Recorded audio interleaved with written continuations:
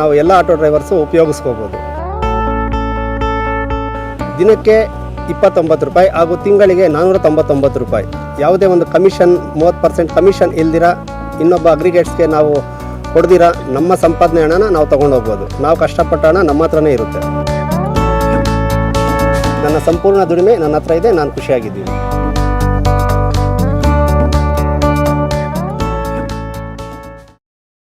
And let's look at the top sport news this morning. Argentina's Francisco Cerudulo has defeated fellow countryman Sebastian Bayer in straight sets to clinch his maiden title at the Nordea Open. The win was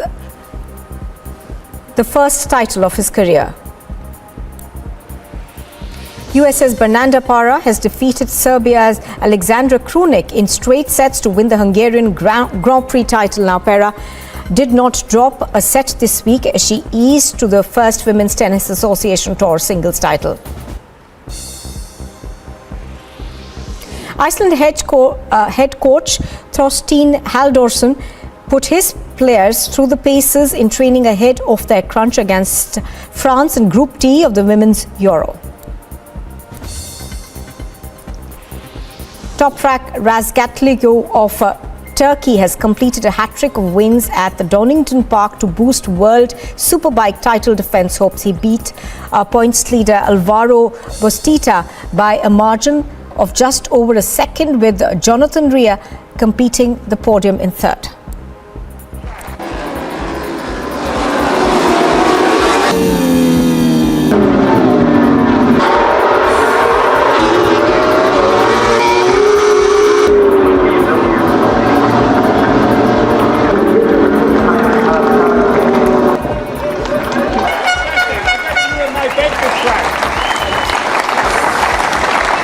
Few words exchanged between the pair.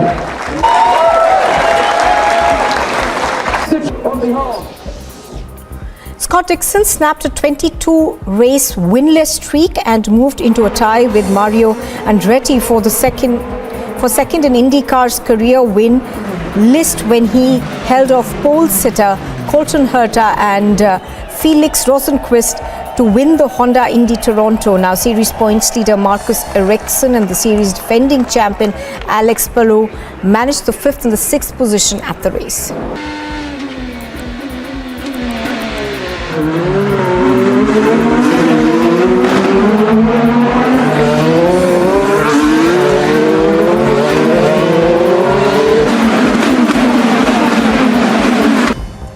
Some international news now from other parts. The 5 Conservative contenders still vying to be Britain's next Prime Minister clashed over tax cuts in a second televised debate on Sunday, with the 2 frontrunners Rishi Sunak and Liz Truss stepping up their battle on the economy.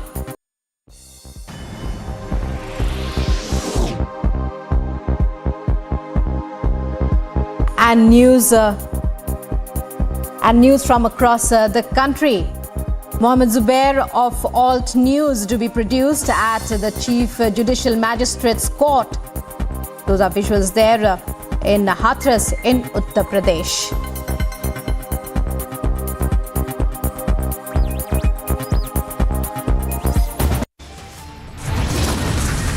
And it's time now for a short break, but coming up after that, politics and non-stop insults as votes are cast by parliamentarians and MLAs across the country for the presidential elections underway. Today, the first day of the monsoon session.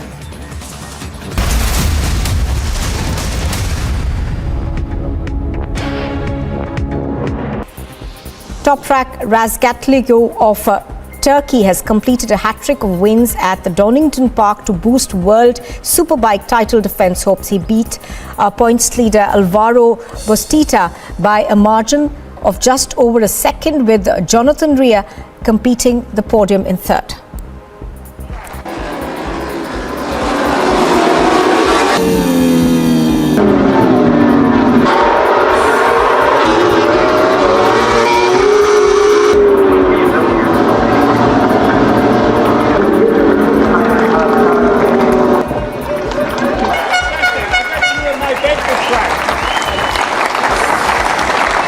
Few words exchanged between the pair.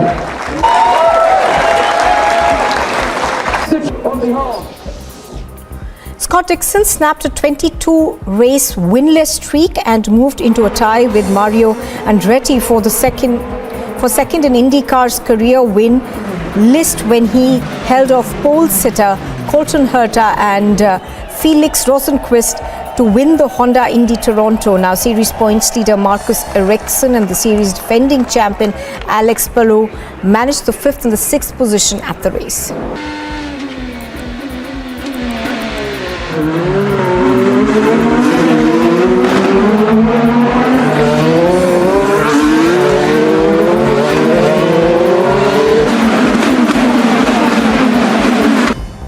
Some international news now from other parts. The 5 Conservative contenders still vying to be Britain's next Prime Minister clashed over tax cuts in a second televised debate on Sunday, with the 2 frontrunners Rishi Sunak and Liz Truss stepping up their battle on the economy. A Ukrainian cargo plane carrying munitions from Serbia to Bangladesh crashed in northern Greece late on Saturday, killing all 8 crew members.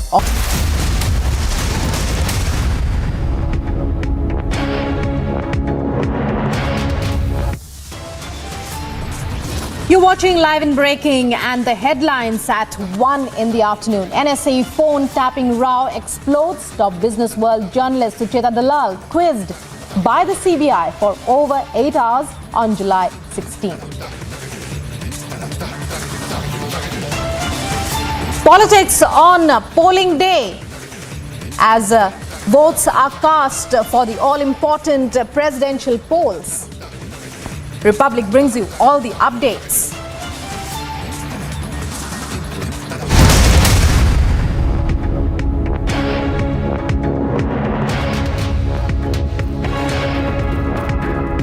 News coming in now regarding the race to Raisina Hill. Let's take a look at this piece of breaking news that we are getting now. Information coming in of AIUDF legislator alleging that the Congress voting for NDA candidate in Assam. The Congress is voting for the NDA candidate in Assam. So massive breaking news there of cross voting in the presidential elections as well. Sources have informed that at least 20 votes of the Congress will go to Draupadi Murmu. AIUDF has 13 MLAs, the Congress have 25. At least 20 Congress MLAs will vote for the NDA. And we at Republic here trying to get more details. So big polling day controversy in Assam as the AIUDF makes an explosive revelation there that there's to be massive cross-voting in the presidential polls as far as Assam is concerned.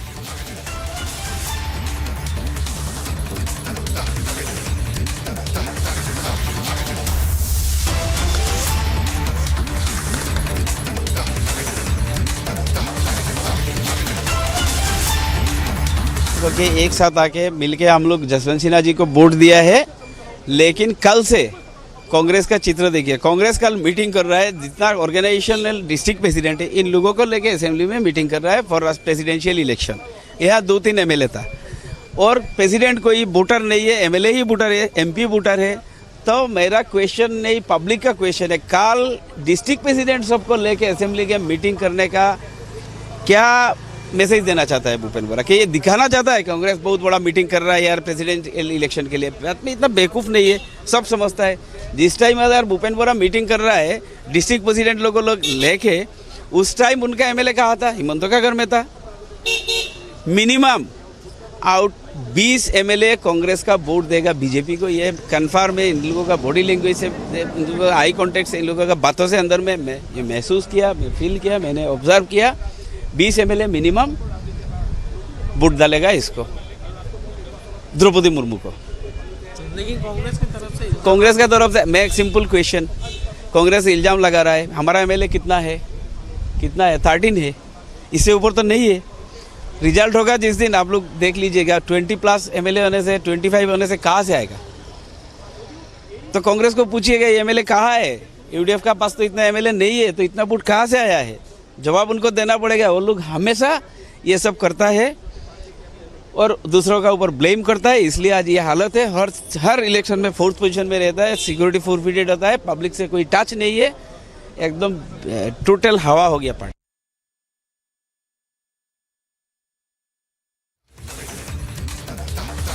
So, those are visuals of the AIUDF legislator in from Assam. Anirudh, to take us to this major development. Anirudh, explosive revelation there by an AIUDF legislator. He says that 20 Congress MLAs have voted for Draupadi Murmu. Take us through this. What updates can you give us? Yes, Nupur, in fact, as the voting for the presidential elections of 2022 continues here in Assam along with the rest of the country, it has been seen that allegation and counter allegations are being leveled as far as the cross voting is concerned. And in Assam also, when we asked the AIUDF legislator of allegations of cross voting which has been leveled by the Congress, the AIUDF said that it is not the AIUDF but in fact the Congress party which is going to cross vote for the NDA candidate. And meanwhile, in a massive revelation, when we asked the leader of opposition of Assam Legislative Assembly, Debabrata Saikia, on the cross-voting allegations, he said that cross-voting can be done as this is elections on secret ballot and there is no whip. Cross-voting can be done, but he appealed legislators at least to vote on their conscience and also vote for the right candidate. So yes, as far as the allegations of cross-voting in Assam is concerned, it is pretty much clear that AIUDF as well as the Congress and the AIUDF in the opposition camp are likely to cross-vote in these presidential elections. Nupur. Right, Anirudh, stay with us. We have with us also our political editor, Aishwarya. Aishwarya, what would you like to add to that? We are getting this major explosive revelation from an AIUDF legislator, no less. He's said he's noticed the body language, he's noticed the indications. 20 MLAs from Assam of the Congress likely will have voted for Draupadi Murmu. Well, we need to understand whether it is about the state of Assam or is it about Gujarat, where you have the only NCP MLA voting for the NDA candidate. It is not a direct election. First and foremost, it's an indirect election. Secondly, it's not happening on EVM, it's happening on ballot, it's on preferential basis. We need to understand that not every MLA is same. It is that kind of an election where MLA of a UP has a value of 700 and when an MLA from Mizoram has a value of 700 to 7. So that is the difference of the value of MLA. So we need to understand it's a very, very different kind of an election. If I go, a UP MLA holds the value of 208, Jharkhand 176, Maharashtra 175, Sikkim 7, Nagaland 9, Mizoram 8.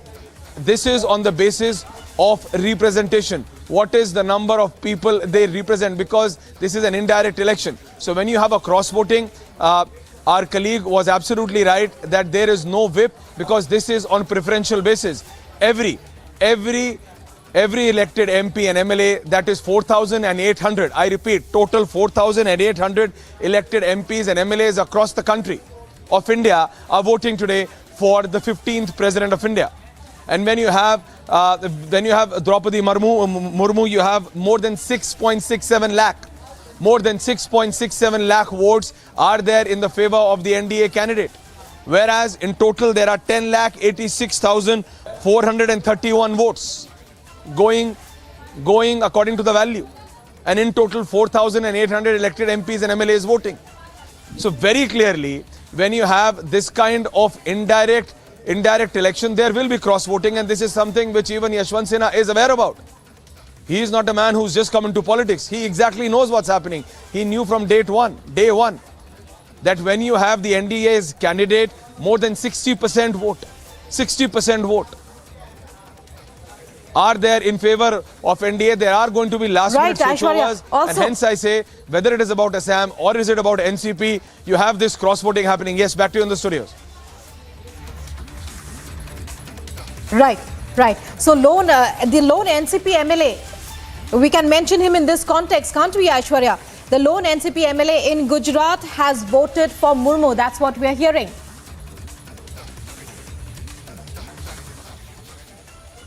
Well, absolutely, and that is what I'm saying. This is not cross-voting. We need to understand this. The presidential election in India is on preferential basis. Preference 1, preference 2, preference 3, preference 4. It depends on the number of candidates which are standing up for the position of President of India.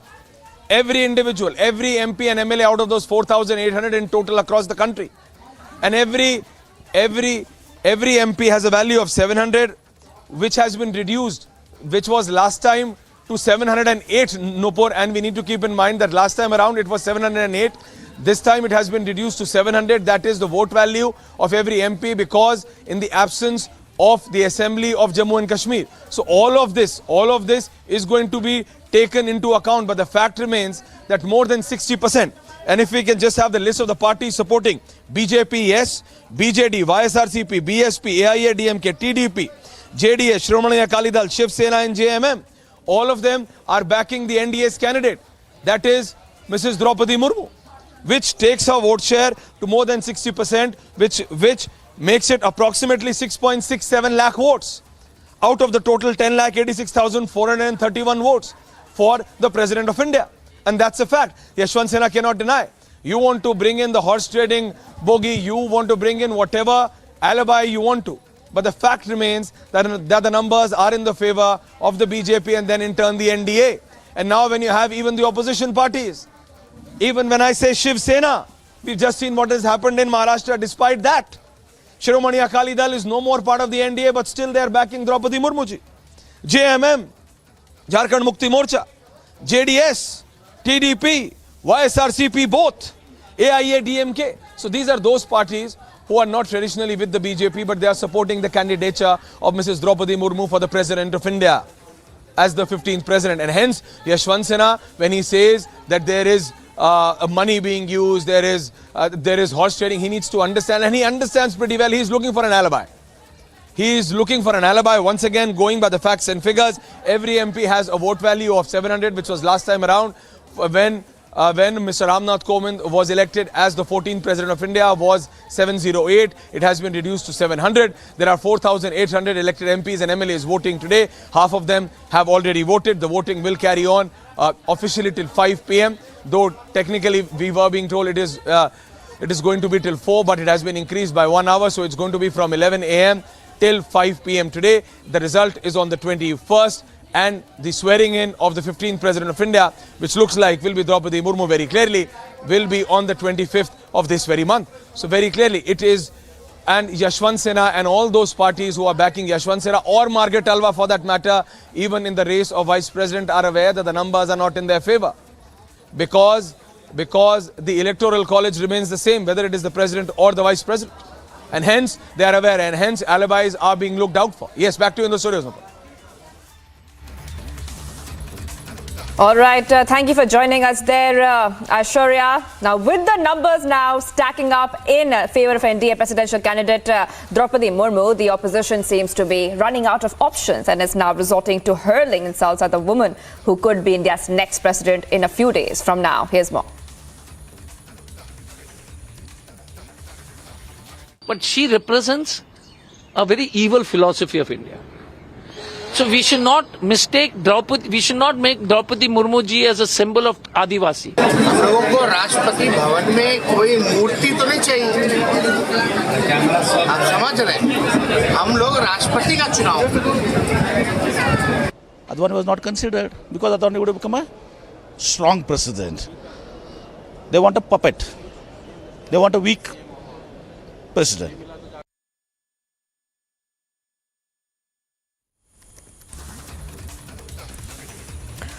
All right, so it's the race to Raisina Hill, and Piyush is joining me as well. Piyush, it's a very crucial step today. It's a day of politics. Well, it's voting for India's next president. What's happening on ground? Give us a quick update. Well, if we talk about the update, what we are now given to understand is that from the leaders like Prime Minister to BJP's National President JP Nadda to former Prime Minister Dr. Manmohan Singh and many top faces from different political parties, they have cast their vote. Remember that there are around 4,809 voters who will be casting their vote for electing 16th President of India, and she is going to be the first tribal president and second woman president to take over the office of the top post in the country. But even as she gets elected or the polling gets to end by 5 p.m., we are seeing a massive political war of what's taking place, where opposition political parties are now coming out and attacking her. Earlier we had seen how the Congress had come out and said that Draupadi Murmu represents an evil philosophy. Then Tejasvi Yadav came out. Then we saw how there are leaders from other political parties also coming out and making a personal attack on Draupadi Murmu. But it is important to point out that she belongs to a tribal community. There are 10 crore tribals across the country who are delighted with the fact that for the very first time, it's the BJP's government who has come out, which has come out with the tribal face. If we talk about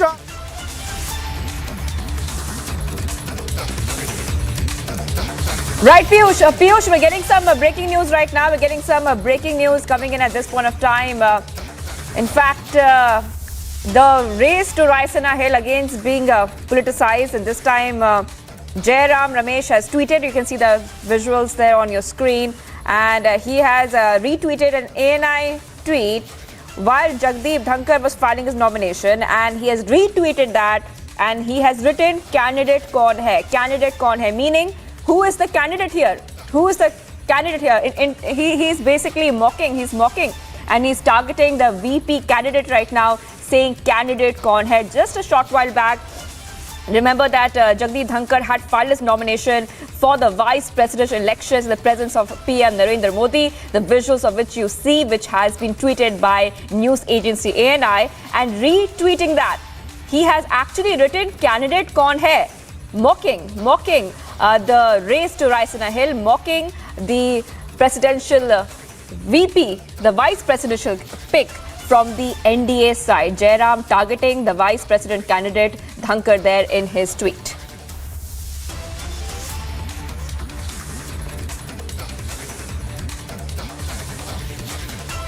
And we will be continuing getting you all of these updates here on Republic TV. Remember, today is a very crucial day as well, as Draupadi Murmu and Yashwant Sinha are facing off. It's a race to Raisina Hill. The results of the presidential elections will be declared on July 21st. And in between all this, the fight for also the vice presidential elections has also become political, with this time Jairam Ramesh is mocking and in fact writing "Candidate kaun hai?" after Jagdeep Dhankar just filed his nomination papers in the presence of PM Modi. Well, we are tracking other developments as well. Let's have a look at what else is happening across the country. Mega controversy erupts in the president's polls today. Delhi CM Akhilesh Yadav cited the ongoing situation on Sri Lanka to say that the party is supporting opposition's candidate Yashwant Sinha to save the democracy. खुशी की बात है, यशवंत सिन्हा जी ने कहा कि चाहे मुझे चौथे नंबर पे चिन्हित किया जाता और चाहे 10वीं बार मुझे चिन्हित किया जाता, वो चुनाव लड़ते, तो कम से कम ये खुशी की बात है कि वो मैदान में और लड़ रहे हैं। UPA presidential candidate Yashwant Sinha claims horse trading and marked the election as an important one. Yashwant Sinha further said that this election will decide if democracy in the country will stay or not. Sinha also hits at BJP, saying that why to hold elections if BJP is confident of the win.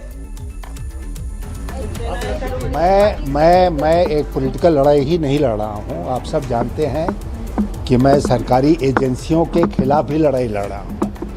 इसमें सरकारी एजेंसियां बहुत सक्रिय हो गई हैं और राजनीतिक दलों में तोड़फोड़ करवाने का काम कर रही हैं, लोगों को इस बात के लिए बाध्य कर रही हैं कि वो उनके पक्ष में वोट डालें, और पैसे का भी खेल हो रहा है।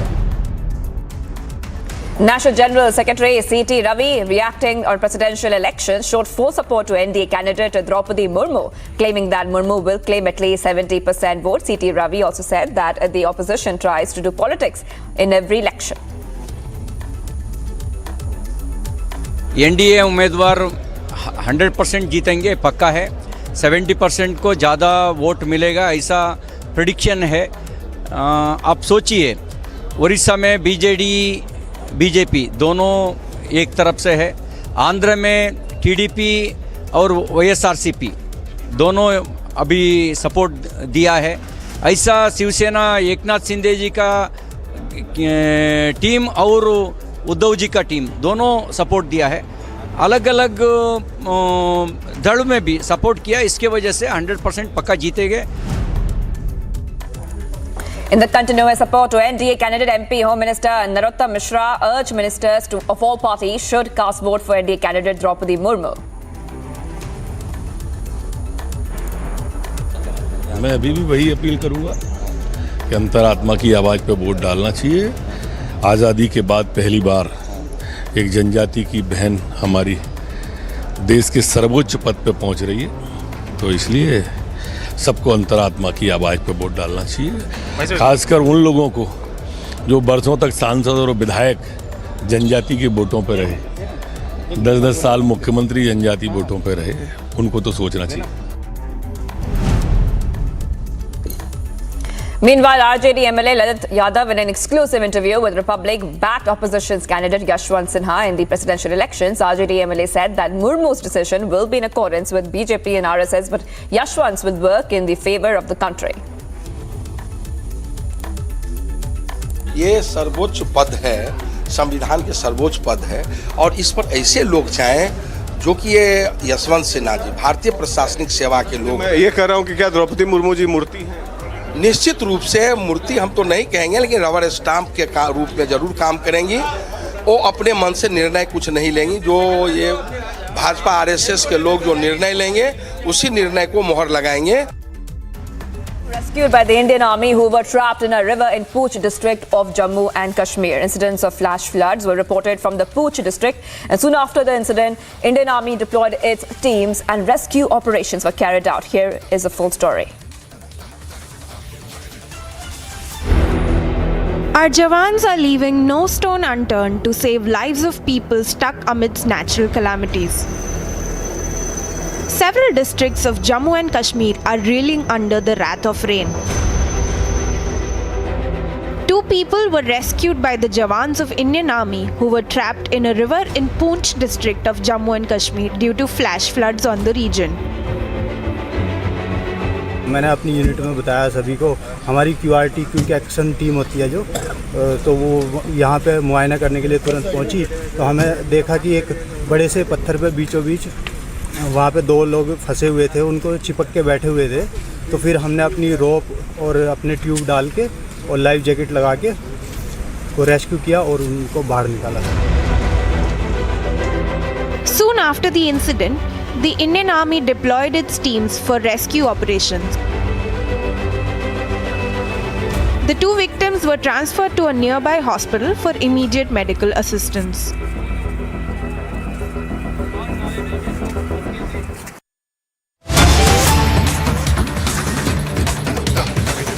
Viewers, getting in first, DK Shivakumar response on the bomb scare at school owned by DK Shivakumar. The National Hillview Public School in RR Nagar, Bangalore. Bomb scare was through email received last evening. The school authorities saw the mail this morning. Police is at the spot, and 1,500 students have been evacuated to another school premises. Police say nothing has been found yet, and search operations are on in this story that we have been tracking. There was a bomb scare which had come in. Now we've got DK Shivakumar's response on the bomb scare at school. Now this school is owned by DK Shivakumar. Let's listen in. I came to know this early morning. Immediately I just contacted the police commissioner and the officers. They have cooperated. Immediately I have given instruction to my secretary and all the staff to vacate the entire building. The children was there, almost 1,500 odd. We have shifted all the children. Now the inspection is going on. I feel it is a hoax call. Someone has sent a mail. We have received a mail, but we don't want to take the risk. So we are just looking at almost 75% of the cleaning has been taken place, and the entire bomb squad team is there in the institution. And I have sent all the children to the neighboring our own institutions. We will take care of. It is our priority.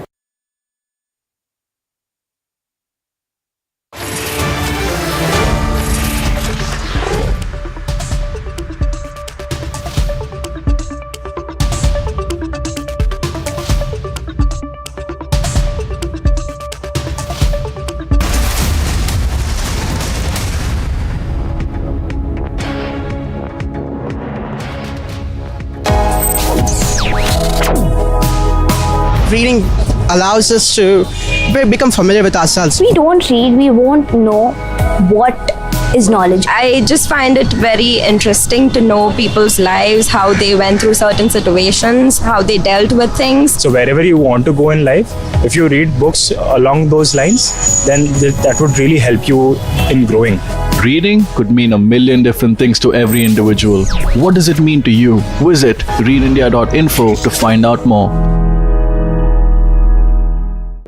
In the global employability rankings by Times Higher Education UK, only the following 6 institutions from India are ranked amongst the top 230 in the world for having the most employable graduates. IIT Delhi, IISc Bangalore, IIT Bombay, IIM Ahmedabad, IIT Kharagpur and Amity University.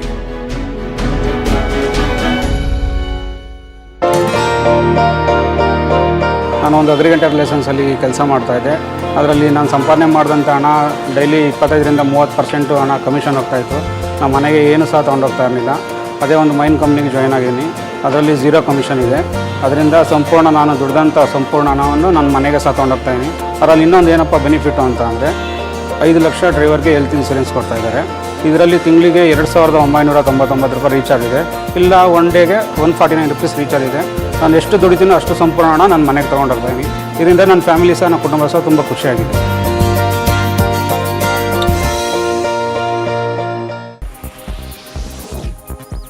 Two people killed in shooting on Sunday at a mall in Greenwood in the US state of Indiana, and multiple other people were taken to hospitals with injuries. There is no active threat to the area, police say, and police have at least one suspect.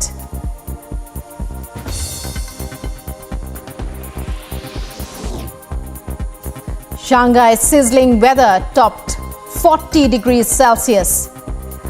Again, the hottest place in the country, triggering the city's 3rd red heat alert this year. Since the 5th of July, Shanghai has seen 3 days with temperatures over 40 degrees. July 10th, 13th and Thursday, the highs are expected to cool down a little to 38 degrees on Friday and drop to under 35 degrees over the weekend, while the lows will be around 30 degrees.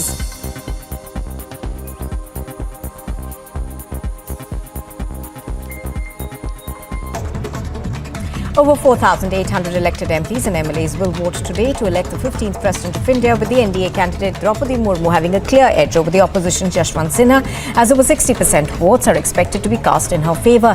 The counting of votes will take place on the 21st of July at the Parliament House, and the next President will take oath on the 25th of July.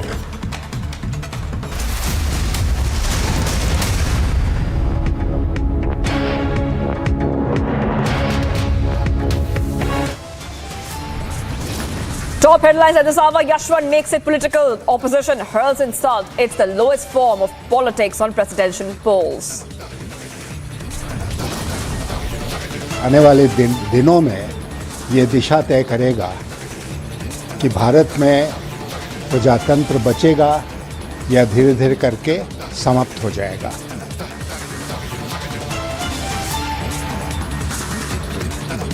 India's most dignified office, but shameful poll discourse. Is this what Vadra Congress wants?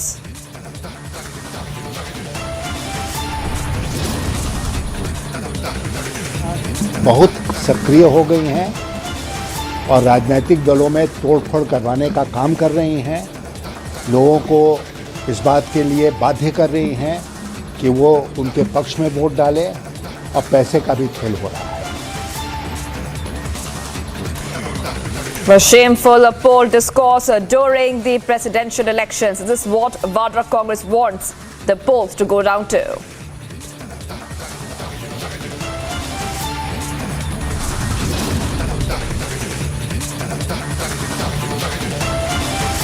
Yashwantsina plays politics, gives a BJP horse trading spin. Now is he conceding defeat now?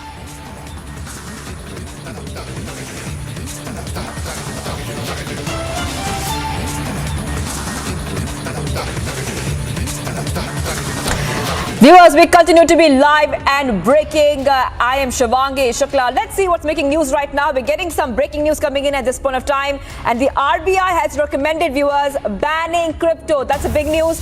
Finance Minister Nirmala Sitharaman has now said that in view of the concerns expressed by the RBI on the destabilizing effect of cryptocurrencies on the monetary and fiscal stability of the country, the RBI has recommended for framing of legislation on this sector. The RBI is of the view that cryptocurrencies should be prohibited. Big news coming in. The RBI recommending the banning of crypto. Cryptocurrency is very popular all over the world, and in India it's taken off too. So right now Abhishek Kapoor is joining us to help us understand this move. Abhishek, take us through this move of the RBI. So this was in response to a written question in Parliament and was a written answer by the Minister of Finance.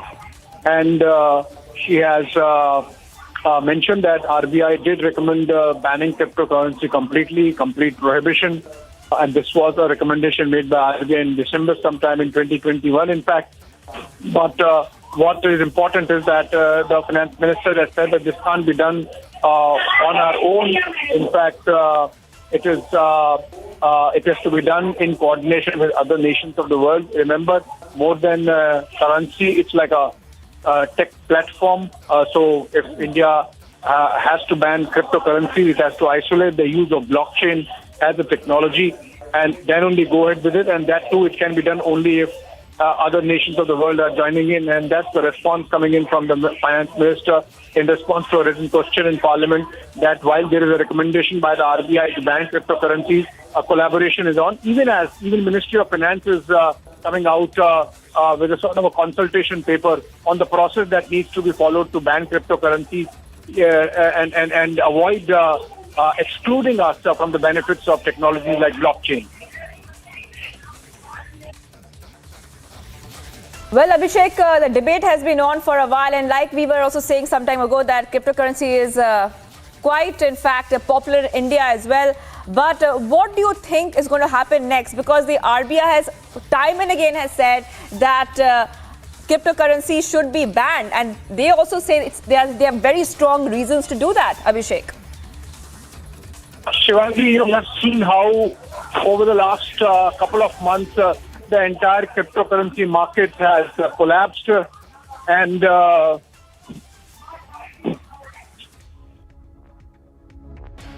all right, thank you, Abhishek, for getting us all those details. This is the big news coming in. Let's see the other news which is making headlines right now. A shocking incident has now come in, viewers, of a custodial death has been reported from Bihar's Siwan district, where a prisoner died during police treatment in the custody. The accused was taken into custody on 12th of July on charges of consuming alcohol. Here is more on that. In a tragic incident coming into light from Siwan district of Bihar, an accused was beaten to death in police custody. The accused, Balmiki Yadav, was taken into custody on 12th of July for consuming alcohol. Remember, consumption and possession of liquor is banned in the state of Bihar. Yadav's family now alleges custodial death after his health deteriorated last night post-police treatment. He was rushed to the nearby hospital where Balmiki succumbed to the injuries. जैसे सनक में थोड़ा सा मतलब बचे था तो थोड़ा सा दारू पी उसमें घर में बैठे थे मतलब अब जो भी बंदा बताया वो चाहे जो भी CID लगा हुआ है इनको पकड़वा दिया हुआ क्या है पुलिस मार को इनको मुआ दिया है हुआ क्या है.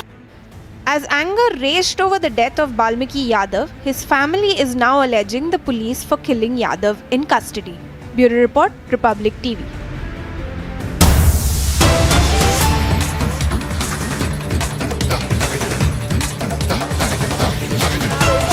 numbers stacking up in favor of NDA presidential candidate Draupadi Murmu. The opposition seems to be running out of all options at this point of time.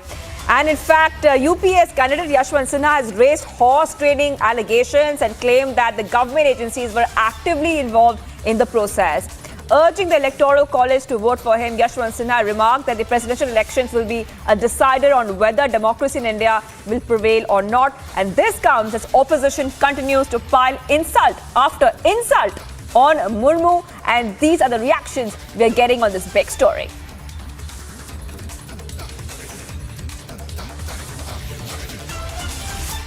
But she represents a very evil philosophy of India. So we should not mistake Draupadi, we should not make Draupadi Murmu ji as a symbol of Adivasi. हम लोगों को राष्ट्रपति भवन में कोई मूर्ति तो नहीं चाहिए, आप समझ रहे हैं, हम लोग राष्ट्रपति का चुनाव।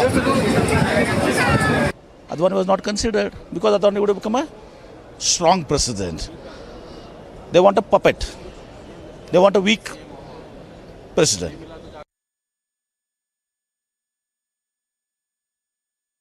This is a big story right now, viewers. We can see that the opposition is, in fact, mocking these elections which are taking place, which are very, very crucial elections, which will decide the next president of India. Now, the voting for the presidential elections, in which NDA candidate Draupadi Murmu is pitted against joint opposition pick Yashwant Sinha, is underway right now. The polling had begun at 10 a.m. and PM Modi and Amit Shah were among the first to cast their vote. Now let's have a look at what Yashwant Sinha has said, because Yashwant Sinha, the UPS candidate, has raised horse trading allegations and claimed that government agencies were actively involved in the process. Listen. मुझे खुशी है कि आज के दिन आप लोग यहाँ पर आए मेरे उम्मीदवारी के बारे में बात करने के लिए। ये चुनाव मैंने बार बार जोर दे के कहा है कि बहुत महत्वपूर्ण है, क्योंकि आने वाले दिनों में ये दिशा तय करेगा कि भारत में प्रजातंत्र बचेगा या धीरे धीरे करके समाप्त हो जाएगा। अभी तक जितने संकेत मिल रहे हैं उससे यही लग रहा है कि हम समाप्ति की ओर बढ़ रहे हैं, और इसीलिए पूरे देश में घूमकर और मीडिया के माध्यम से और भी जितने माध्यम उपलब्ध से उनके माध्यम से मैंने पूरे देश में ये संदेश देने का प्रयास किया है कि ये राष्ट्रपति का चुनाव क्यों इतना महत्वपूर्ण है। अब आज वोटिंग हो रही है। मैं सारे मतदाताओं से अपील करना चाहता हूँ कि वो अपनी अंतरात्मा की आवाज़ सुने। ये वोट, जैसा आप जानते हैं, इसमें पार्टी का व्हिप नहीं जारी होता है और इसमें सीक्रेट बैलेट होता है। तो इसलिए हर किसी से उम्मीद की जाती है कि अपने विवेक अनुसार इसमें वोट डालेंगे। मैं उम्मीद करता हूं कि जितने मतदाता हैं पूरे देश में वो अपने विवेक का इस्तेमाल करेंगे और प्रजातंत्र को बचाने के लिए मेरे पक्ष में अपना वोट कास्ट करेंगे। धन्यवाद। सर, पहले भी आपने बोला था अंतरात्मा की आवाज़ सुनेगा, आपको लगता है कि इससे कोई फर्क पड़ेगा? आपको बदलाव? मुझे पूरी उम्मीद है कि इससे फर्क पड़ेगा, इसलिए मैं ये अपील कर रहा हूँ। बीजेपी बहुत All right, viewers, so we just heard Yashwant Sinha speak there, but it doesn't end there. Tejasvi Yadav also had some comments to make about Draupadi Murmu. Listen in. हम लोगों को राष्ट्रपति भवन में कोई मूर्ति तो नहीं चाहिए, आप समझ रहे हैं, हम लोग राष्ट्रपति का चुनाव। मतलब आपने कभी यशवंत सिन्हा जी को तो हर जगह आपने सुना होगा, लेकिन जो सत्ता पक्ष से जो उम्मीदवार दी गई, हालांकि छोटी मुंह बड़ी बात बोलनी नहीं चाहिए, लेकिन हमने कभी नहीं सुना और हमको नहीं लगता कि आप लोगों ने भी उनकी आवाज़ को सुना होगा। एक भी प्रेस वार्ता जब से उम्मीदवार बनी है, एक भी प्रेस वार्ता नहीं किया है। So viewers, with the numbers stacking up in favor of Draupadi Murmu, the opposition seems to be running out of options right now and hurling insults at the woman who could be the next president of India. Well, We'll be continuing to track the story because polling is happening. We'll stop at 5 p.m. For now, let's see what else is happening from across the nation. The monsoon session for the Indian Parliament commences from 11 a.m. today and will continue for 17 working days till the 12th of August. The session begins with the election of the 15th president for a 5-year term.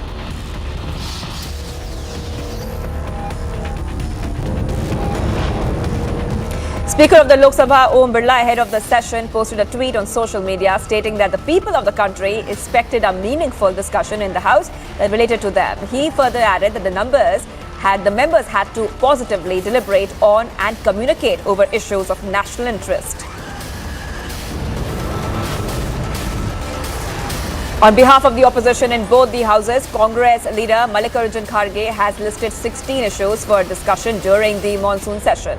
The issues mentioned included the Agnipath scheme, rising prices and control inflation, declining credibility of organizations like ECI, CBI, CBC, and democratic actions against opposition leaders, among others.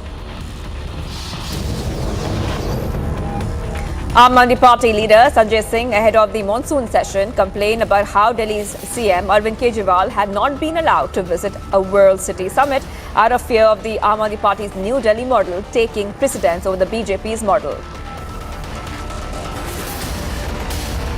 मुख्यमंत्री को आप Singapore के अंदर हो रही world city सम्मेलन में जाने की इजाजत नहीं दे रहे हैं। क्यों? क्योंकि मोदी जी का फर्जी मॉडल है, केजरीवाल का असली मॉडल है, इसलिए आप उस मॉडल से डरते हैं, केजरीवाल से डर रहे हैं कि उसकी चर्चा दुनिया के फोरम पे ना होने पाए। AIMIM leader Badruddin Ajmal, in anticipation of the discussions that would be undertaken in the monsoon session, stated that how the AIMIM had been against the BJP from day one as per policy, and that the culture of anyone speaking against the Prime Minister being banned in the government will not work in the country. Policy के हिसाब से हमारे पहले दिन से हम लोग BJP के विरोध में हैं, इसलिए जहाँ भी बीजेपी है एनडीए में है, हम उसके अलावा उसके ऑपोजिट पार्टी कैंडिडेट जो है वो हमारे क्या नाम है यशवंत सिन्हा साहब, उनको हम लोग वोट देंगे।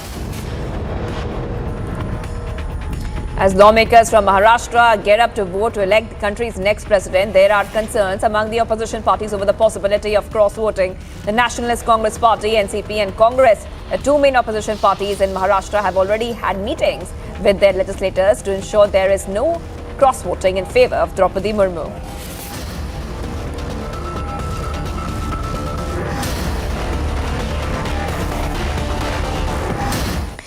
And Samajwadi Party MLA from Kanpur, Irfan Solanki's car was vandalized on Sunday evening in the parking lot outside the Lulu Mall in UP's Lucknow. Here is the full story on that. Another controversy has now erupted in Lucknow's Lulu Mall after a Samajwadi Party MLA's car was vandalized on Sunday evening. SP MLA Irfan Solanki had come to visit Lulu Mall on Sunday evening and parked his car outside the mall in the parking lot. When he returned to his car, he found it vandalized. According to the preliminary information, some miscreants were trying to open the trunk of the car belonging to Irfan Solanki. However, when they were not able to, they broke the car's windshield. The SPMLA immediately informed the local police about the incident, to which police officials rushed to the spot. The police have registered a complaint and an investigation is underway. Bureau Report, Republic TV.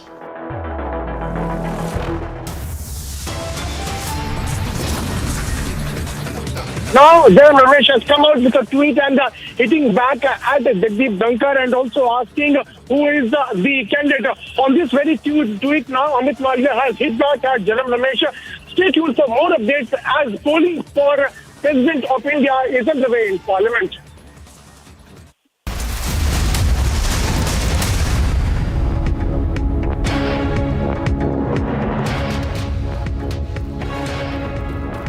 In the global employability rankings by Times Higher Education UK, only the following 6 institutions from India are ranked amongst the top 230 in the world for having the most employable graduates.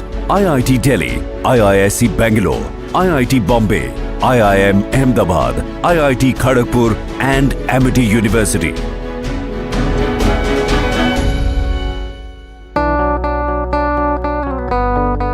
My app ಒಂದು app launch ಆಗಿದೆ. ಇದು ಒಂದು auto ಡ್ರೈವರ್ಸ್ಗೆಲ್ಲ ತುಂಬ ಹೊಸ ಅನುಭವ.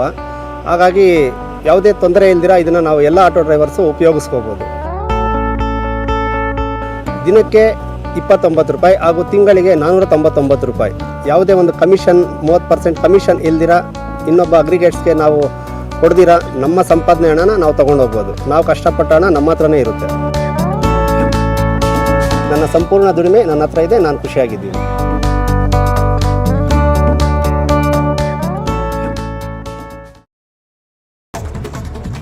Over 4,800 elected MPs and MLAs will vote today to elect the 15th President of India, with the NDA candidate Draupadi Murmu having a clear edge over the opposition Yashwant Sinha, as over 60% votes are expected to be cast in her favour. The counting of votes will take place on the 21st of July at the Parliament House, and the next President will take oath on the 25th of July. The Election Commission has sent over 14,500 VVPATs to Jammu and Kashmir, stating that the possibility of holding the much-awaited assembly elections in the Union Territory. Now, the Election Commission is set to hold training of deputy commissioners of all 20 districts of Jammu and Kashmir on the 25th and the 27th of July. The commissioners will also be trained for EVM usage. And let's look at the top sport news this morning. Argentina's Francisco Cerudulo has defeated fellow countryman Sebastian Bayer. Yashwant Sinha politicizes the presidential election. सरकारी एजेंसियां बहुत सक्रिय हो गई हैं, लोगों को इस बात के लिए बाध्य कर रही हैं कि वो उनके पक्ष में वोट डालें, और पैसे का भी खेल हो रहा है.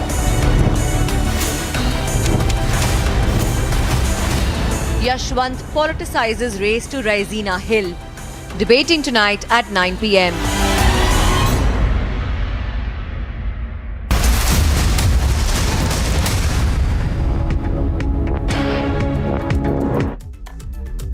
Updates now. Mega controversy erupts in the president post today. Delhi CM Akhilesh Yadav cited the ongoing situation in Sri Lanka to say that the party is supporting opposition's candidate Yashwant Sinha to save the democracy.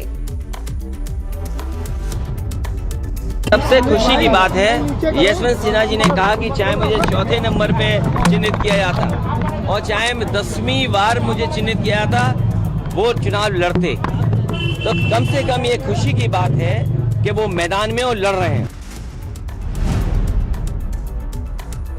UPA presidential candidate Yashwant Sinha claims horse trading and marked the election as an important one. Yashwant Sinha further said that this election will decide if the democracy in the country will stay or not. Sinha also hits at BJP, saying that why to hold elections if BJP is confident of the win. मुझे खुशी है कि आज के दिन आप लोग यहाँ पर आए, मेरे उम्मीदवारी के बारे में बात करने के लिए. ये चुनाव मैंने बार बार जोर दे के कहा है कि बहुत महत्वपूर्ण है, क्योंकि आने वाले दिनों में ये दिशा तय करेगा कि भारत में प्रजातंत्र बचेगा या धीरे धीरे करके समाप्त हो जाएगा. अभी तक जितने संकेत मिल रहे हैं उससे यही लग रहा है कि हम समाप्ति की ओर बढ़ रहे हैं, और इसीलिए पूरे देश में घूमकर और मीडिया के माध्यम से और भी जितने माध्यम उपलब्ध से उनके माध्यम से मैंने पूरे देश में ये संदेश देने का प्रयास किया है. Viewers, we're getting some big political news coming in, and this time it's coming in from Maharashtra. Our sources are suggesting, viewers, that Shiv Sena leader Ramdas Kadam has given his resignation from the leader post of Shiv Sena. He was in the Uddhav Thackeray's faction, viewers. Big news coming in that Shiv Sena leader Ramdas Kadam has given resignation from the leader post of Shiv Sena. Essentially, that is meaning that even one more person has left the Uddhav Thackeray faction after we saw what happened just a month ago in Maharashtra, where a couple of leaders from the Uddhav camp went to the Shinde camp and formed a new government. It seems as if one more person from the Uddhav Thackeray camp has now given his resignation, and those are the visuals there on your screen. It's a fresh jolt to Uddhav Thackeray, and that is the letter that we have accessed as well. First on Republic, of course, we'll be joined by our correspondent who will take us through exactly what is being said there. But this is another shocker which is coming in from Maharashtra, where one more loyalist from the Uddhav Thackeray faction has now, from what we believe, according to our sources, has resigned as a Sena leader. Big and a fresh jolt to Uddhav Thackeray after the faction led by him had grown very less in number, and the Shinde camp was swelling by the day. They formed a new government. Uddhav Thackeray had to resign. We saw the entire political thriller play out there in Maharashtra. So when it comes to that, just a few weeks after that, we are seeing that our sources telling us that Ramdas has now resigned as Sena leader, which essentially means this is a fresh jolt to the Uddhav Thackeray camp.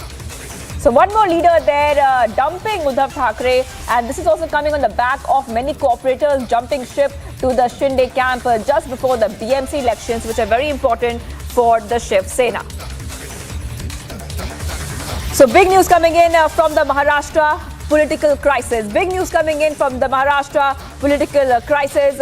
In fact, earlier Ramdas had in fact denied a couple of charges. He had denied rebelling against Uddhav Thackeray in the past couple of times, and in fact after that, after denying rebelling against Uddhav Thackeray a couple of times, it was very clear that there was something wrong, something not right with the Uddhav Thackeray faction, something not right at all.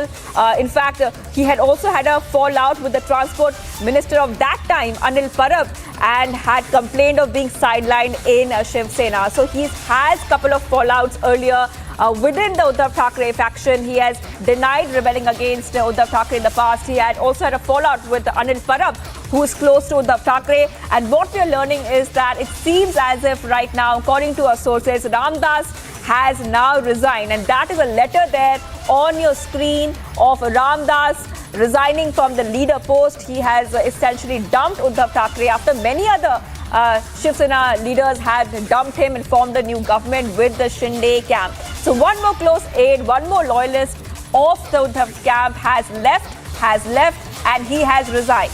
Okay, I'm being joined by Piyush. Piyush, take us through what we're seeing there on our screens. That is the letter, we believe, and this is a big jolt to the Uddhav Thackeray faction. Piyush. And that on the day when Uddhav Thackeray, and the entire Shiv Sena is voting for presidential elections, Ramdas Kadam, he was being considered very close aide of Uddhav Thackeray, and he coming out and putting down his papers is certainly being seen a very big jolt. Remember that since the time Eknath Shinde had rebelled against Uddhav Thackeray camp, he wanted that the entire Shiv Sena leaders, entire Shiv Sena leadership must come out and support his faction, because Shiv Sena never wanted to have an alliance with NCP and Congress, and because of the alliance which they did with NCP and Congress, the Shiv Sena workers and the leaders were facing criticism at the hands of the people of society, because that's not the real voters who had voted for Shiv Sena. So that is why we had seen as to how massive revolt had taken place. Now what we are given to understand is that Ram Kadam has now put down his papers, and he was a very close aide of Uddhav Thackeray. We'll have to wait and watch how the Uddhav Thackeray camp is going to respond on this big development which has taken place in the politics of Maharashtra. After this very short break, we'll get more and more details as big jolt has now been given to Uddhav Thackeray by Ram Kadam. Stay tuned.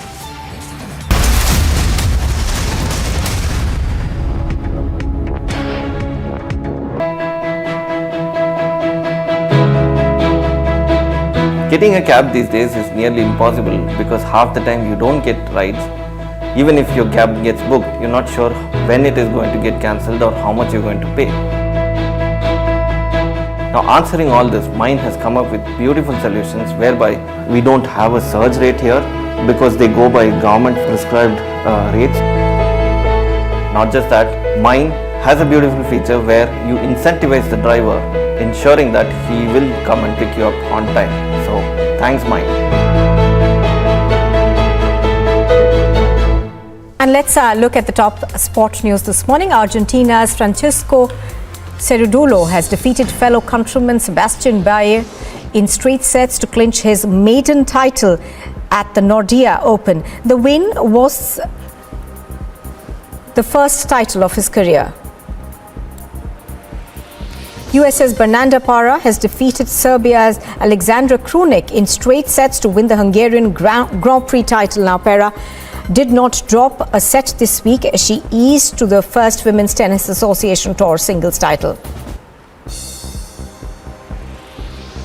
Iceland head coach Thorstein Halldórsson put his players through the paces in training ahead of their crunch against France in Group D of the Women's Euro. Toprak Razgatlioglu of Turkey has completed a hat-trick of wins at the Donington Park to boost World Superbike title defense hopes. He beat points leader Alvaro Bostita by a margin of just over a second, with Jonathan Rea competing the podium in third.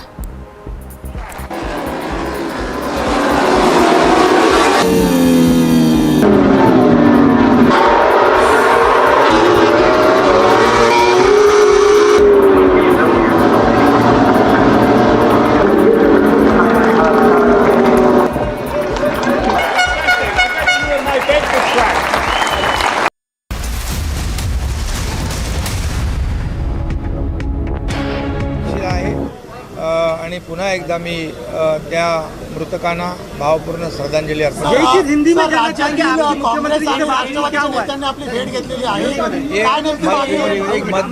Madhya Pradesh में जो महाराष्ट्र की ST जो अमलनेर में आ रही थी बस जो है एसटी, उसकी दुर्घटना हुई है, वह क्षतिग्रस्त हुई है नदी के बहाव में, और एक फ्लाईओवर जो है उड़ान पुल से नीचे गिरकर 13 लोगों की मृत्यु हुई है। मैं वो मृतकों को भावपूर्ण श्रद्धांजलि अर्पित करता हूँ और उनके परिवार के लिए संवेदना प्रकट करता हूँ। मैंने मध्य प्रदेश के मुख्यमंत्री शिवराज सिंह चौहान साहब से 2 बार बात की है। वो खुद उन्होंने ये घटना गंभीरता से ली हुई है, उनका ध्यान उस घटना के ओर है, और एक मिनिस्टर को भी उन्होंने इस रेस्क्यू के लिए अपॉइंट किया हुआ है। राज्य शासन की तरफ से 10 लाख रुपए का निधि मुआवजा वहां पर राज्य शासन ने जाहिर किया हुआ है। Toprak Razgatlioglu of Turkey has completed a hat-trick of wins at the Donington Park to boost World Superbike title defense hopes. He beat points leader Alvaro Bostita by a margin of just over a second, with Jonathan Rea competing the podium in third.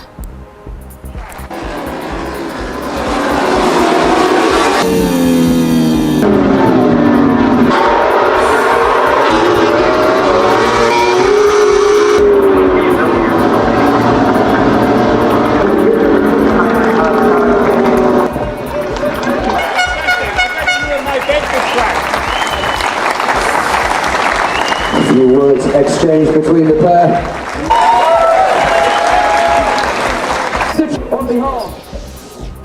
Scott Dixon snapped a 22-race winless streak and moved into a tie with Mario Andretti for second in IndyCar's career win list when he held off pole sitter Colton Herta and Felix Rosenqvist to win the Honda Indy Toronto. Now, series points leader Marcus Ericsson and the series defending champion Alex Palou managed the 5th and the 6th position at the race.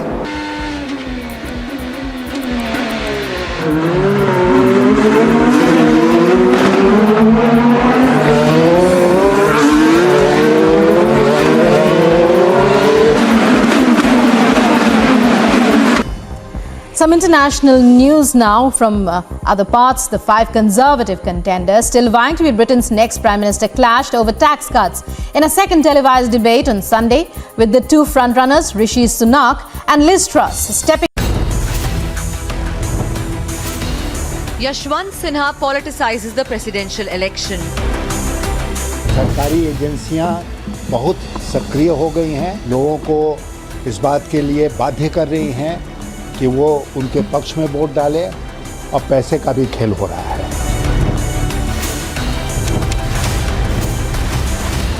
Yashwant politicizes race to Raisina Hill.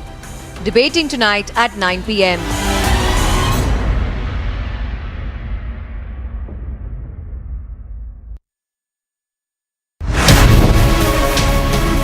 On my left is a Parliament House where the session is going to begin, and that's the Raisina Road.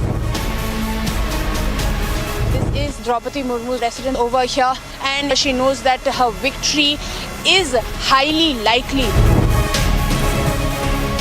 Right now, I'm reporting from Delhi Legislative Assembly, and NDA is confident that India will get its second woman president. Right now, we are outside Yashwant Sinha residence, and he is also saying continuously while visiting to various states that this time mandate will be with Yashwant Sinha.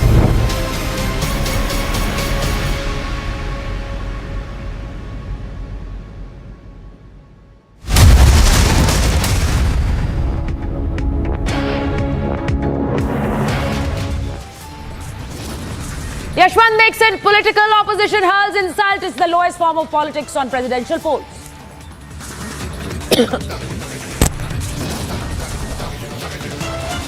दिनों में ये दिशा तय करेगा कि भारत में प्रजातंत्र बचेगा या धीरे धीरे करके समाप्त हो जाएगा।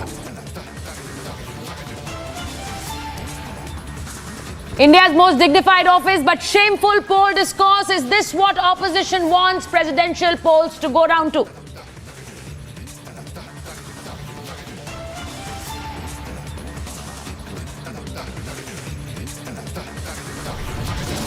इसमें सरकारी एजेंसियां बहुत सक्रिय हो गई हैं और राजनीतिक दलों में तोड़फोड़ करवाने का काम कर रही हैं, लोगों को इस बात के लिए बाध्य कर रही हैं कि वो उनके पक्ष में वोट डालें और पैसे का भी खेल हो रहा है।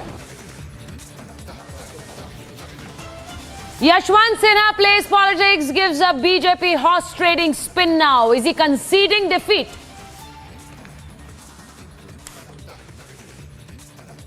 तो फिर करने की जरूरत क्या है चुनाव?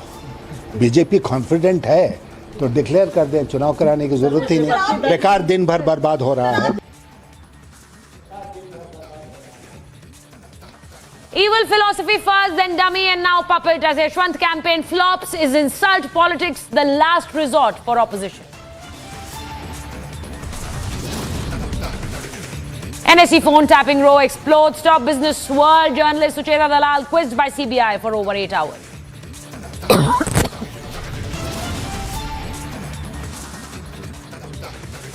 Republic scoops the day's biggest agenda story. Republic breaks India's biggest business world story.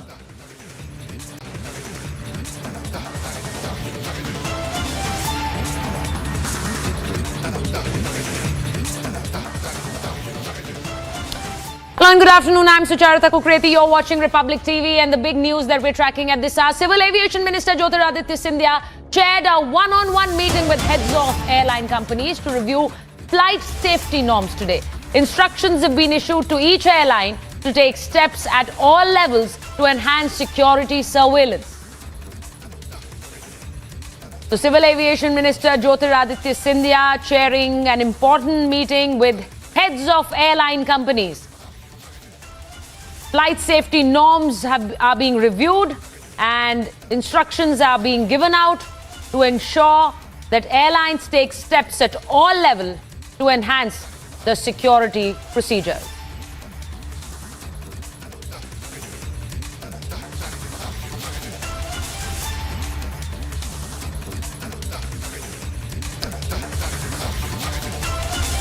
So that's the big meeting happening at this point of time. Jyotiraditya Scindia, the Civil Aviation Minister, in an important meeting with the heads of airline companies. And my colleague Piyush Mishra joins us on this story. Piyush, tell us more. Security surveillance being the top agenda of this meeting that the Civil Aviation Minister has with the head of airline companies. Well, one very big important meeting has been chaired by Civil Aviation Minister Chitra Sanjay, and that was the one-on-one meeting with the heads of airline companies, and this has been done to review the flight safety norms, and this meeting took place today itself. What we are now given to understand from our sources is that instructions have now been issued by the Civil Aviation Ministry to all the airlines to take all the steps at all the levels to enhance the security surveillance. Remember that a couple of days back we had seen how many problems were reported in SpiceJet flights, be it about SpiceJet flight from Bengaluru to Bengaluru, and also SpiceJet flight which had flown from Delhi to Dubai, and it had to make a halt at Karachi because of the reportedly engine failure in SpiceJet flights. So looking at not only in SpiceJet flights but also in Indigo flights, we have seen malfunctioning being reported. Looking at these complaints now, Civil Aviation Ministry has taken to the has now chaired a meet. What we are now learning is that Minister Chitra Sanjay has chaired one-on-one meeting with the heads of these airline companies and have been instructed them to be very much vigilant as far as security norms are concerned. But we are also told is that strict instructions have been issued to each and every airline to take strict actions at all levels so that there is security surveillance, and this has also been told them to enhance the security surveillance. We'll have to wait and watch what more steps these airlines are going to further take in coming few days. But yes, it was seriously a big concern at the part of these airlines because multiple reports were coming in, multiple complaints were coming in where malfunctioning was being reported in these airlines, and that is why the passenger security, Piyush, passenger security being of topmost importance, and that is the messaging being given out by the Civil Aviation Ministry there. Thank you so much for joining us on this story. And the demand for a ban on PFI grows. Union Minister Giriraj Singh says PFI is spreading terror. Time it should get banned. So now that big statement coming from Union Minister Giriraj Singh, who openly now speaks about putting a ban on PFI. Union Minister Giriraj Singh now openly speaking about a ban on PFI. Let's just listen in to what Giriraj Singh had to say.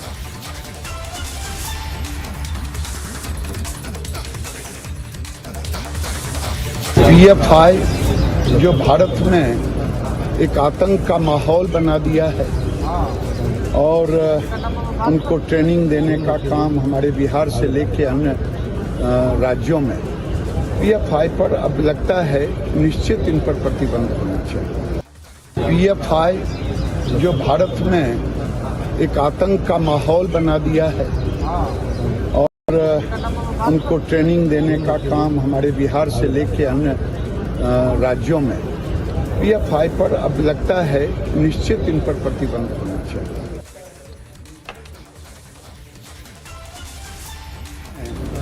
एक आतंक का माहौल बना दिया है। My colleague Madhurima joins us on this story. Madhurima, a demand that has been constantly growing for a ban on PFI is now being voiced by none other than a Union Minister, Giriraj Singh himself.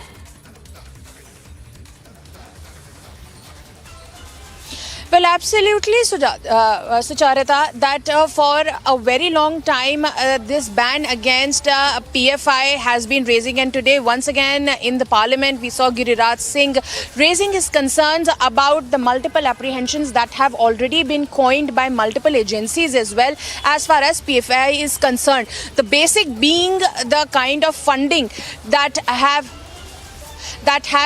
been concerning around PFI, specifically their monetary funding and where are from where are they getting it, for where they are using it. All that needs to be speculated, and all of it is under the mist, which is why PFI's functioning has always been under the scanner, and once again it's under the question. We'll have to wait and watch as to if this demand of will this demand of Mr. Giriraj Singh will snowball into another controversy, and will there be some action finally on banning the PFI the way these demands have been moving on. Sujat.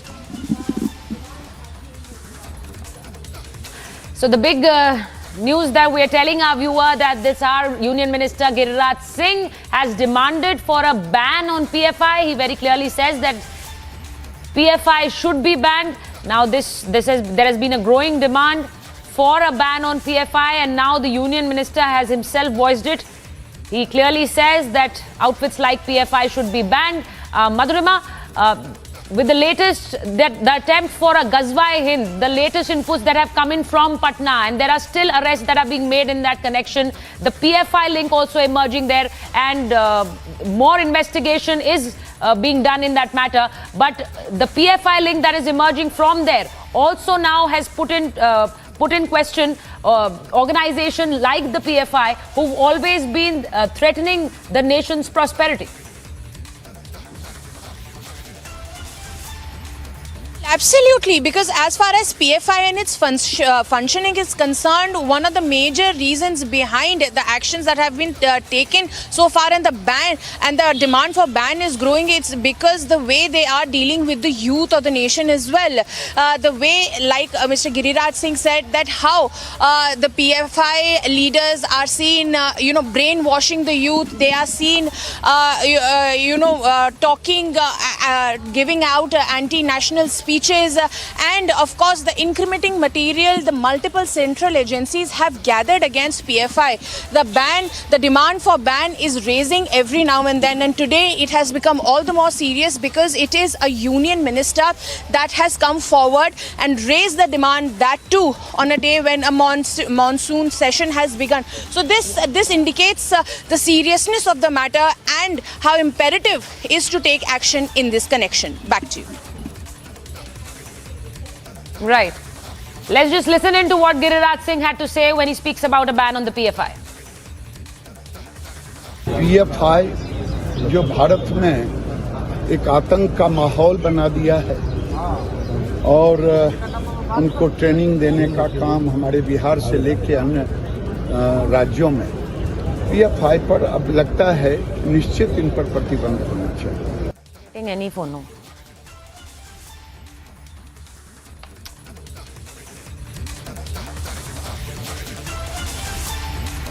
Now, there is a ban demand by a central minister, Giriraj Singh, who's constantly been speaking of the PFI, who's been saying that PFI has been promoting the terror culture. It has been initializing youngsters into taking up terror, into anti-national activities, is now clearly saying that the PFI should be banned.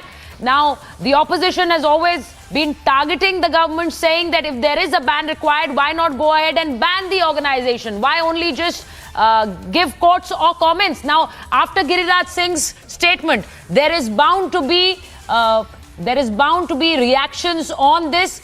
PFI to be banned is what the central minister says. He very clearly says that it is promoting our anti-national culture, and that is why PFI needs to be banned.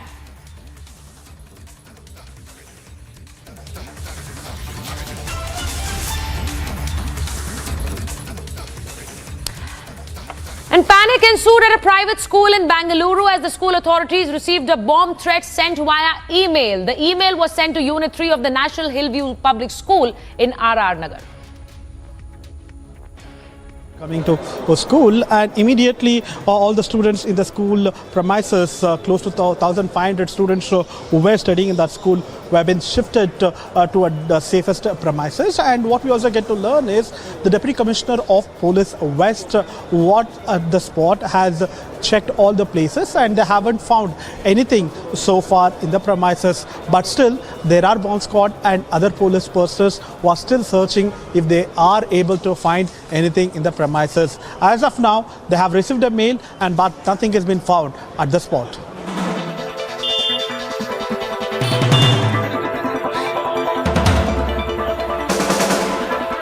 Officers, they have cooperated.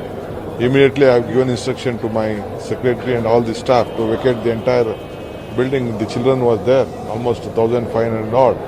We have shifted all the children. Now the inspection is going on.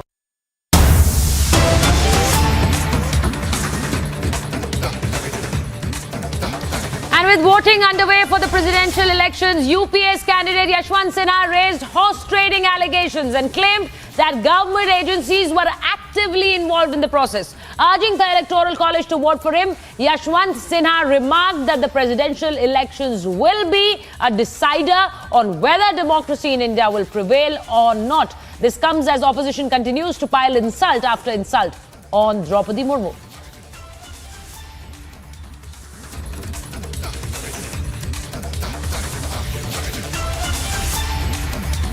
But she represents a very evil philosophy of India. So we should not mistake Draupadi, we should not make Draupadi Murmu ji as a symbol of Adivasi. हम लोगों को राष्ट्रपति भवन में कोई मूर्ति तो नहीं चाहिए, आप समझ रहे हैं, हम लोग राष्ट्रपति का चुनाव। Advani was not considered because Advani would have become a strong president. They want a puppet. They want a weak president.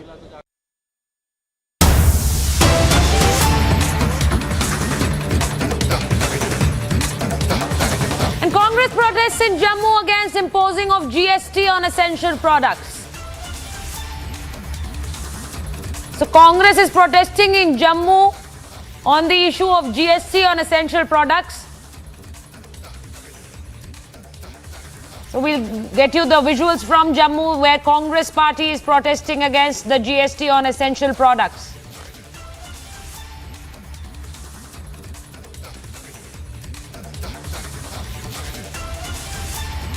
लेके रहेंगे जम्मू से अपनी भाषा अपना भेद, लेके रहेंगे जम्मू से अपनी भाषा अपना भेद, लेके रहेंगे जम्मू से अपनी भाषा अपना भेद, लेके रहेंगे जम्मू से अपनी भाषा अपना भेद, लेके रहेंगे जम्मू से जम्मू के सम्मान में मैदान में, जम्मू के सम्मान में।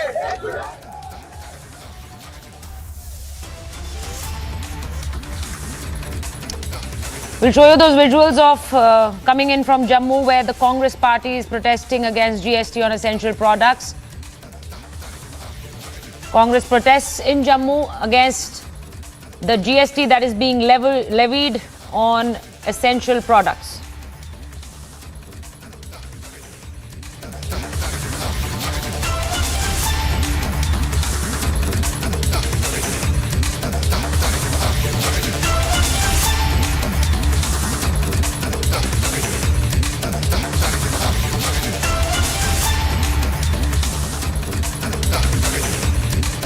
Let's go across to Gursimran. Gursimran, please tell us more on this story. We can see people holding posters. There is a huge number of crowd.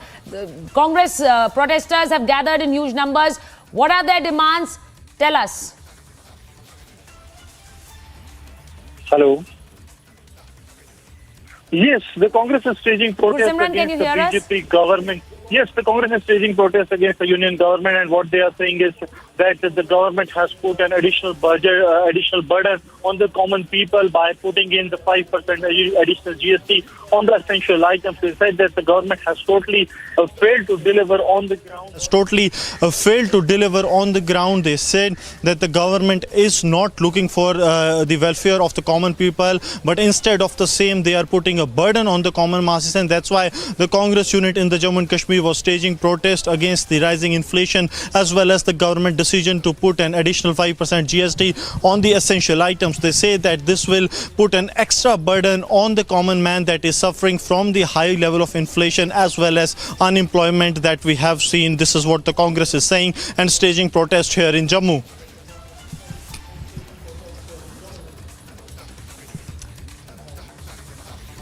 Right, Gursimran, thank you so much for all that detail. Now, those visuals that you're seeing from Jammu, the Congress protesters are on the street and they're saying that GST is being levied on essential commodities. That needs to go.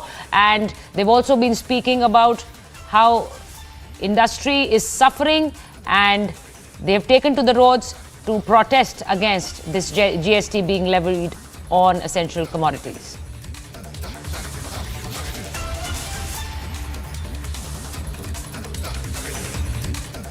हमने party की घोषणा की थी कि ये political party होगी एकजुट जम्मू। उसी समय हमने कहा था कि जम्मू सेपरेट स्टेट अचीव करना हमारा गोल है। आज केंद्र सरकार आगे उस दिशा में बढ़ रही है और साइंस आपको दिख रहे हैं जहां जम्मू कश्मीर में इलेक्शंस किसी भी समय पे हो सकते हैं। अभी तक वो चीजें ठीक नहीं हुई है, जम्मू सेपरेट नहीं हुआ है, तो इन इलेक्शन का तो पुरजोर तरीके से हम विरोध करते हैं। वैसे ही विरोध करते हैं जैसे डिलिमिटेशन कमीशन का एकजुट जम्मू ने विरोध किया था और बहिष्कार किया था। डेमोक्रेसी की आधारशिला जम्मू कश्मीर में post abrogation of 370 and 35A झूठ की बुनियाद पे नहीं रखी जा सकती, फ्रॉड और फज सेंसिस की बुनियाद पे नहीं रखी जा सकती। आप डेमोक्रेसी नहीं, जम्मू कश्मीर में शैम डेमोक्रेसी इंट्रोड्यूस कर रहे हैं, और वो भी ऐसे टूल्स को इस्तेमाल करके, ऐसी सोच रख के जिस सोच में आप राष्ट्रवादी समाज को पुनः कश्मीरी इस्लामिस्ट हेजिमनी के तहत हॉस्टेज रख रहे हो, उनकी कॉलोनी बना के रख रहे हो। मुझे लगता है कि ये नेशनल सिक्योरिटी को भी कॉम्प्रोमाइज करने वाली परिस्थिति यहाँ पे बन रही है।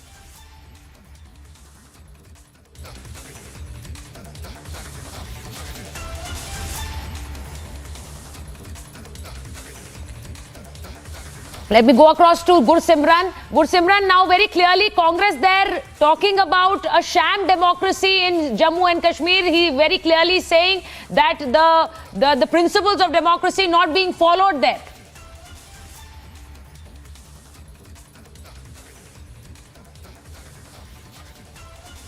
Gursimran, can you hear me?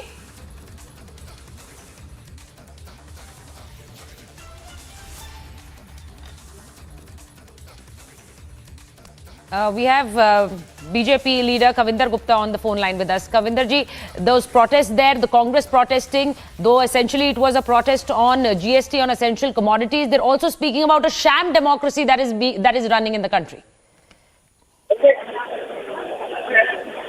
देखिए, ऐसा है कि जम्मू कश्मीर एक बहुत बड़ा राज्य था और इसकी सीमाएं तिब्बत तक और दूसरी जगह पर थी। आज इस राज्य को जिस प्रकार से माहौल बनाया गया, तो इसलिए ये जरूरी नहीं है कि इस राज्य को अलग अलग इलाकों को वहां पर स्टेट बनाया जाए। इसलिए जम्मू कश्मीर की एकता और अखंडता को देखते हुए ये जिस प्रकार की ये पार्टियां डिमांड करती है अपनी सहूलियत के लिए, जम्मू के बिना कश्मीर अधूरा है और कश्मीर के बिना जम्मू अधूरा है। मुझे लगता है कि इस प्रकार की मांगों का कोई महत्व नहीं रहता और इस प्रकार की मांग ना तो करनी चाहिए। लोग अपनी राजनीति करने के लिए इस प्रकार की मांगों को आगे बढ़ाने का प्रयास करते हैं।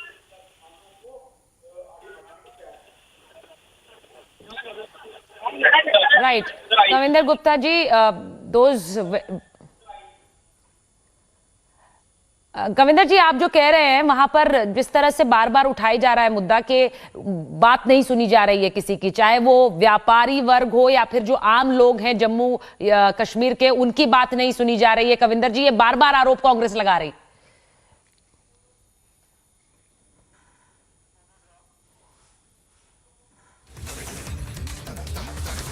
So those visuals that are on your screen are from Jammu, where Congress does a protest.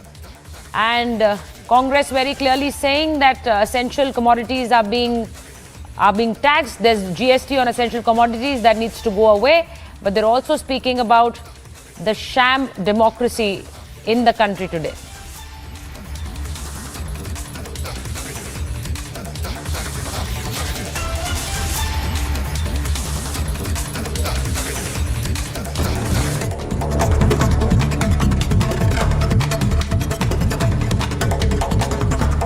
The election for India's next president began earlier this morning, with Prime Minister Narendra Modi being the first to cast his vote. As per sources, as many as 350 electors, including the Prime Minister and former Prime Minister Manmohan Singh, cast their vote within the first 90 minutes.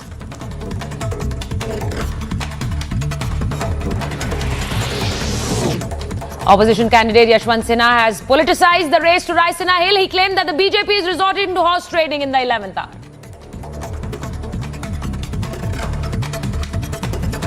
मैं एक political लड़ाई ही नहीं लड़ रहा हूँ। आप सब जानते हैं कि मैं सरकारी एजेंसियों के खिलाफ भी लड़ाई लड़ रहा हूँ।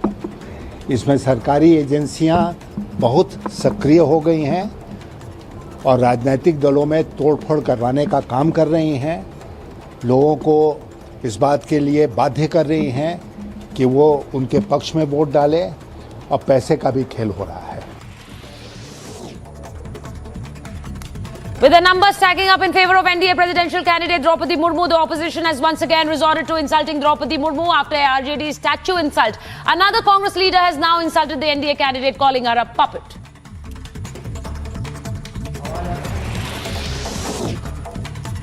NDA's vice presidential candidate Jagdeep Dhankar filed his nomination earlier today in the presence of the Prime Minister Narendra Modi and other senior leaders of the BJP. As he filed his nomination, he asserted that he would always strive to enhance democratic values of the country. I take it as a major milestone reflection of the events in which we are at the moment. I am grateful. Minutes after Dhankar filed his nomination, the Congress rushed to politicize the fight for the Vice President's office. Congress MP Jairam Ramesh tweeted a picture targeting Dhankar with the caption, "Candidate kaun hai?" which translates to who really is the candidate.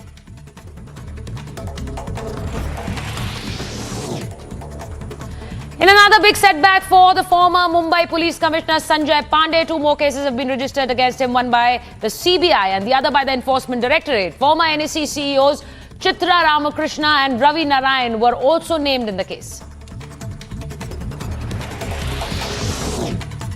Top business journalist Sujeta Dalal was interrogated by the CBI in the NSE illegal phone tapping case. Sources tell Republic TV that former NSE chiefs Chitra, Ramkrishna and Ravi Narayan claimed that Dalal introduced ex-Mumbai top cop Sanjay Pandey's family firm ISEC Securities Private Limited to them, the firm which is under the lens in investigation.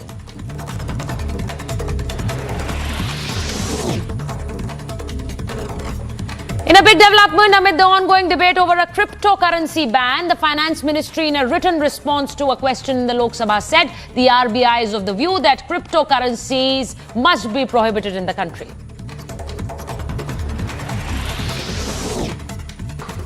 A bomb scare was reported at a school owned by Karnataka Congress President D.K. Shivkumar. The police says the threat letter was sent via email, following which security was beefed up and about 1,500 students were evacuated to another school premises.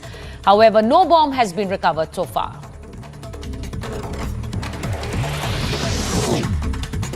Twelve people lost their lives and 15 were rescued after a Maharashtra Roadways bus en route Pune from Indore fell off the Khalghat Sanjay Setu in Dhar district. 40 passengers were on board the ill-fated bus. The cause of the accident is yet to be determined.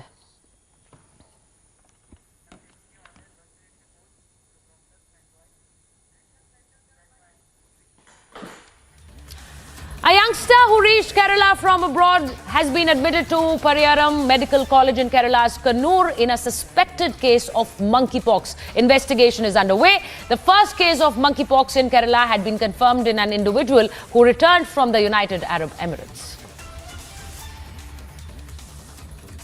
An individual who is suspected of being infected with monkeypox has been hospitalized in Kerala's Kannur. Having arrived from abroad recently, the individual has been admitted to the Pariyaram Medical College in the city.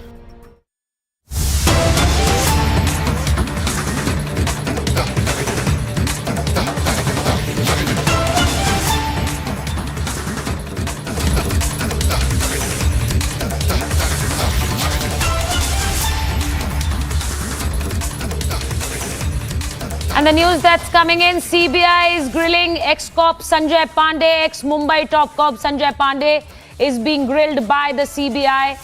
That is the story that is reaching us at this hour. Ex-Mumbai top cop Sanjay Pandey is being grilled by the CBI.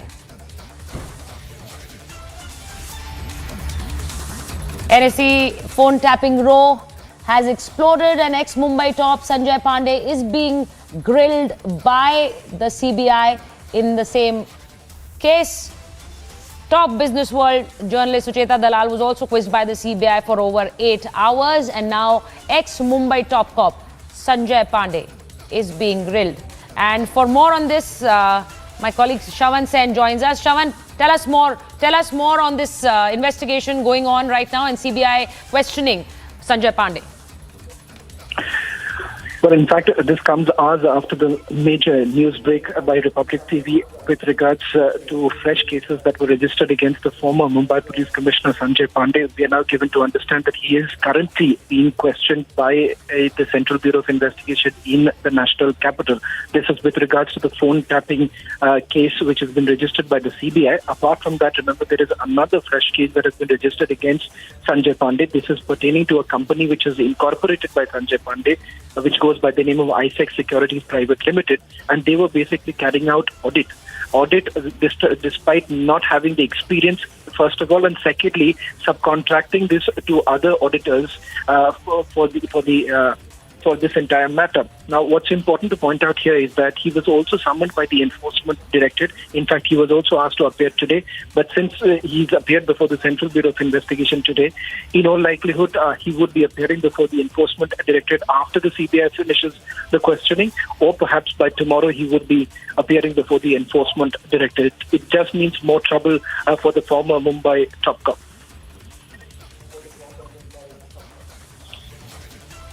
Right, so Shravan very clearly saying that there's more trouble coming in for the Mumbai top cop. Now questioning, there have been the top business world journalist Sucheta Dalal has also been quizzed by the CBI. And Shravan, you think there are going to be more names, more big names who may be under the scanner now?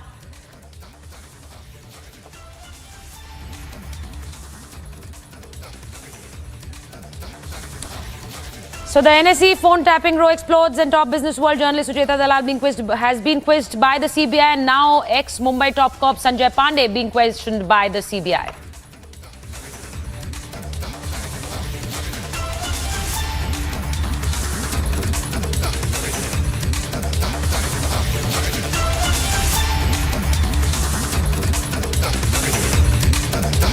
We've been tracking, and this is also Republic's big agenda story that has been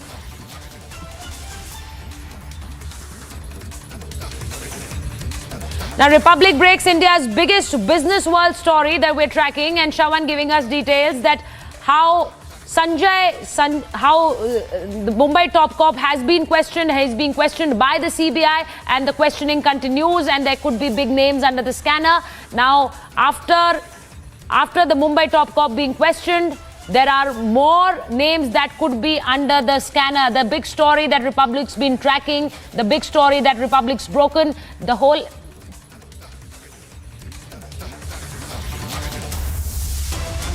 Now CBI's grilled ex-Mumbai cop. We have Shravan joining us on the story. Shravan, tell us more, because Sanjay Pandey being quizzed and there could be more names under the scanner. Well, in fact, with this fresh FIR that has been registered against Sanjay Pandey, Chitra, Ramkrishna and Ravi Narayan, what we are being told is that in all likelihood they would also be looking at who exactly was giving the directions. First of all, it is with regards to a contract that was received by this firm that was incorporated by Sanjay Pandey. This contract was in the name of cyber vulnerabilities and was awarded to Sanjay Pandey's firm, worth about 12.5 crore rupees. What is even more interesting here, Sucharita, is that there were no norms that were basically followed. Rules were flouted because there was no tender that was floated in the first place, no advertisement as far as the need for a firm like this. Despite that, Chitra Ramkrishna allegedly had put out an email stating that this particular contract would be handed out to the company that was being backed by Sanjay Pandey.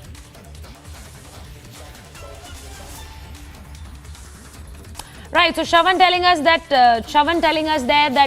the top Mumbai cop is being questioned by the CBI. Now the CBI has also recorded statements of senior journalist Sucheta Dalal in the same connection, and also this whole story where the NSE chiefs, former NSE chiefs Chitra, Ramkrishna and Ravi Narayan, and also ex-Mumbai Police Commissioner Sanjay Pandey being questioned. Now Shravan very clearly, now this has become into a... Now Shravan's no longer there, but we're trying to we'll get connected with Shravan again. Very, very clearly, where Sucheta Dalal very clearly said that I was asked if I knew Sanjay Pandey, the former Commissioner of Police, and she also said that she's being questioned and she's being framed is what she's also saying. She's saying that I've known Mr. Pandey since I've been a journalist, and there's nothing more to it. Now, Sanjay Pandey also being questioned in the same story and in the same connection, and more details may emerge after the CBI finishes their questioning with Sanjay Pandey. That questioning is underway in Delhi right now, where CBI is questioning Sanjay Pandey. The CBI has recorded Sucheta Dalal's statements, and it's on a contract that was given to a firm linked to Sanjay Pandey. Now, there's more questioning going on. The more questioning is underway at Delhi, where CBI is questioning Sanjay Pandey right now. If Shravan's joined me back on the story, if Shravan could give us more details on the questioning that is underway in Delhi, where the ex-Mumbai top cop is being questioned, and definitely more details emerging after this questioning, because the police and the CBI is also going to be adding information from what they get from Sanjay Pandey and what they already have.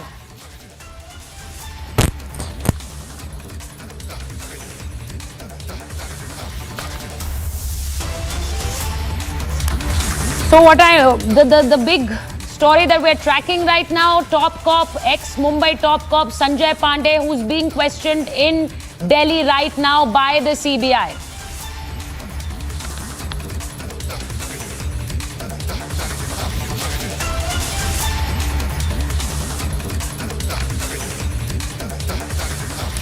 Now, he's the second ex-commissioner of police who's been accused and who's been questioned by the CBI, and that questioning underway in Delhi right now.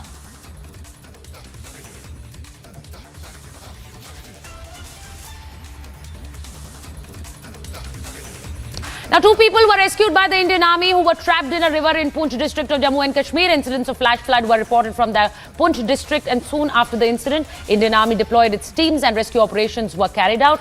Here's more. Our Jawans are leaving no stone unturned to save lives of people stuck amidst natural calamities. Several districts of Jammu and Kashmir are reeling under the wrath of rain. 2 people were rescued by the Jawans of Indian Army who were trapped in a river in Poonch district of Jammu and Kashmir due to flash floods on the region. मैंने अपनी unit में बताया सभी को, हमारी QRT quick action team होती है जो, तो वो यहाँ पे मुआयना करने के लिए तुरंत पहुँची, तो हमें देखा कि एक बड़े से पत्थर पे बीचों बीच वहाँ पे 2 लोग फंसे हुए थे, उनको चिपक के बैठे हुए थे। तो फिर हमने अपनी रोप और अपने ट्यूब डाल के और लाइफ जैकेट लगा के को रेस्क्यू किया और उनको बाहर निकाला। Soon after the incident, the Indian Army deployed its teams for rescue operations. The 2 victims were transferred to a nearby hospital for immediate medical assistance.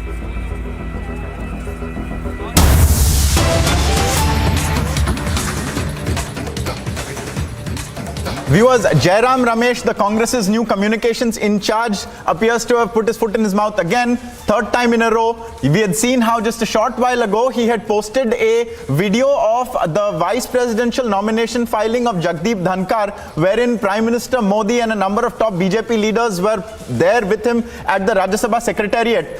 He had asked, candidate kaun hai, who is the candidate, apparently making some kind of jibe about how there were multiple people there. And now he has been fact checked very comprehensively, because there is a tweet that has been posted by Amit Malviya of the BJP, wherein a picture of Hamid Ansari during his own vice presidential nomination filing is present, and in that it appears more as though there are other leaders of the Congress party and the UPA who are the object of that photograph, in fact including Sonia Gandhi and Rahul Gandhi being present there and appearing to take precedence even over the then Prime Minister Manmohan Singh, let alone Hamid Ansari.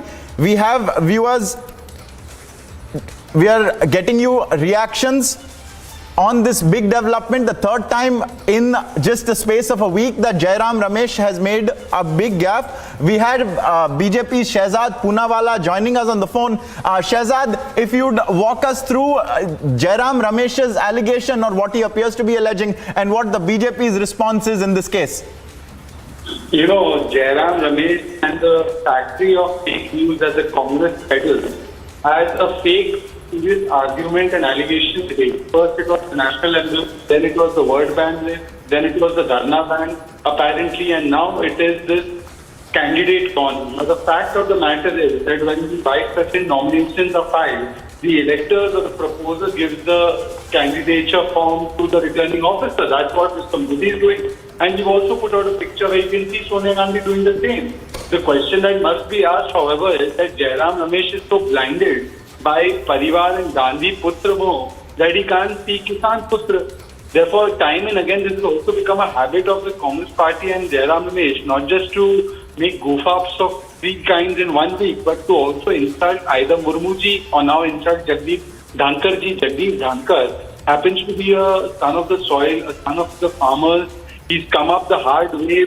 Socio-economic challenges have been fought and he has risen to the top. He's been a great luminary of law and constitution. He was the governor of West Bengal. So instead of respecting him, you have the attempt of the Congress to either insult Murmuji or to insult Jairam Ramesh. And therefore in this exercise, now he's asking arrogantly candidate kaun hai. But we have put out the picture of the vice president nomination being filed by Sonia Gandhi on behalf of Hamid Ansari, and Jairam Ramesh must answer candidate kaun hai. Shehzad, stay with us. You know, for 3 times in a row now, starting like you listed with the unparliamentary words list, then we came to Dharna Mana Hai, and now we are in the vice presidential nomination filing, candidate kaun hai. In all of these 3 cases, the essential fact has been the same, that the Congress had done the very same things back in the UPA days. And do you give Jairam Ramesh any exception for the fact that he was a minister in the UPA and yet he doesn't seem to recall that this had happened in that time as well? He appears to be crediting everything as being a new development under the NDA. You see, Jairam Ramesh has now taken the mantle of becoming the advisor to Rahul Gandhi, and therefore I guess he is in a competition to perhaps spread new fake news than even Rahul Gandhi. Rahul Gandhi lied to the Supreme Court about Rafale, and now Jairam Ramesh is seen, despite knowing the truth, and you're right, he was a minister, senior member of parliament, despite knowing the truth on the expunged words list, despite knowing the truth on the national issue, he continued to peddle fake news, and this seems to be one more gem from the WhatsApp University and fake news factory of Congress. Shehzad, stay with us. Another aspect. In fact, we have Shehzad, stay with us. We have RP Singh also joining us on the phone. Now, Mr. RP Singh, we have seen this photo that has been posted of Hamid Ansari's vice presidential nomination, the response of the BJP to Jairam Ramesh. In that, of course, we see Sonia Gandhi is the one handing over the nomination paper, while then Prime Minister Dr. Manmohan Singh is standing aside. In this case, Jairam Ramesh has attempted to mock the BJP for the Prime Minister himself handing over the nomination paper. How do you contrast these 2 images?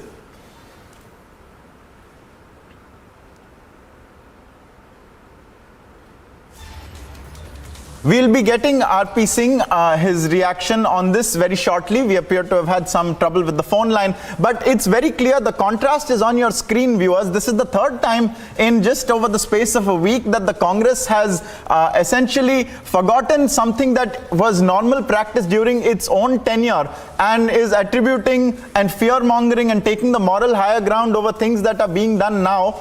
And the latest example of which is Jairam Ramesh, the new Congress communication in charge's tweet asking candidate kaun hai over a fairly straightforward nomination filing process where the Prime Minister was the primary nominator for Vice President candidate Jagdeep Dhankar. And in this case, you see the photo on your screens where Sonia Gandhi was in the place of Prime while Hamid Ansari was being nominated for Vice President.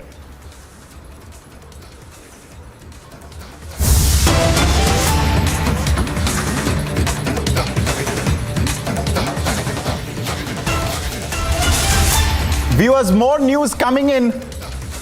Viewers. The CBI is raiding Indian Olympic Association President Narinder Batra. And Narinder Batra, who has resigned after the CBI raid on him, he has been in controversy for some time now. There are sensational allegations against the Indian Olympic Association boss, and he is currently being raided by the Central Bureau of Investigation. We had seen how there were claims that had arisen against Narinder Batra, putting his position in dispute on account of allegations related to India hockey. We have Aishwarya joining us on the phone. Aishwarya, tell us more. What are these specific raids about and his resignation as well? Well, at this point of time, we are being clearly told that there is a CBI team at the office of Narendra Batra at the IOA, and also there is a parallel search team at another premises which is owned by Narendra Batra. Narendra Batra has resigned from 2 positions. First as the president of International Hockey Federation, and then he has also stepped down as the IOC member and as the IOA chief. So he has resigned from 3 positions, and I repeat, as the president of the International Hockey Federation, that is the FIH. Hockey, he has resigned first. Second, he has stepped down as an IOC member. Third, he has resigned as an IOA chief. So he has resigned from 3 positions, Ankit. And what we are being told, we have in our possession the resignation letter of Narendra Batra from the position of international as the president of the IOC and also as the IOA. And we are also getting the resignation letter of his resignation as the president of the International Hockey Federation. But what has happened is that in the month of April this very year, CBI had basically registered a preliminary inquiry against Narendra Batra, the then president of Indian Olympic Association, for basically allegedly diverting rupees 35 lakhs of Hockey India for his personal benefits, according to officials. So there was a PE which was registered in the month of April in this very year, post which there has been, we are being told twice prior also, when CBI teams had been there at the premises of Narendra Batra. But at this point of time, we are being told that as soon as the teams arrived, he has resigned from all the 3 positions. We have in our possession the resignation letter of Narendra Batra, first from the position of IOA and then from the IOC. But now we are also being told that he has resigned, and I repeat, from the position of the president of the International Hockey Federation, and he has resigned from all these three organizations after the CBI team came into the premises of Narendra Batra today. So this has happened today, and we are being told that he has simultaneously resigned from all the three positions. First IOA, second IOC, and third as the president of the International Hockey Federation. I have with me my colleague Abhishek also, and Abhishek is also joining in. So Abhishek, this is not for the first time that the CBI has come knocking on the doors of Narendra Batra. After in the month of April, a PE was registered after an irregularity of rupees 35 lakhs of Hockey India was found. CBI had registered a PE then. Yes, Abhishek.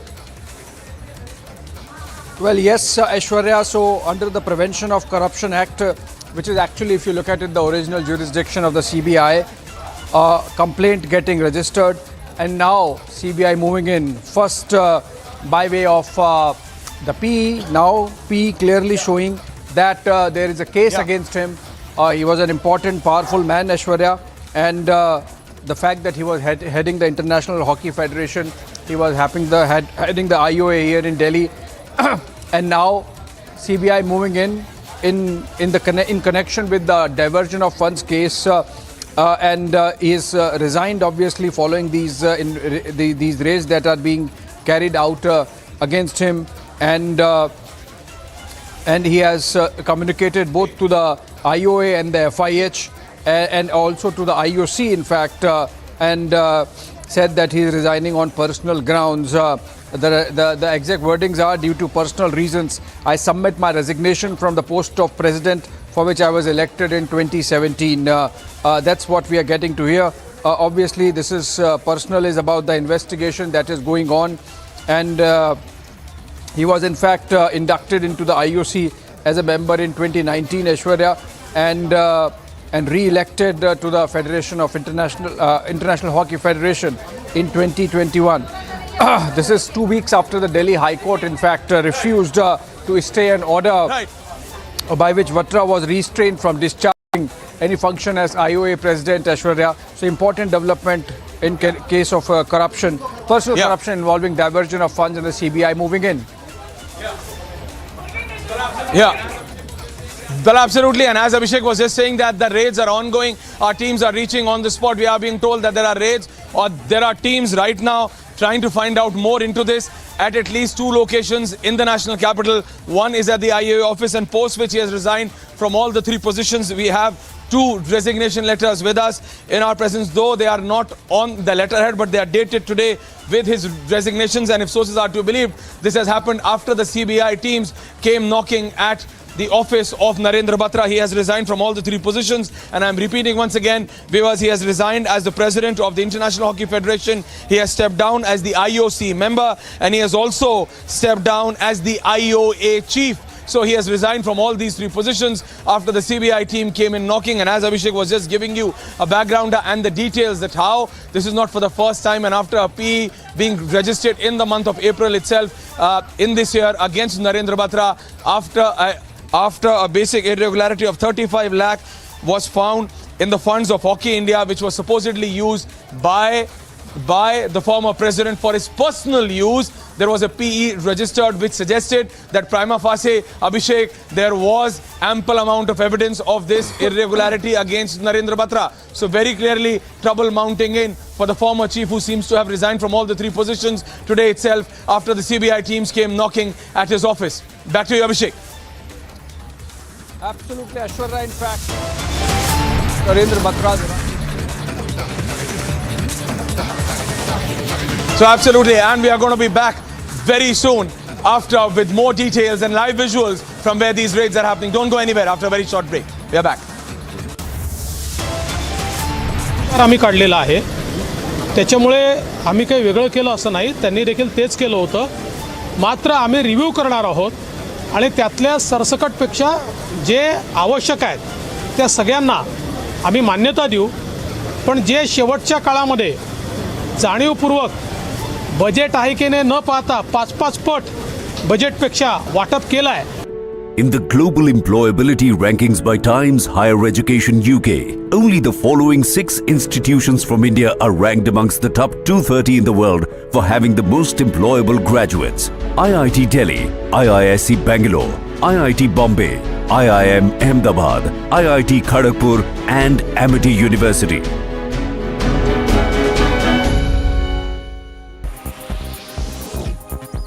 Two people killed in shooting on Sunday at a mall in Greenwood in the US state of Indiana, and multiple other people were taken to hospitals with injuries. There is no active threat to the area, police say, and police have at least one suspect.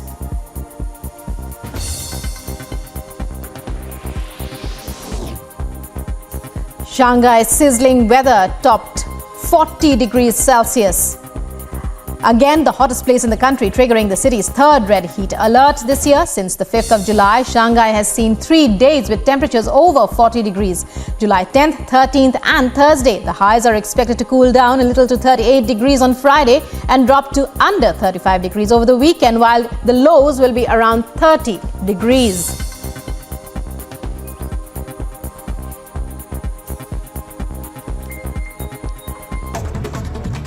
Over 4,800 elected MPs and MLAs will vote today to elect the 15th President of India, with the NDA candidate Draupadi Murmu having a clear edge over the opposition Yashwant Sinha, as over 60% votes are expected to be cast in her favour.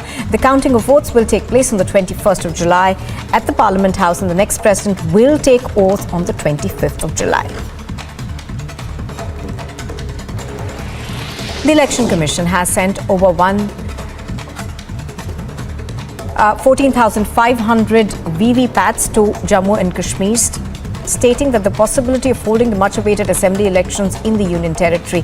Now, the Election Commission is set to hold training of deputy commissioners of all 20 districts of Jammu and Kashmir on the 25th and the 27th of July. The commissioners will also be trained for EVM usage.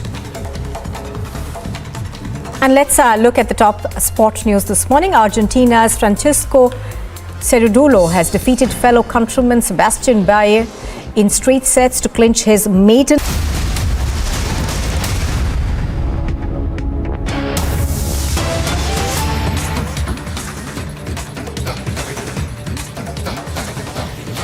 Viewers, we have breaking news coming in. Delhi's Patiala House Court has dismissed the appeals by real estate tycoons Gopal and Sushil Ansal, challenging their conviction and the 7-year jail term that was handed to them for tampering with evidence in the Upahar fire tragedy case, the fire in 1997 that had claimed 59 lives. We had covered the story just a couple of months ago, how both Sushil and Gopal Ansal had been convicted in a case of tampering with evidence, and they had been sentenced to 7 years jail each. Subsequent to that, they had filed an appeal in the Delhi Patiala House Court complex, and that order had been reserved and now it has come out and their appeal has been dismissed. So there has been a big setback in the 1997 Uphaar Theatre fire tragedy case in which the real estate tycoons, the Ansal brothers, their conviction by the court has been upheld. Their 7-year jail sentence has been upheld. Remember, at that time, viewers, along with the 7-year sentence, the court had also imposed a fine of 2.25 crore rupees each on the Ansals as well, and it was related to tampering with the evidence in the main fire tragedy case in which they were also convicted and sentenced to 2-year jail by the Supreme Court. So here, viewers, from the Patiala House Court complex in Delhi, a big blow to the Ansal brothers in their bid to appeal against the court's conviction in the evidence tampering case. 7 years of jail was the sentence to both of them. The order was reserved last week. It has now come out and there has been no relief to them. A big setback to the Ansals in the 1997 Uphaar Theatre fire tragedy case in which 59 people had lost their lives tragically. Both the brothers have been convicted in that fire tragedy case. That is an earlier development. Subsequent to that, just a few months ago, they were also convicted in the evidence tampering case. And that is the case that they had sought to challenge. That is the case in which they had been given 7 years jail term and 2.25 crore rupees fine each. And now they have been convicted, viewers. That is the latest that we are getting from the courts in Delhi.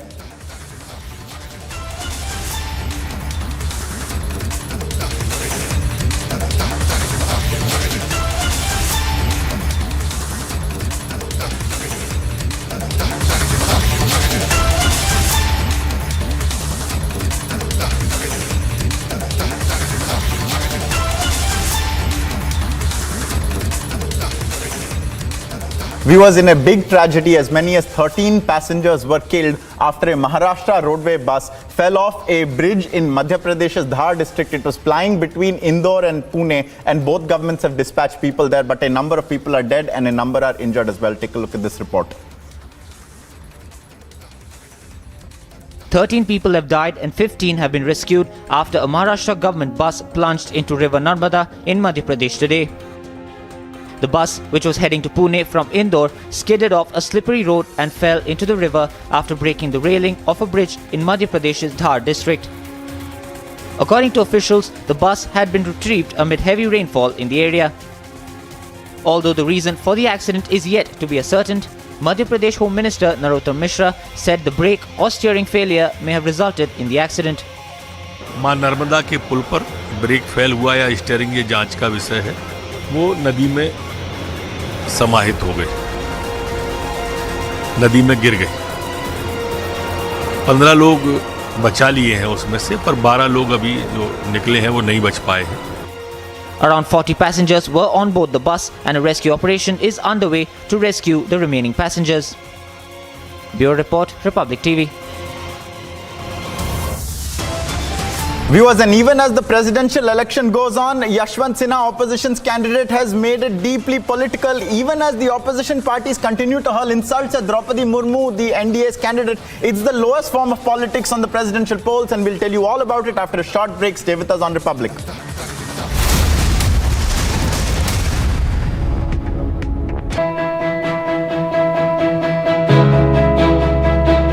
Getting a cab these days is nearly impossible because half the time you don't get rides.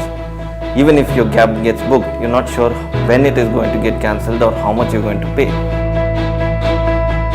Now, answering all this, Mind has come up with beautiful solutions whereby we don't have a surge rate here because they go by government prescribed rates.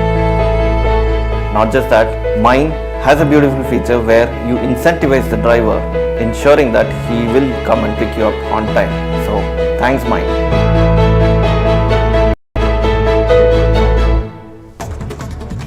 Over 4,800 elected MPs and MLAs will vote today to elect the 15th President of India, with the NDA candidate Draupadi Murmu having a clear edge over the opposition Yashwant Sinha, as over 60% votes are expected to be cast in her favour. The counting of votes will take place on the 21st of July at the Parliament House, and the next President will take oath on the 25th of July. The Election Commission has sent over 14,500 VVPATs to Jammu and Kashmir, stating that the possibility of holding the much-awaited assembly elections in the Union Territory. Now, the Election Commission is set to hold training of deputy commissioners of all 20 districts of Jammu and Kashmir on the 25th and the 27th of July. The commissioners will also be trained for EVM usage. And let's look at the top sport news this morning. Argentina's Francisco Cerudulo has defeated fellow countryman Sebastian Bayer in straight sets to clinch his maiden title at the Nordea Open. The win was the first title of his career. US's Bernarda Parra has defeated Serbia's Alexandra Krunic in straight sets to win the Hungarian Grand Prix title. Now, Parra did not drop a set this week as she eased to the first Women's Tennis Association Tour singles title. Iceland head coach Thorstein Halldórsson put his players through the paces in training ahead of their crunch against France in Group D of the Women's Euro. Toprak Razgatlioglu of Turkey has completed a hat-trick of wins at the Donington Park to boost World Superbike title defense hopes. He beat points leader Alvaro Bostita by a margin of just over a second, with Jonathan Rea competing the podium in third.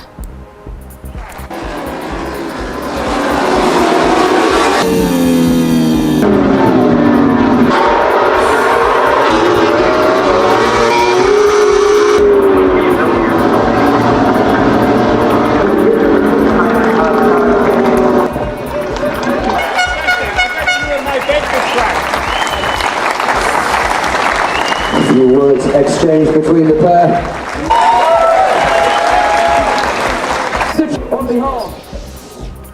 Scott Dixon snapped a 22.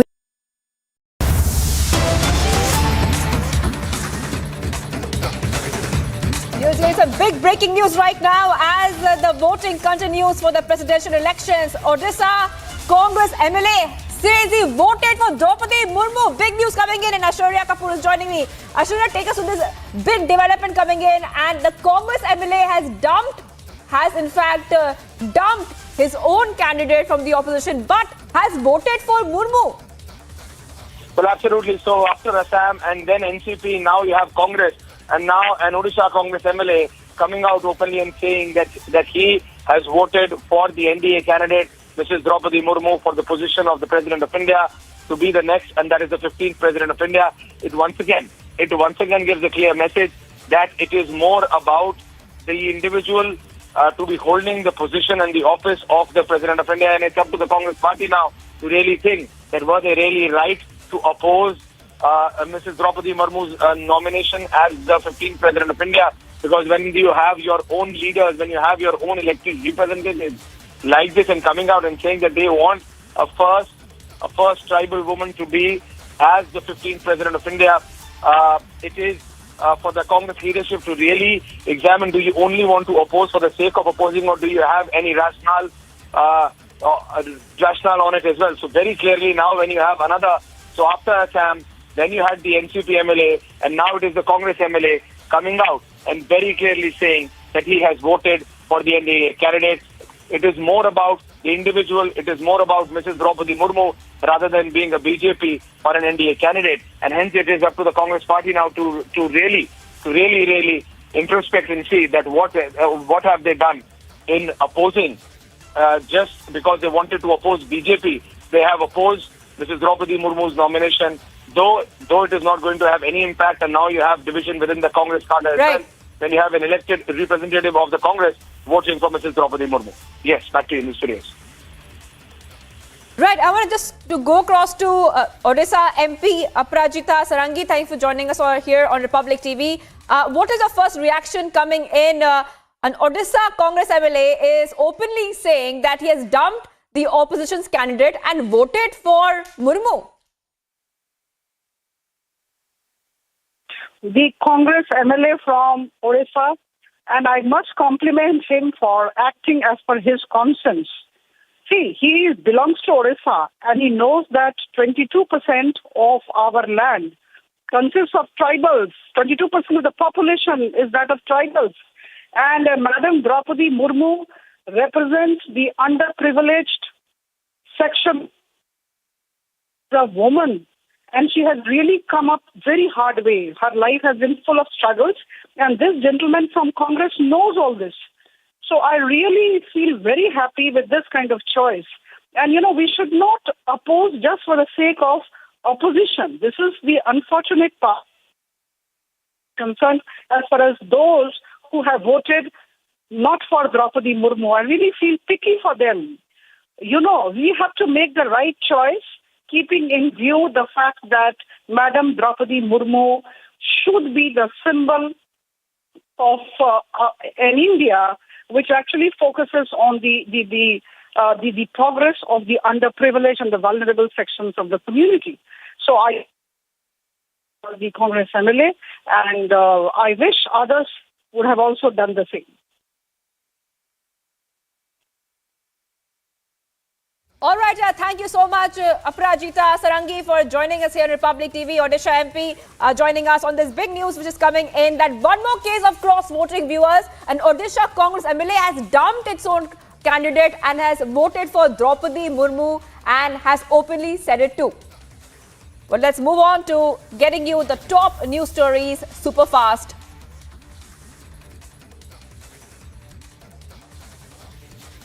Voting पूरा कुल मिला के शांतिपूर्ण रहा और BJP दल का सभी 21 विधायक और हमारे नेता विपक्ष जो दिल्ली पार्लियामेंट हाउस में वोट दिए हैं, हम लोग पूरा 22 जन वोट दिए हैं, प्लस बीजेडी के तरफ से भी सभी ने वोट दिए हैं। कांग्रेस का अभी जो न्यूज़ में आ रहा है, जो स्टेटमेंट दिए हैं कि मान्यवर विधायक कटक के मोहम्मद मोकिंग जी वो दावा कर रहे हैं कि हमने द्रौपदी मुर्मू जी को वोट दिए हैं।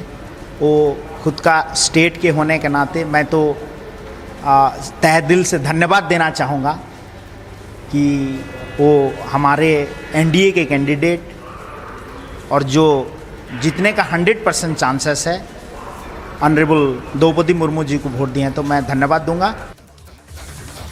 All right, that's a big news coming in, viewers. It's a big setback. It's a big setback for the Congress. Odisha Congress MLA says he has voted for Murmu, and essentially what he is saying that he has dumped the Vadra Congress candidate and has now voted for Draupadi Murmu. Let's get started now with a super fast 50 starting from now. Now, the election for India's next president began earlier this morning with PM Modi being the first to cast his vote. As per sources, as many as 350 electors, including the PM and former Prime Minister Manmohan Singh, cast their vote within the first 90 minutes.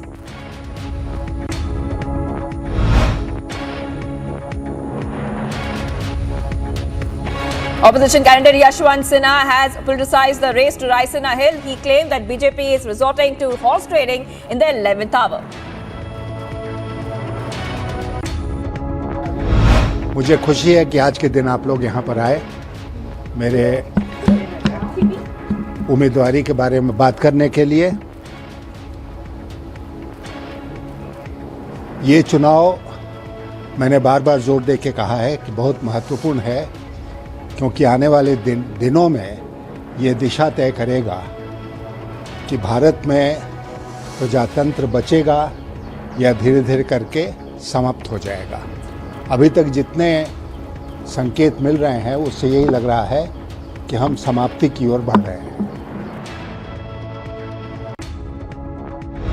In a big blow to former Mumbai Police Commissioner Sanjay Pandey, two more cases have been registered against Sanjay Pandey, Chitra, Ramkrishna and Ravi Narayan with regards to the NSE illegal phone tapping case. One case has been registered by the CBI and others have been registered by the Enforcement Directorate.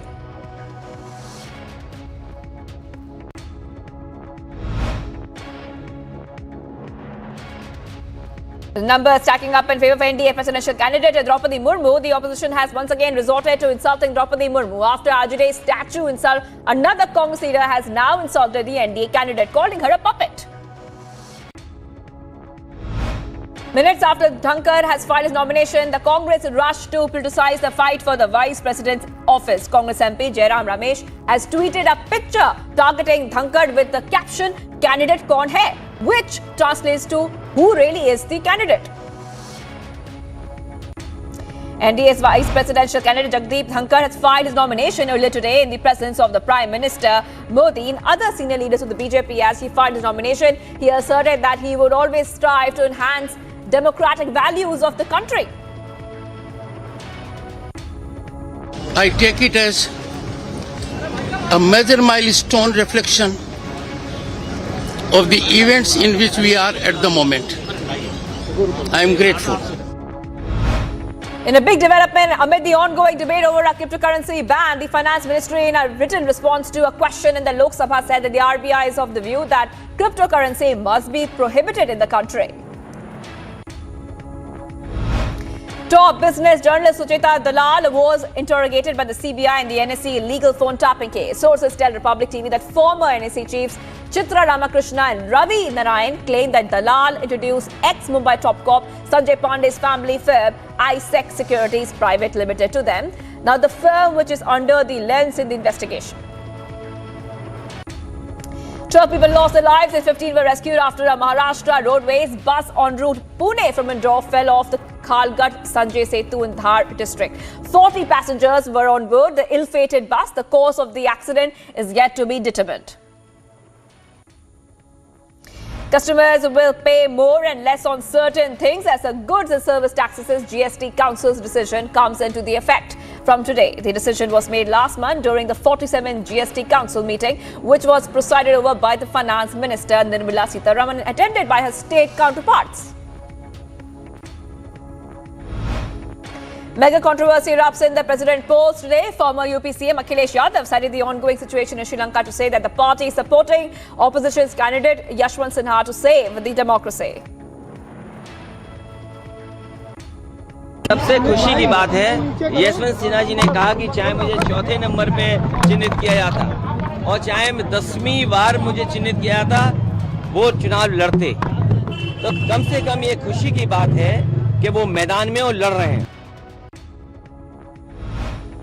UPA presidential candidate Yashwant Sinha claims horse trading and marked the election as an important one. Yashwant Sinha further said that this election will decide if democracy in the country will stay or not. Sinha also hits at BJP questioning the purpose of presidential polls if the BJP is confident of the win. मैं एक political लड़ाई ही नहीं लड़ रहा हूं. आप सब जानते हैं कि मैं सरकारी एजेंसियों के खिलाफ भी लड़ाई लड़ रहा हूं. इसमें सरकारी एजेंसियां बहुत सक्रिय हो गई हैं और राजनीतिक दलों में तोड़फोड़ करवाने का काम कर रही हैं. लोगों को इस बात के लिए बाध्य कर रही हैं कि वो उनके पक्ष में वोट डालें और पैसे का भी खेल हो रहा है. National General Secretary C.T. Ravi, reacting on presidential elections, showed full support to NDA candidate Draupadi Murmu, claiming that Murmu will claim at least 70% vote. C.T. Ravi also said that the opposition tries to do politics in every election. ये उम्मीदवार 100% जीतेंगे, पक्का है. 70% को ज़्यादा vote मिलेगा ऐसा prediction है.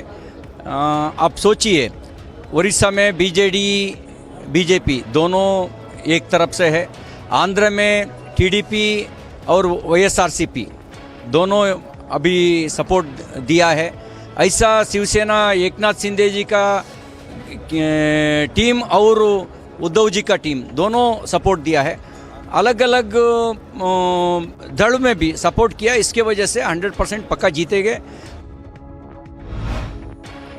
The continuous support to NDA candidate MP Home Minister Narottam Mishra urged ministers of all the parties should cast vote for NDA candidate Draupadi Murmu. मैं अभी भी वही अपील करूंगा कि अंतरात्मा की आवाज़ पे वोट डालना चाहिए. आज़ादी के बाद पहली बार एक जनजाति की बहन हमारी देश के सर्वोच्च पद पे पहुंच रही है, तो इसलिए सबको अंतरात्मा की आवाज़ पे वोट डालना चाहिए. खासकर उन लोगों को जो बरसों तक सांसद और विधायक जनजाति के वोटों पर रहे, 10-10 साल मुख्यमंत्री जनजाति वोटों पर रहे, उनको तो सोचना चाहिए. Meanwhile, Rajini MLA Lalit Yadav, in exclusive interview with Republic, backed opposition candidate Yashwant Sinha in the presidential elections. RJD MLA said that Murmu's decision will be in accordance with BJP and RSS, but Yashwant will work in the favor of the country. ये सर्वोच्च पद है, संविधान के सर्वोच्च पद है और इस पर ऐसे लोग जाएं जो कि ये यशवंत सिन्हा जी भारतीय प्रशासनिक सेवा के लोग। मैं ये कह रहा हूँ कि क्या द्रौपदी मुर्मू जी मूर्ति हैं?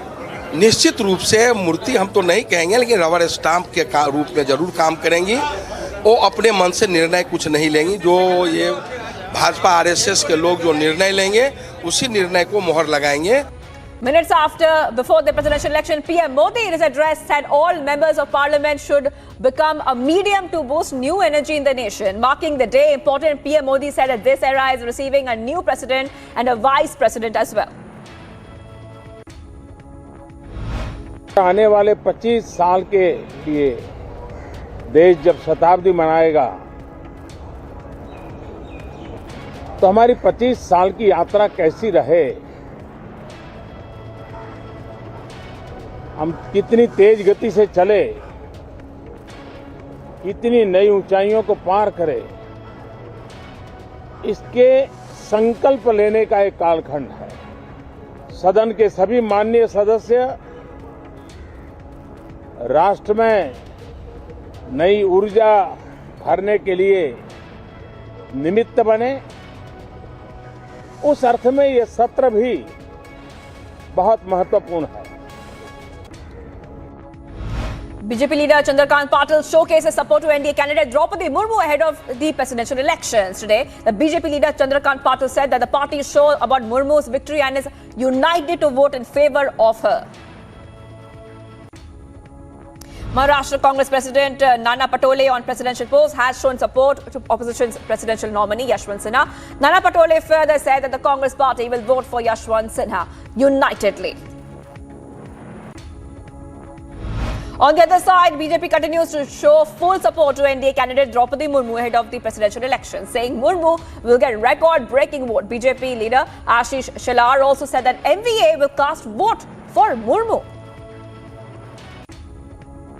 Congress leader Balasaheb Thorat has further supported the presidential nominee Yashwant Sinha, saying that being from the Adivasi community does not matter in the presidential elections. He further said that some people are working against the constitution. Congress राष्ट्रवादी है और हमारे कुछ मित्र पक्ष है, सबका मतदान माननीय यशवंत सिन्हा जी को होगा, पूरा मतदान होगा, कोई प्रॉब्लम नहीं। In a massive development, Republic TV learned that top business journalist Sucheta Dalal was quizzed by the CBI and the NSE illegal phone tapping case. As per sources, former NSE managing director Chitra Ramkrishna and Ravi Narayan claimed that Dalal introduced ex-Mumbai top cop Sanjay Pandey's family to them. A youngster with suspected monkeypox infection has been hospitalized in Kerala's Kannur. The youngster travelled to Kerala from abroad on Saturday, following which he experienced symptoms related to the infection. The samples of the patient has been sent for testing, while the results remain awaited. The hearing of the Sri Krishna Janmabhoomi dispute case in Mathura is scheduled to continue today. The Shahi Eidgah Committee and the Sunni Central Waqf Board will be filing their respective objections in the court. At least 5 incidents of drone-related infiltration have been reported from the past 48 hours. The incidents were reported from Mendhar in the Pooch area and other areas as well, and Punjab's Pathankot. PM Modi will address the Naval Innovation and Organization seminar called Swavlamban later this evening at Dr. Ambedkar International Centre in New Delhi. During the program, the PM will also unveil the challenges, the sprint challenges, which are aimed to boost the usage of indigenous technology in the Indian Navy. Indore से लगभग 12 सवारी उसमें चढ़ी थी।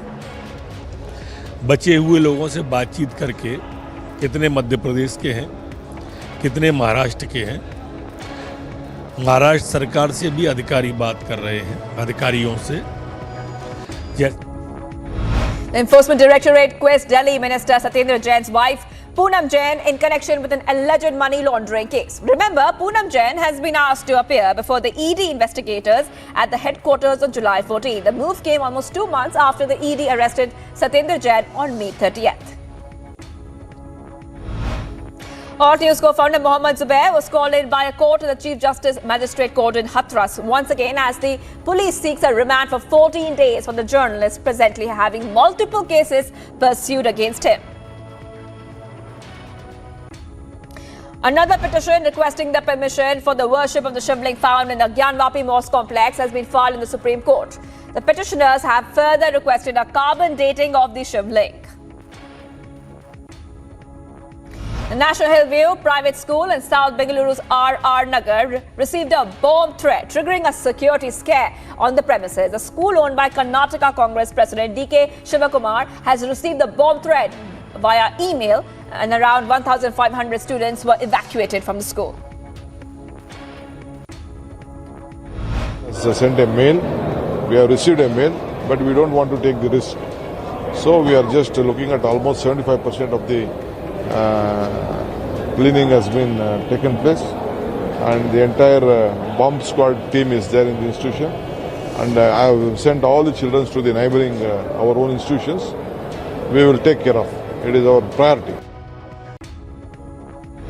The Supreme Court agreed to list 2 separate pleas for hearing of the Jharkhand government and Chief Minister Hemant Soren against an order of the High Court which had accepted the maintainability of a PIL for a probe against the CM into alleged irregularities in grant of mining leases. A bench of Chief Justice N.V. Ramana and Justices Krishna Murari and Hema Kohli took note of the submissions of senior advocates Kapil Sibal and Meenakshi Arora, who have appeared for the Jharkhand government and the Chief Minister respectively, and that the matter needed an urgent hearing. Members of the Congress carried out protests against the imposition of GST on essential products in Jammu. And the parties such as the CPIM at the Rajya Sabha made the issue of 5% GST on essential products a specific subject of their discussions as the monsoon session commenced in the House. जब से ये देश आजाद हुआ, कांग्रेस ने लोगों को, गरीब को, मध्य वर्ग के लोगों को सब्सिडी पे राशन दिया करती थी, गरीब आवाम को फ्री राशन दिया करती थी। ये पहली दफा 75 साल के बाद ये सरकार अंग्रेजों के रास्ते पे चलते हुए 5% GST लगा दिया राशन के ऊपर, चावल, दालों, खाने की चीजों के लिए। और शर्म आनी चाहिए सरकार को, और सरकार को याद रखना चाहिए क्या कहा था, सबका विकास, सबका साथ। ये सबका विकास नहीं, सबका नाश कर रही है सरकार।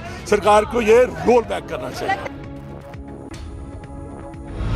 People's Anti-Fascist Front has claimed responsibility of yesterday's Pulwama terror attack. The terror incident claimed life of CRPF personnel, ASI Vinod Kumar. Jammu and Kashmir police has cordoned the area, which the investigation is underway.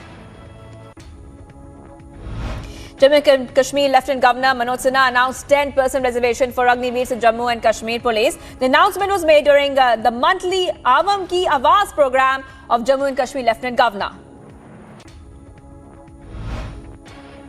Police tightened security outside the school in Tamil Nadu's Kallakurichi district, where violence broke out after a class 12 student died by suicide on Sunday. The violence broke out in Kallakurichi as protesters set ablaze buses and school property, demanding justice for the student's death. A shocking incident of a custodial death has been reported from Bihar Siwan district, where a prisoner died during police treatment. The accused was taken into custody on 12th of July on charges of consuming alcohol. The accused, named Balmiki Yadav, was later taken to a local hospital where he succumbed to his injuries.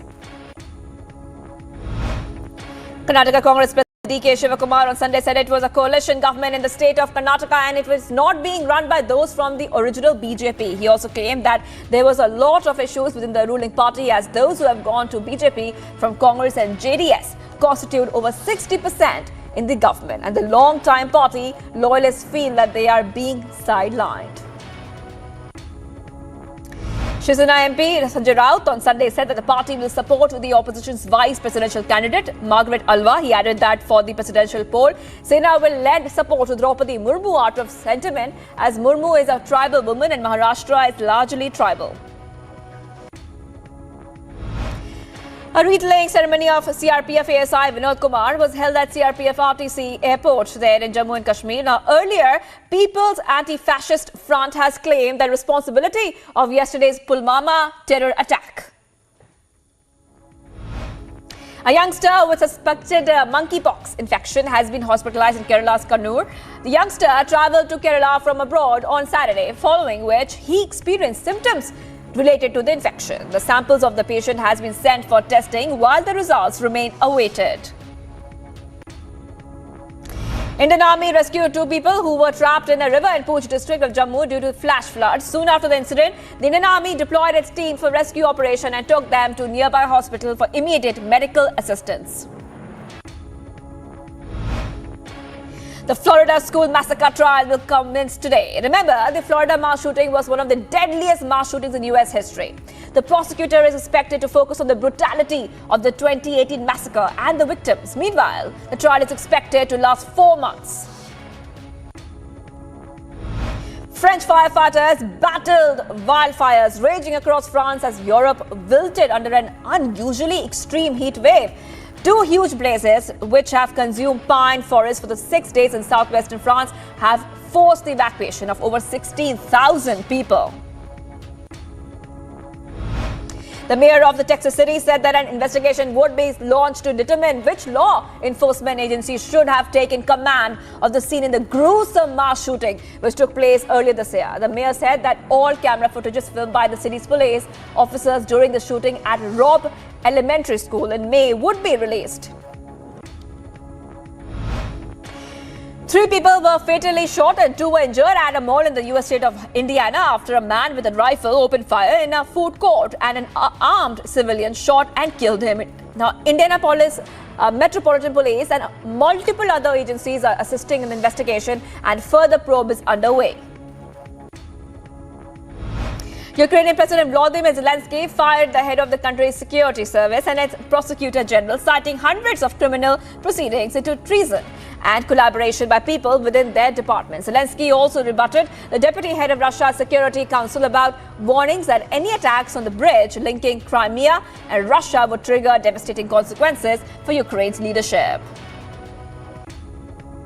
Argentina's Francisco Cerundola has defeated fellow countryman Sebastian Baez in straight sets to clinch his maiden title at the Nordea Open. The win was to secure the first title of his career. USS Bernarda Pera defeated Serbia's Alexander Krunic in a straight to win the Hungarian Grand Prix title. Pera did not drop a set this week as she eased into her first Women's Tennis Association tour singles title. Iceland head coach Halldórsson has put his players through their paces in training ahead of the crunch match against France in Group D of the Women's Euro. Toprak of Turkey completed a hat-trick of wins at Donington Park to boost World Superbike title defense hopes. He beat points leader Alvaro Bautista by a margin of just over a second, with Jonathan Ray completing the podium in third.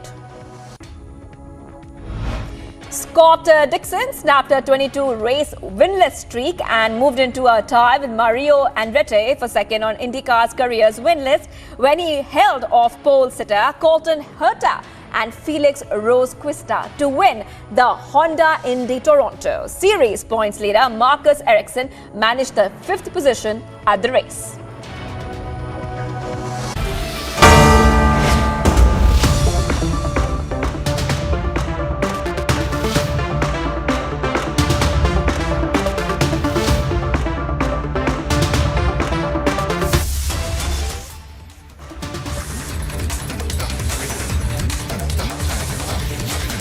All right, big news coming in, viewers. 12 TMC MLAs have voted for Draupadi Murmu. One more case coming in of a cross-voting right now. Multiple cross-voting cases coming in. And this is the latest one that we're telling you about. The 12 TMC MLAs have now voted for Draupadi Murmu. Just a short while back, we told you in Odisha, Congress MLA had openly said that he has voted for Draupadi Murmu. And now we're telling you that 12 TMC MLAs, that's right, 12 TMC MLAs have now voted for Draupadi Murmu. Big news coming in right now. They have voted in favor of NDA candidate Draupadi Murmu while not voting for their own candidate, voting for their own candidate in the case which is Yashwant Sinha. Now it's a race to Raisina Hill, but what we are seeing right now are cases of cross-voting coming, multiple cases of cross-voting coming, and this time what we have learned is that 12 TMC MLAs have voted for Murmu. Now, the results of the presidential elections will be declared on July 21st, and nearly 4,800 elected MPs and MLAs are voting in this election. They're entitled to vote in this election. But what we are learning right now, viewers, is that 12 TMC MLAs have voted in favor of the NDA candidate Draupadi Murmu. Big news coming in, viewers. Remember that this time, in fact, fearing cross-voting, Congress had taken extra precautions for presidential polls as well, but that has not really helped with the Odisha MLA cross-voting. And what we have learned so far, viewers, is that 12 TMC MLAs have voted in favor of NDA candidate Draupadi Murmu. And 5 Congress MLAs of Meghalaya have also voted in favor of Draupadi Murmu. And Niranjan is going to take us to the details. Niranjan. Well, these are details that we're picking up right now, and these are live details from the studios here. I can confirm to you that, and we've done multiple level of confirmations, and we've been looking at the pattern of cross-voting in several states, including in Odisha. In fact, it's turning out to be a very tricky situation for many parties, many leaders, elected leaders especially, and those who represent tribal communities. For them, how will they justify not backing Draupadi Murmu? And like in Odisha, where a Congress MLA cross-voted, and you had the instance of NCP. Now, Sharad Pawar was there when Yashwant Sinha's nomination happened. Now, his only MLA in Gujarat has voted for for Draupadi Murmu. So let's go across to Abhishek and Aishwarya also joining us on the show, and we'll also have Mayuk joining us from a newsroom. Anirudh, I think, is joining us now. Okay, Aniruddha, what are you picking up? Aniruddha, how many of them have cross-voted? Aniruddha, how many of them have cross-voted in Meghalaya?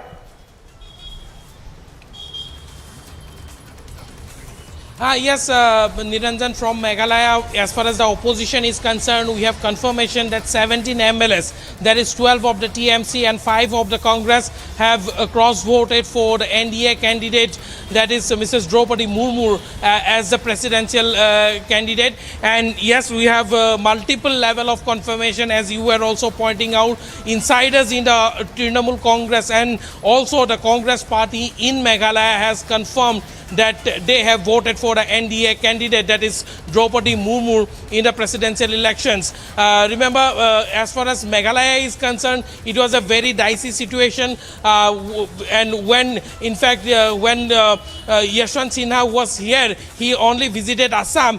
But in that meeting also, though he was from the Trinamool, a prominent leader of the Northeast from Trinamool Congress, Susmita Okay, Dev, Aniruddha, stay with me. I have another big breaking news update coming in. That is former Chief Minister of Meghalaya, Mukul Sangma, was absent in that meeting. No, it's such an embarrassment if his own party, that if the Trinamool Congress itself, his own party is cross-voting for Murmu. Anirban joining us from the Republic Bangla newsroom. Anirban, can you confirm this to us? How many of these legislators have cross-voted, Anirban?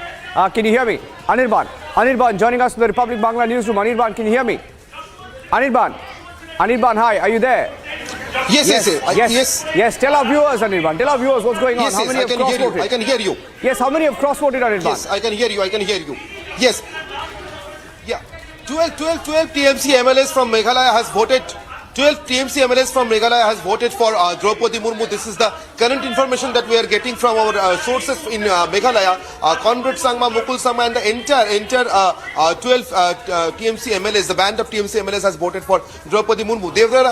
There was a call for a conscience vote from within the party in Meghalaya. That was being said from the Trinamool camp and from the sources. But here in Kolkata, within the Trinamool camp, there is a tight-lipped situation right now. Yeah, And how is the party looking at it? Because they knew it was going to be a losing battle, and many people, and there was a lot of unease also, isn't it, within the Trinamool Congress, that how would they justify not voting for a tribal candidate?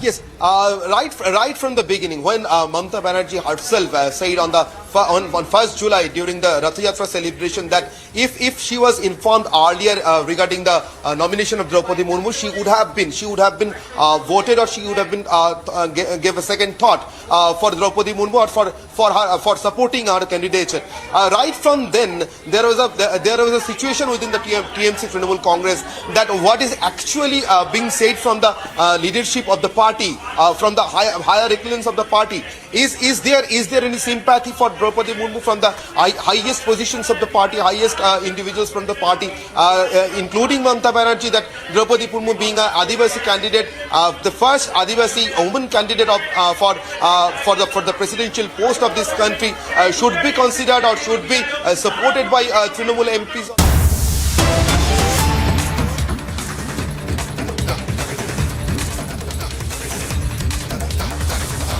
These are latest pictures coming in from Tamil Nadu as the student suicide case becomes more and more controversial. We've seen widespread protests all of Sunday in the violence in Kallakurichi in Tamil Nadu. These are details of officials visiting the school, and these are live pictures coming in. Tamil Nadu ministers visiting the school, and the first pictures of Republic TV of the violence also that broke out in Tamil Nadu as a fallout of that suicide. Now, the allegations are very serious, and the allegation is that teachers pushed students to the brink. And the breaking news update today, the Madras High Court has also ordered another round of post-mortem in the suicide case of a girl, which has sparked tension in Tamil Nadu's Kallakurichi, which is about 260 kilometers from Chennai. These are live pictures coming in. Live pictures of the violence, the aftermath of the anger. And the ruling by the Madras High Court also came a day after the mob went on a rampage. Those are details of, and the aftermath rather, the aftermath of the rampage on your screen right now, as students along with parents protested, and it went out of hand over the weekend. This is on the campus of a private residential school following the student's death. The court has now directed the police to take action against the rioters and also those who incited them. The court, however, has turned down a petition by the family of the girl that the second round of autopsy be carried out by a doctor of their choice. Now, these are breaking news updates coming in. Now, all of yesterday, we saw those disturbing pictures of the violence that broke out in Kallakurichi, with protesters entering a school, setting buses ablaze, vandalizing school property as they sought justice for the death of the 12-year-old.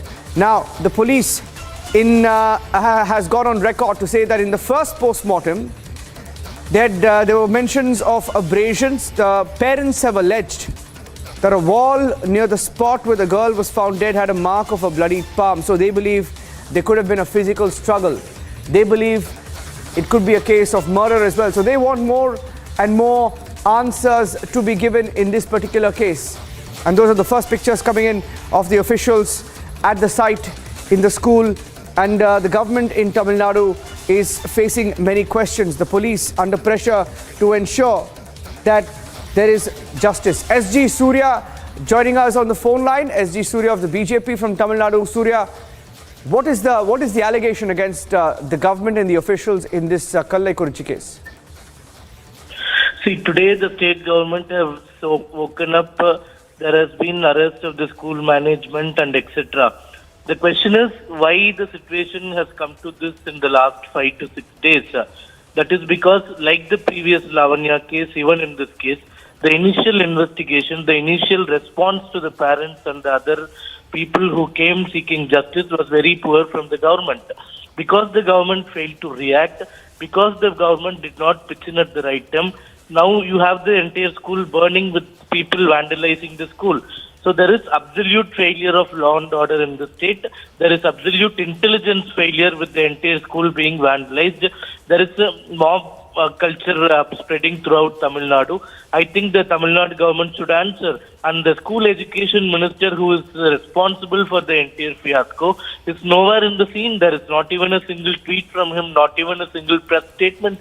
We wonder what is he doing and what is happening. Yeah. And what are the questions that the family has in this particular case? Was there a cover-up? And if there was a cover-up, who's responsible for that cover-up? See, the school is, the parents are seeking 2-3 clarification. Initially, the mother of the deceased says that they were informed that the girl is alive and was invited to the hospital. But once she reached the hospital, she was declared dead. But the doctors had told the mother that the child was brought dead. So there are some confusions in the case which the police, the management has failed to deal and discuss properly sitting within the table. Instead, they tried to, change the directions of the investigation. That is what we hear from the parents. Our only problem is the state government did not do right things from day one. They have woken up only on day 5 after the entire school was burnt. Even now, we do not support the protesters burning school property and etc. We still believe there should be proper investigation. But why the state government has allowed protesters to vandalize the school? Today, people who vandalize the schools are arrested. Some of them happen to be from the friendly organizations of the ruling government, DMK. So we want to know what the government is up to, what the DMK is up to. Are they trying to hide something? Nobody has any idea about this. DGP says the school has honestly nothing to be blamed. But the Chief Minister says there will be an impartial investigation and an entire investigation will be conducted. So when your DGP and CM are not on the same page, I think there are something that doesn't meet our eyes. Stay with me, I see Surya, stay with me. We have Vikraman joining us on the phone. And Vikraman, many questions that the state government is facing in this particular case. Otherwise, the court wouldn't have asked for a re-postmortem. Vikraman. No. See, the thing is, like, initially it has been triggered by some miscreants who later found to be associated with the Bharatiya party, and also 2 people have been arrested who belong to the IT wing of the AADMK. So it was turned to be an anti-caste fight. Okay. Earlier, it was supposed to be a suicide, and there was one particular fake news card has been circulating in the social media saying that DGP had said so and so, saying that the school is not responsible for this. That was a fake news card that has been circulated in the social media. After which only this violence had erupted. And we have been seeing some visuals, and we have been getting reports, internal reports saying that this has been triggered by BJP and ADMK. They have, used WhatsApp as a medium to circulate information, to circulate news, saying that a girl from that particular community is being targeted and she has been killed because she belongs to that particular caste. This caste angle has been created wantonly by BJP and also ADMK. So no miscreant will be allowed to roam freely. Okay, thank you. Vikraman, we'll see where the story goes. Vikraman, I'll just have to cut you short there because I'm running out of time. I'll come back to the story and we'll get you back on it. Vikraman of the DMK, and serious allegations are being made by the BJP, counter allegations by the ruling DMK there.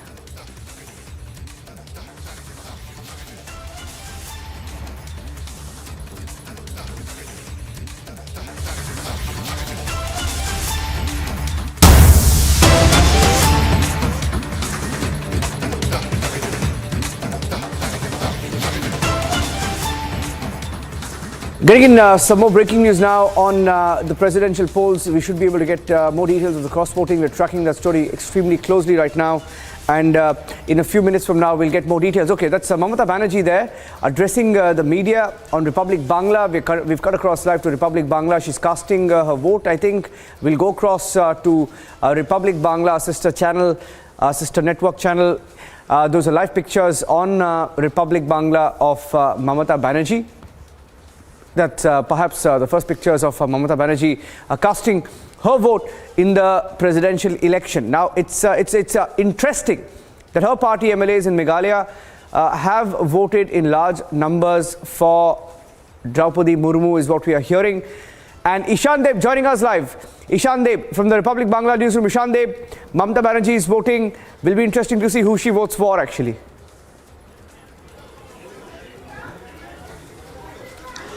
This is so clear that Mamata Banerjee is voting for Yashwant Sinha. It goes without saying, because Yashwant Sinha, before becoming the presidential candidate for the opposition parties, he was the vice president, all India vice president of TMC, and it was TMC, it was Mamata Banerjee who proposed Yashwant Sinha's name, and she was one of the frontline leaders among all others like Sharad Pawar and others who were trying to unite the opposition against the NDA nominee Draupadi Murmu. So she is coming here to vote for vote for Yashwant Sinha. This is obvious, though the TMC leadership and the TMC MLAs, MPs, they are not openly saying that for whom they are casting their votes, but it is so clear that as Yashwant Sinha is a candidate floated by TMC and Mamata Banerjee herself, so they are going to cast their vote in favor of Yashwant Sinha. And we can see that Mamata Banerjee here, she has just a few minutes ago. Thank you for that. We'll come back to you. Ishan Deb, thank you for joining us on the broadcast. Ishan Deb from the Republic Bangla newsroom getting us the latest pictures of Mamata Banerjee, whose party MLAs in Meghalaya have voted for Draupadi Murmu, is the breaking news update that we had. A bit of an embarrassment there for the Trinamool Congress, taking a short break, and we'll come back with the pictures. Many instances of cross-voting in this presidential election as Congress MLAs, Trinamool Congress MLAs vote for Murmu. Even an NCP MLA has gone on to vote for Murmu. Congress MLAs in different states in Meghalaya and even in Odisha voting for Draupadi Murmu. And that's the big story. At least 5 to 6 incidents and instances of cross-voting, tracking the latest.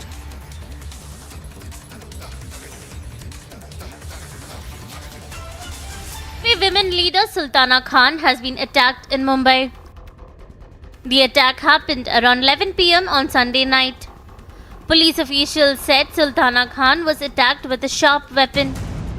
अगर FIR है तो FIR होगी, non cognizable crime है तो non cognizable crime होगा, और उसके जो सेक्शन लगेंगे उसके तहत आरोपी को ढूंढना वो सबसे बड़ा चैलेंज रहेगा.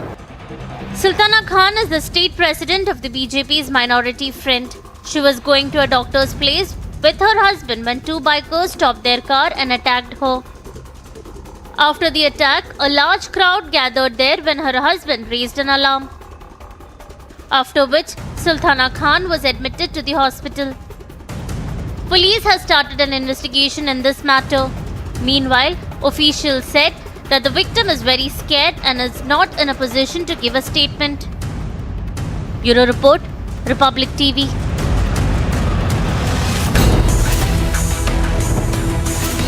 Desperate Yashwant Sinha politicizes presidential election. सरकारी एजेंसियां बहुत सक्रिय हो गई हैं, लोगों को इस बात के लिए बाध्य कर रही हैं कि वो उनके पक्ष में वोट डालें, और पैसे का भी खेल हो रहा है. On the back foot, Yashwant politicizes race to Raisina Hill, debating tonight at 9 p.m. In the global employability rankings by Times Higher Education UK, only the following 6 institutions from India are ranked amongst the top 230 in the world for having the most employable graduates: IIT Delhi, IISc Bangalore, IIT Bombay, IIM Ahmedabad, IIT Kharagpur and Amity University. And let's look at the top sport news this morning. Argentina's Francisco Cerudulo has defeated fellow countryman Sebastian Baez in straight sets to clinch his maiden title at the Nordea Open. The win was the first title of his career. USS Bernarda has defeated Serbia's Alexandra Krunic in straight sets to win the Hungarian Grand Prix title. Now, Para did not drop a set this week as she eased to the first Women's Tennis Association Tour singles title. Iceland head coach Thorstein Halldórsson put his players through the paces in training ahead of their crunch against France in Group D of the Women's Euro. Top-track Razgatlioglu of Turkey has completed a hat-trick of wins at the Donington Park to boost World Superbike title defense hopes. He beat points leader Alvaro Bostita by a margin of just over a second, with Jonathan Rea completing the podium in third.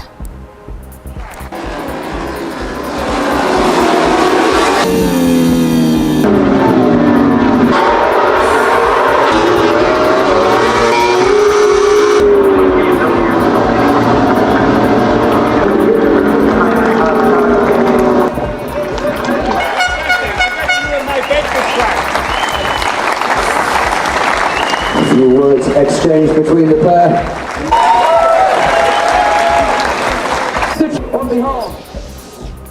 Scott Dixon snapped a 22-race winless streak and moved into a tie with Mario Andretti for second in IndyCar's career win list when he held off pole sitter Colton Herta and Felix Rosenqvist to win the Honda Indy Toronto. Now, series points leader Marcus Ericsson and the series defending champion Alex Palou managed the 5th and the 6th position at the race.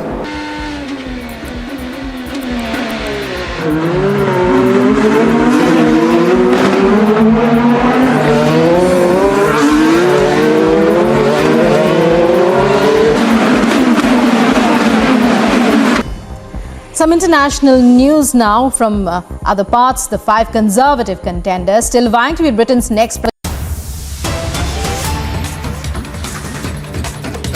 Getting in some more breaking news now of a third case of monkeypox now being confirmed. A second case being confirmed from Kerala, and another case has also now been confirmed. We are hearing 3 cases of monkeypox now confirmed in India. Now, in Kerala, there's a big concern as 3 cases, a third case has now been confirmed in the state of Kerala. I'd like to go across to my colleague Ashwin, who will be joining us on the phone line, and we'll take a short break and we'll come back. Getting you more details of the third case of monkeypox being confirmed from the state of Kerala.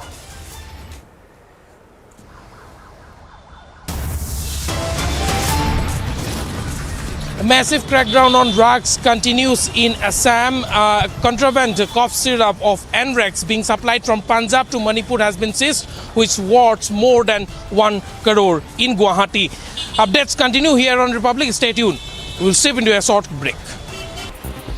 Top-track Razgatlioglu of Turkey has completed a hat-trick of wins at the Donington Park to boost World Superbike title defense hopes. He beat points leader Alvaro Bostita by a margin of just over a second, with Jonathan Rea completing the podium in third.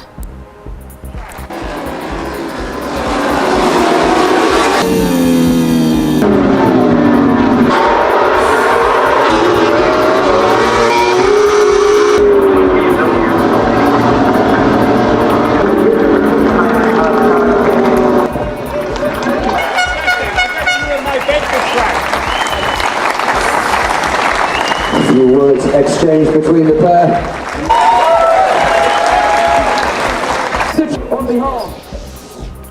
Scott Dixon snapped a 22-race winless streak and moved into a tie with Mario Andretti for second in IndyCar's career win list when he held off pole sitter Colton Herta and Felix Rosenqvist to win the Honda Indy Toronto. Now, series points leader Marcus Ericsson and the series defending champion Alex Palou managed the 5th and the 6th position at the race.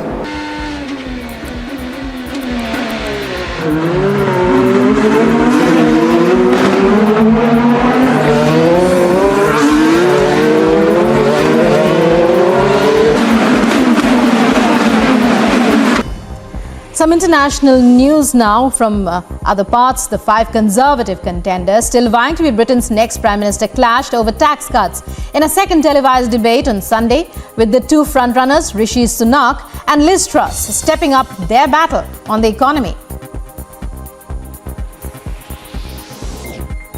A Ukrainian cargo plane carrying munitions from Serbia to Bangladesh crashed in northern Greece late on Saturday, killing all 8 crew members on board.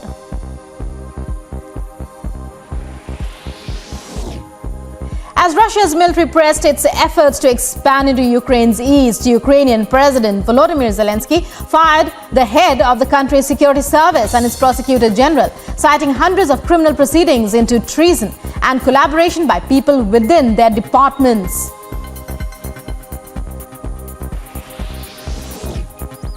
Two people killed in shooting on Sunday at a mall in Greenwood in the US state of Indiana, and multiple other people were taken to hospitals with injuries. There is no active threat to the area, police say, and police have at least 1 suspect.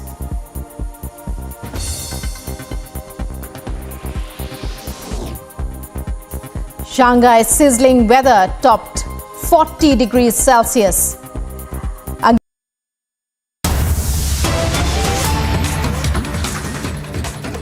Getting some breaking news now of another instance of cross-voting, and a big embarrassment also for Akhilesh Yadav there.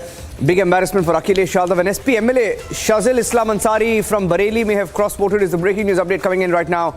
So we have on record at least about 6 to 7 instances of cross-voting, could be much more. But this is MP MLA Shazil Islam Ansari from the Bareilly cantonment. He is a Samajwadi Party MLA, and he may have just cross-voted is the breaking news update coming in.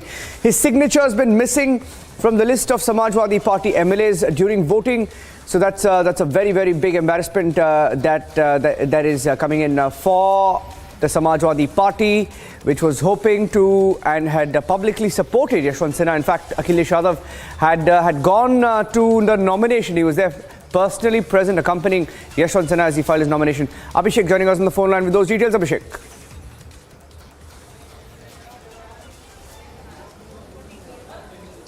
Yes, Niranjan, so this is a development coming in from Uttar Pradesh. Shazil Islam is from, I believe, Bhojipura or Bhojpura constituency in Bareilly district.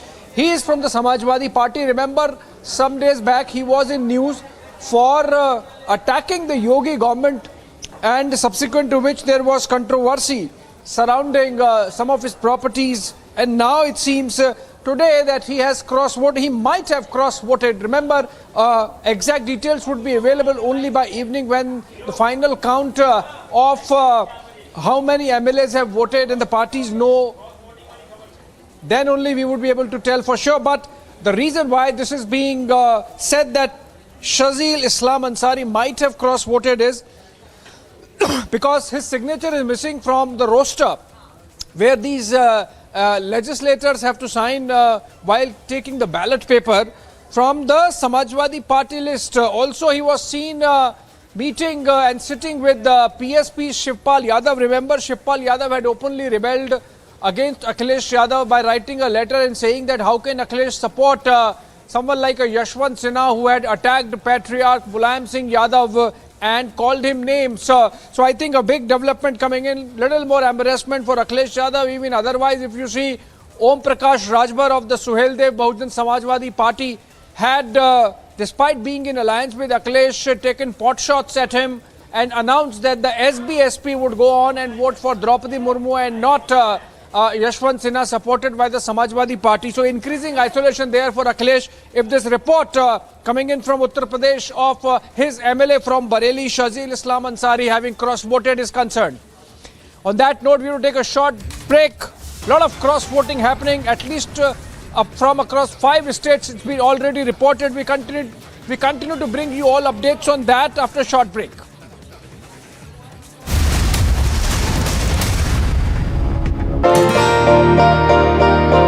ನಾನು ಒಂದು agriculture ರಿಲೇಷನ್ಸಲ್ಲಿ ಕೆಲಸ ಮಾಡ್ತಾಯಿದ್ದೆ. ಅದರಲ್ಲಿ ನಾನು ಸಂಪಾದನೆ ಮಾಡಿದಂಥ ಹಣ daily 25ರಿಂದ 30% ಹಣ ಕಮಿಷನ್ ಹೋಗ್ತಾಯಿತ್ತು. ನಮ್ಮ ಮನೆಗೆ ಏನು ಸಹ ತೊಗೊಂಡೋಗ್ತಾ ಇರಲಿಲ್ಲ. ಅದೇ ಒಂದು ಮೈನ್ ಕಂಪ್ನಿಗೆ ಜಾಯ್ನ್ ಆಗಿದ್ದೀನಿ. ಅದರಲ್ಲಿ 0 ಕಮಿಷನ್ ಇದೆ. ಅದರಿಂದ ಸಂಪೂರ್ಣ ನಾನು ದುಡ್ದಂಥ ಸಂಪೂರ್ಣ ಹಣವನ್ನು ನನ್ನ ಮನೆಗೆ ಸಹ ತೊಗೊಂಡೋಗ್ತಾಯಿದ್ದೀನಿ. ಅದರಲ್ಲಿ ಇನ್ನೊಂದು ಏನಪ್ಪ ಬೆನಿಫಿಟ್ಟು ಅಂತ ಅಂದರೆ 5 ಲಕ್ಷ ಡ್ರೈವರ್ಗೆ ಹೆಲ್ತ್ ಇನ್ಸೂರೆನ್ಸ್ ಕೊಡ್ತಾಯಿದ್ದಾರೆ. ಇದರಲ್ಲಿ ತಿಂಗಳಿಗೆ 2,999 ರೂಪಾಯಿ ರೀಚಾರ್ಜ್ ಇದೆ. ಇಲ್ಲ ಒನ್ ಡೇಗೆ 149 ರುಪೀಸ್ ರೀಚಾರ್ಜ್ ಇದೆ. ನಾನು ಎಷ್ಟು ದುಡಿತೀನೋ ಅಷ್ಟು ಸಂಪೂರ್ಣ ಹಣ ನನ್ನ ಮನೆಗೆ ತೊಗೊಂಡೋಗ್ತಾಯಿದ್ದೀನಿ. ಇದರಿಂದ ನನ್ನ ಫ್ಯಾಮಿಲಿ ಸಹ ನನ್ನ ಕುಟುಂಬ ಸಹ ತುಂಬ ಖುಷಿಯಾಗಿದೆ.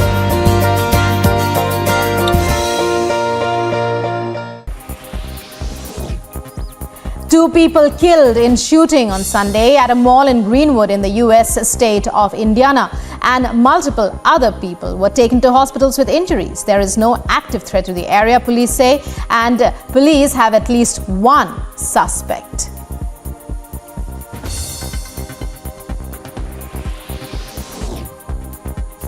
Shanghai's sizzling weather topped 40 degrees Celsius. Again, the hottest place in the country, triggering the city's third red heat alert this year. Since the 5th of July, Shanghai has seen 3 days with temperatures over 40 degrees. July 10th, 13th and Thursday, the highs are expected to cool down a little to 38 degrees on Friday and drop to under 35 degrees over the weekend, while the lows will be around 30 degrees.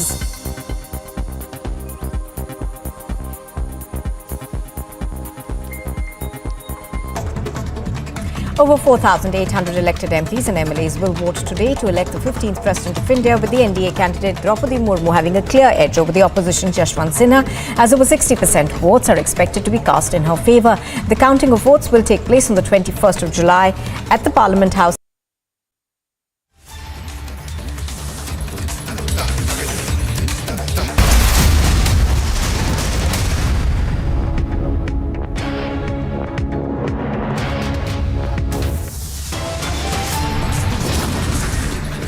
RBI bats for ban on cryptocurrency as India says stop the crypto cheating.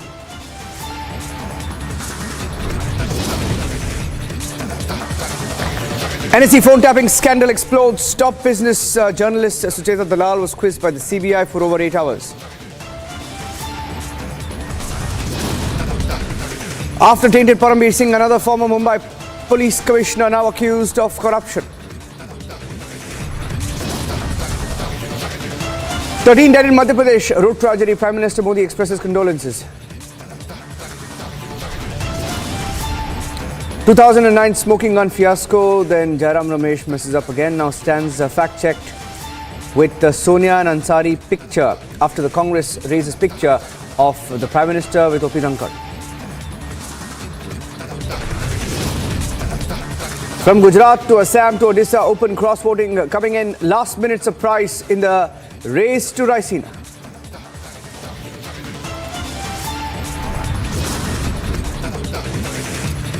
Monkeypox scare grips Kerala. A third case is now confirmed.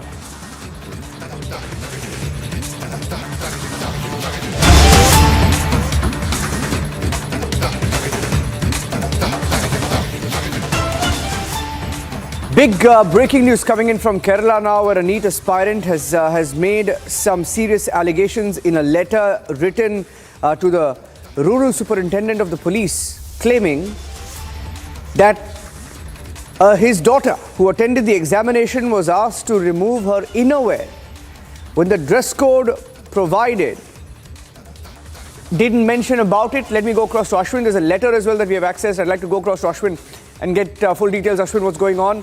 What's the allegation? Niranjan, a very shocking incident has happened, and this time at Kollam, at a college when the NEET examinations were going on.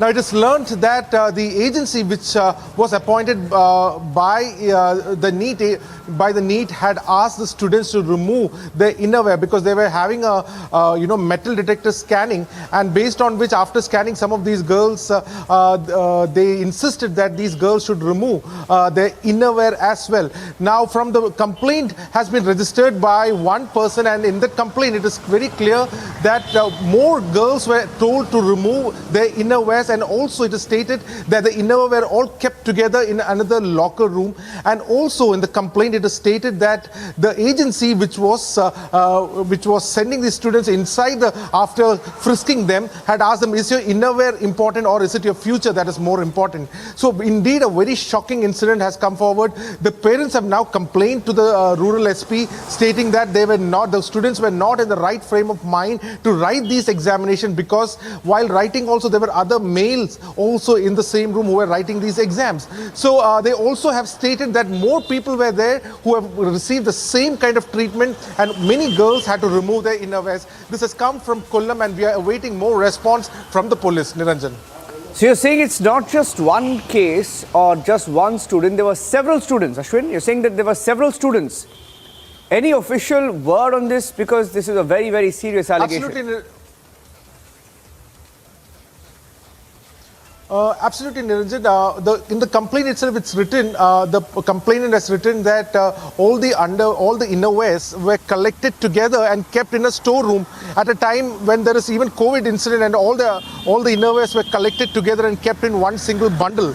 Now, this is there and the complaint, so it's very clear that more students are out there who had faced the same kind of ill treatment by these agencies. I did speak to one of the complainant's relative father, and he stated that the agency, as per him, is somebody from the suburbs of Thiruvananthapuram. This agency has been given the responsibility to do the frisking before the NEET examinations are conducted. Now, what is shocking is the fact that there are more students who have gone through the same as per the complainant, and she also, what we got from the parents is that the woman police official will soon be visiting the complainant's home today to get more details, and based on which a further probe will be conducted by the state police.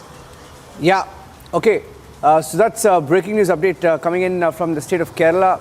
A letter that was written and accessed by Republic TV as well. I have that letter with me. Let's see if we can open up that letter without showing the details or showing the identity of this particular victim. I'm just reading out some of the excerpts from this letter.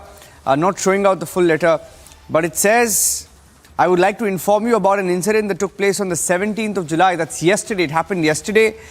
NEET exam at Marthoma Institute of Information and Technology. Now, my daughter who attended the examination was asked to remove her innerwear, is what this parent has said. When the dress code provided didn't mention about it, she was asked to remove it, and on denying, she was asked to not write the examination. It's not just the case of my daughter. According to her, a room full of innerwear. Is that correct? A room full of innerwear was taken, is what this parent has claimed, saying that many of them were crying,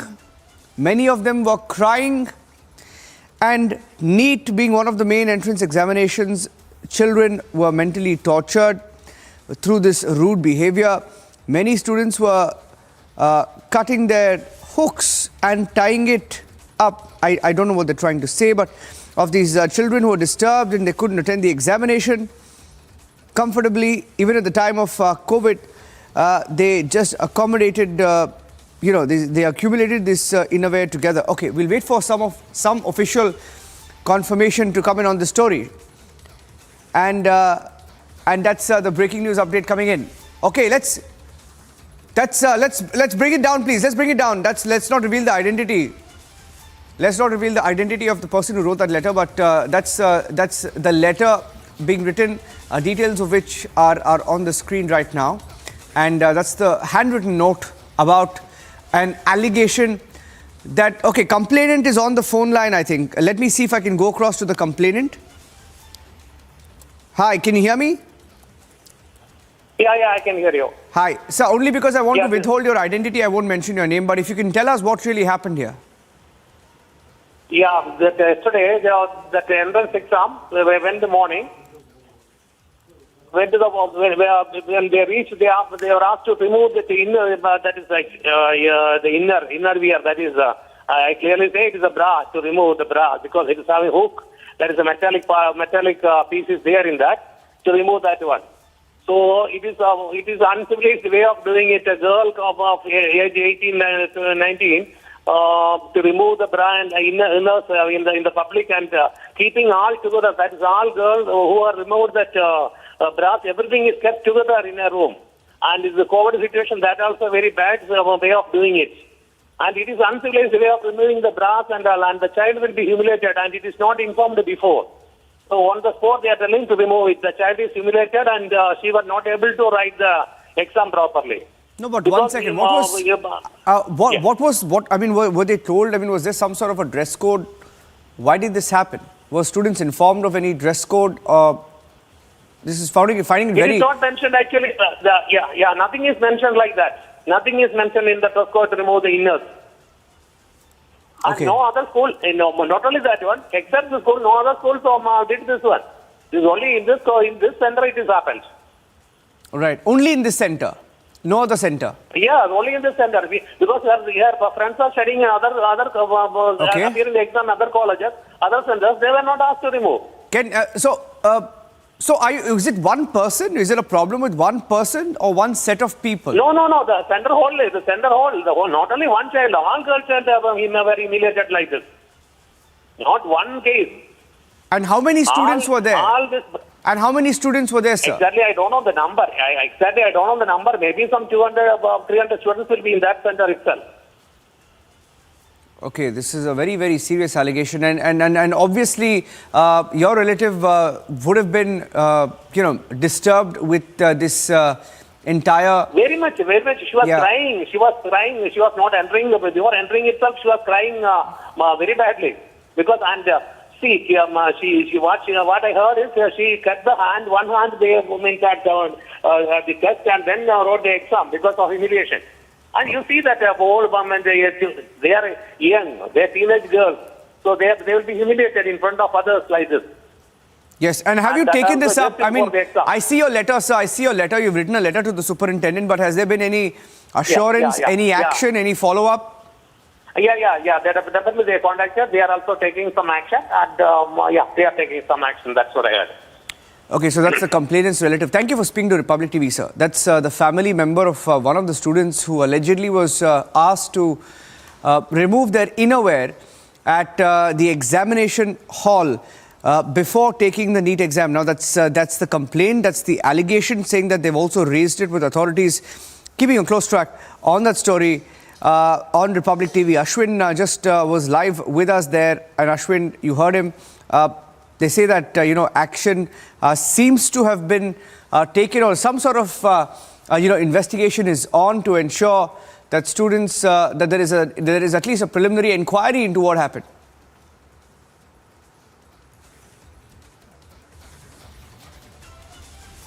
Definitely, because the NEET exams are always conducted in a very strict manner, because I have also had personal experience, and we know that they will not even allow any kind of jewelry, any kind of metallic devices or any matter to be worn. Even specs, they will have a careful recheck. But this has definitely gone overboard. We have covered NEET exams before also, and such kind of rules are never put in any of these rules of the NEET exams. So definitely there is somebody who has played Stay with me. I think, Ashwin, stay with me. Brinda Adige is joining me on the phone line. Brinda, getting in this very, very disturbing news of students being asked to remove their innerwear at an examination center.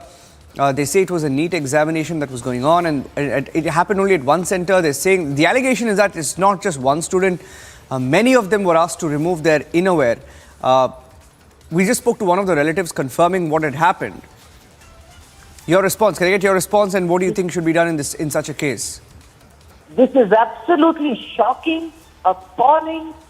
It is a human rights violation, but it is sexual harassment and abuse by the institution, the education department, and those people who are conducting the NEET exam. I'm told that there is a NEET application form that said girls cannot wear bras with metal hooks. And they have given some instructions on what kind of bras to be worn. Since when did the state become concerned with the kind of bras or inner garments that students must wear? I'm also told that they were asked to remove those bras and underwear, and it was kept in a carton outside. So they went in, wrote the exam, and came out. I can't imagine the mental agony, the trauma, the insult, the humiliation that the students would have gone through, and whether they were able to write their exam. The education department and the NEET examiners must be instructed by the government to give these students great marks. And all those people who are indulged in this abuse, insult and humiliation must be booked as per law and punished accordingly. Yeah, let's see where the story goes. Brinda Adige joining us on the phone line. Thank you for that. Getting you some more responses to the story, a very, very serious allegation that has been made by the relatives. In fact, a parent who's written a letter saying that his daughter was asked to remove her innerwear at an examination center. Never heard of something like this in the past. It's shocking to say the least. Let me go back to Ashwin. Ashwin, any response from the police officially on record, police or state government, on whether there will be an investigation on why this really happened? See, what we have received from the police information is that only today the police is going to the complainant's house to record the statement from the girl itself. And we also get to understand a woman police officer will be going and meeting this girl to take the statement, because the gravity of the offence is so huge that it has affected it was not just affected one person, only one complainant has come forward. There are more. So, the police will have to do a larger case, probe into the matter. What we understand also is that when NEET exams are also conducted, they give local agencies which are based locally to do the frisking part. That is a contract which is given to these agencies. Now, we understand from the parent, who one of the relative had stated that the agency is from Chadayamangalam in Kollam, which is again it's in rural Kollam, and they were given the responsibility to do the frisking. Now, it is they who have done this shoddy work. They have done this humiliating act, and it is them who needs to be questioned. But before that, the police will have to take more statements, because this is just not one girl. As per the complainant, there were many girls who had to go through such kind of humiliation. So we are waiting from the rural SP of Kollam also to give an official statement. Perhaps he will be giving an official statement once the statement from the girl is being taken by the police. Niranjan. Thank you for that. And we'll keep a close track on that story. Let's quickly get you some other top stories from across the country this evening.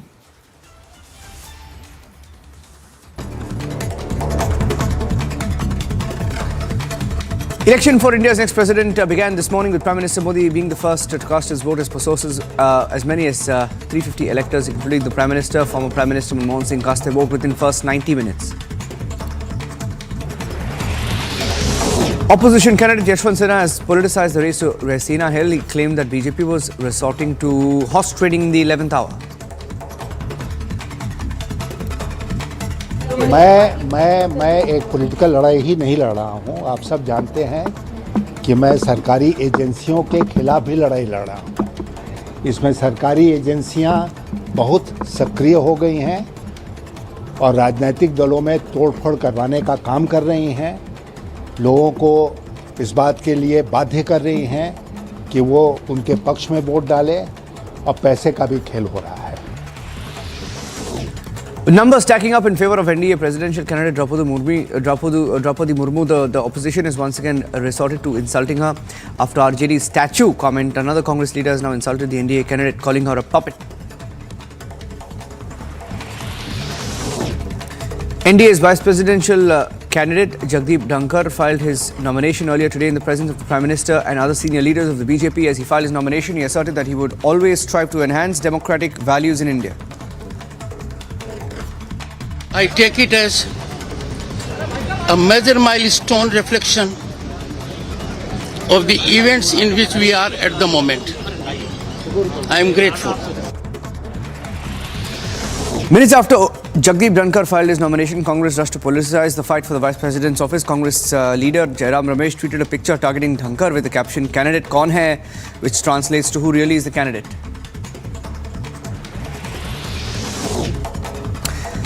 Another big setback for former Mumbai Police Commissioner Sanjay Pandey. 2 more cases have been registered against him, one by the CBI, the other by the Enforcement Directorate. Former NSE CEOs Chitra, Ramkrishna and Ravi Narayan were also named in the case.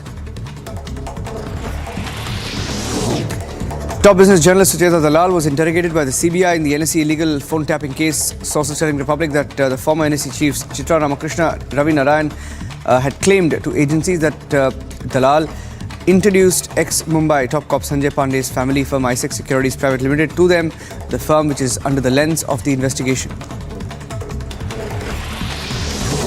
Big development amid the ongoing debate over a cryptocurrency ban. Finance Ministry, in a written response to a question in the Lok Sabha, said the RBI is of the view that cryptocurrencies must be prohibited in India. Bomb scare reported at a school owned by Karnataka Congress Chief D.K. Shivkumar. The police says the threat letter was sent via email, following which security was beefed up and about 1,500 students were evacuated to another school premises. However, no bomb was recovered.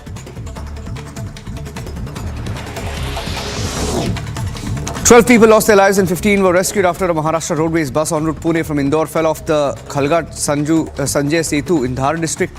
40 passengers were on board the bus. The cause is yet to be determined.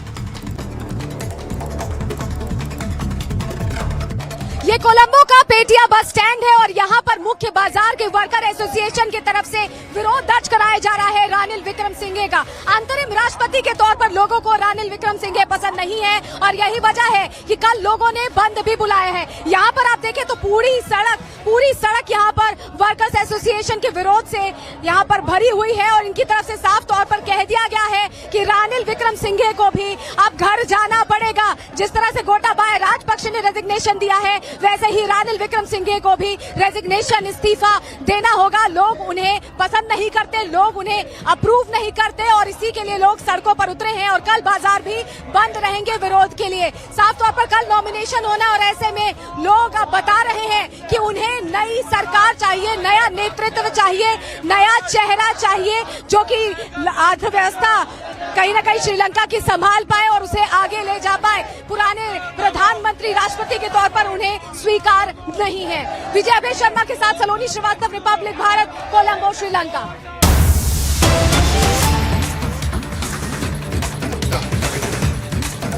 Getting in breaking news now for drug bust in Guwahati, Assam. This time a consignment of 20,000 bottles of Andrex cough syrup being transported by a truck from Punjab to Manipur. Two have been arrested, both from Uttar Pradesh. The Guwahati police has hit upon an interstate drugs network. Now, the minimum price, we are told, of each bottle was about 500 rupees. In this, more than the price, the quantity is reportedly important. It is one of the largest in the cough syrup segment, and it was being used as a drug consignment is what we are hearing. Let me go across to Aniruddha with the details. Aniruddha, can you tell me? Can you give us more details of what the police believes this cough syrup consignment was for? Yes, Aniruddha, can you hear me? Aniruddha, can you hear me?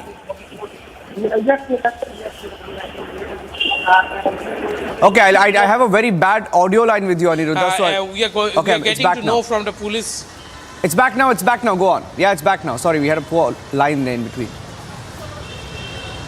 Yes, Niranjan, we are getting to know from our police sources that the Joint Commissioner of Guwahati, Parthasarathi Mahanta, has also informed us that this consignment was coming from Ambala in Punjab and was on its way to Manipur. But as the investigation continues, though it seems more like an interstate network of trafficking, police has to believe that this consignment was not meant for consumption in Manipur but was supposed to go beyond Manipur. That is, some international racket is also believed to exist, and as we all know that the porous Indo-Myanmar border continues to be a safe haven for drug traffickers. It is believed that this consignment was also meant to go abroad via the international border in Manipur, and though the quantity seems to be the price particularly seems to be very less per bottle. It is only rupees 500, but the consignment quantity is very huge. To 20,000 bottles have been seized, which worth more than 1 crore. Niranjan. Okay, thank you for joining us with those inputs there, Aniruddha.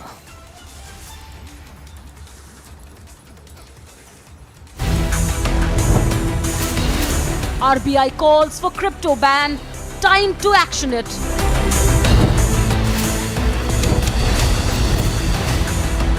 Stop cheating the youth with crypto surrogate advertising. Arnab debates at 10 p.m.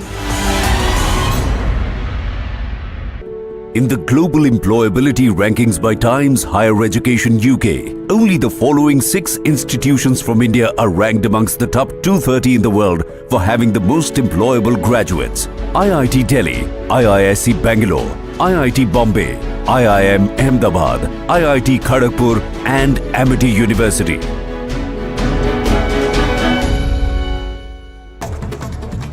Over 4,800 elected MPs and MLAs will vote today to elect the 15th President of India, with the NDA candidate Draupadi Murmu having a clear edge over the opposition Yashwant Sinha, as over 60% votes are expected to be cast in her favour. The counting of votes will take place on the 21st of July at the Parliament House, and the next President will take oath on the 25th of July.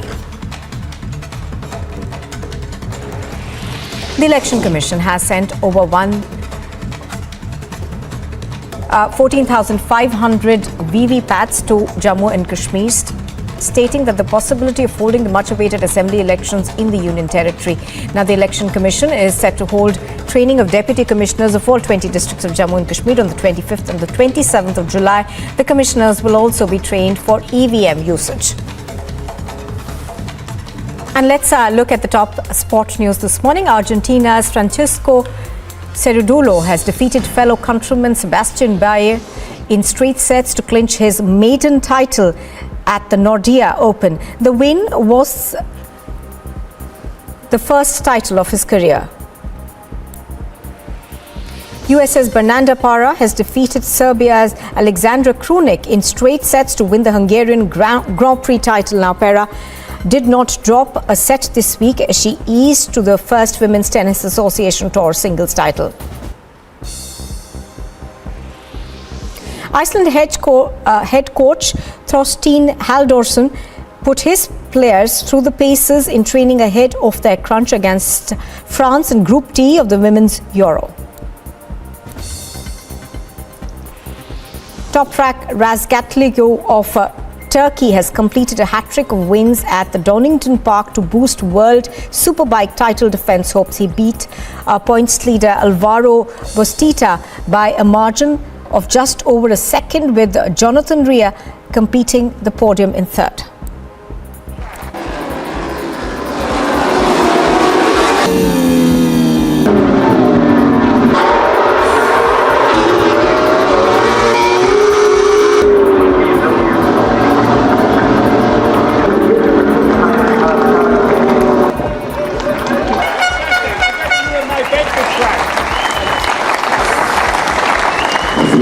Exchange between the pair.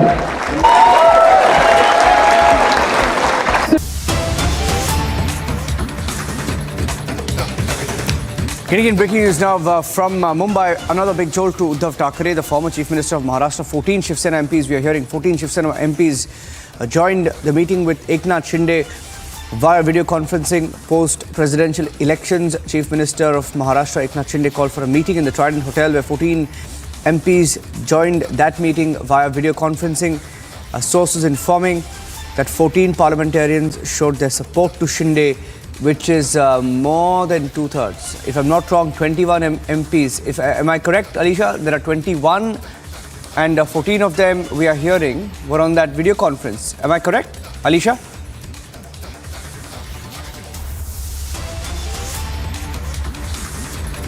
Alisha, can you confirm this for us, Alisha?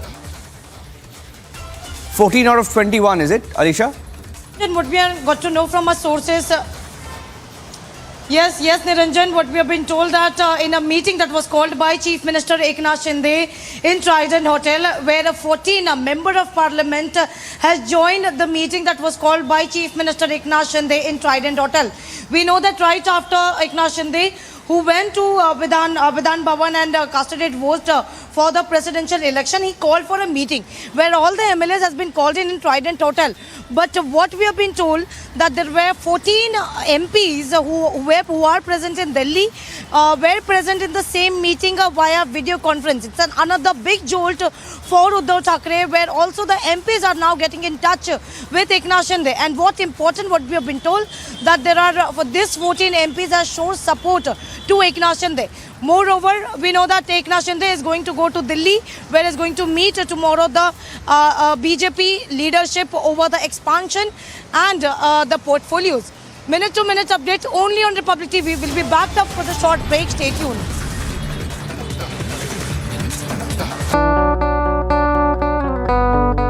My app ಒಂದು app launch ಆಗಿದೆ. ಇದು ಒಂದು auto ಡ್ರೈವರ್ಸ್ಗೆಲ್ಲ ತುಂಬ ಹೊಸ ಅನುಭವ. ಹಾಗಾಗಿ ಯಾವುದೇ ತೊಂದರೆ ಇಲ್ದಿರ ಇದನ್ನು ನಾವು ಎಲ್ಲ ಆಟೋ ಡ್ರೈವರ್ಸು ಉಪಯೋಗಿಸ್ಕೋಬೋದು. ದಿನಕ್ಕೆ 29 ರೂಪಾಯಿ ಹಾಗೂ ತಿಂಗಳಿಗೆ 499 ರೂಪಾಯಿ. ಯಾವುದೇ ಒಂದು ಕಮಿಷನ್ 30% ಕಮಿಷನ್ ಇಲ್ದಿರ ಇನ್ನೊಬ್ಬ ಅಗ್ರಿಗೇಟ್ಸ್ಗೆ ನಾವು ಕೊಡ್ದಿರ ನಮ್ಮ ಸಂಪಾದನೆ ಹಣನ ನಾವು ತೊಗೊಂಡೋಗ್ಬೋದು. ನಾವು ಕಷ್ಟಪಟ್ಟ ಹಣ ನಮ್ಮ ಹತ್ರನೇ ಇರುತ್ತೆ. ನನ್ನ ಸಂಪೂರ್ಣ ದುಡಿಮೆ ನನ್ನ ಹತ್ರ ಇದೆ, ನಾನು ಖುಷಿಯಾಗಿದ್ದೀನಿ.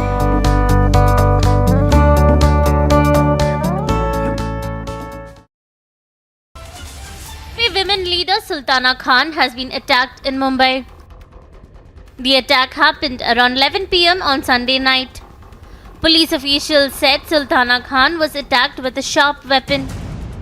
अगर एफआईआर है तो एफआईआर होगी, नॉन कॉग्निजेबल क्राइम है तो नॉन कॉग्निजेबल क्राइम होगा और उसके जो सेक्शन लगेंगे उसके तहत आरोपी को ढूंढना वो सबसे बड़ा चैलेंज रहेगा.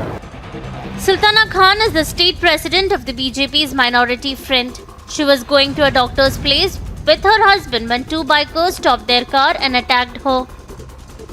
After the attack, a large crowd gathered there when her husband raised an alarm. After which, Sultana Khan was admitted to the hospital.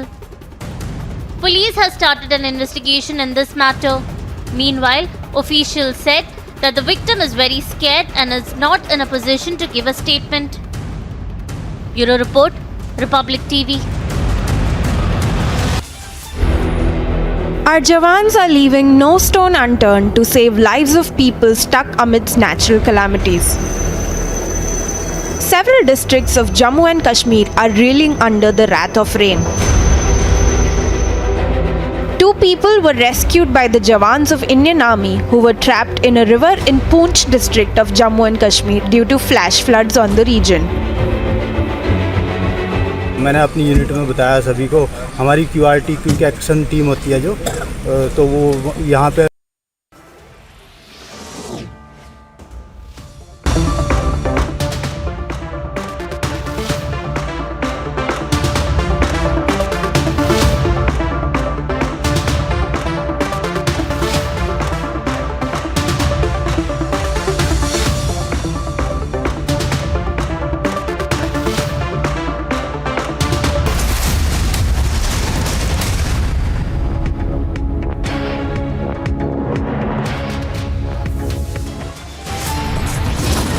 RBI bats for ban on cryptocurrency as India says stop the crypto cheating.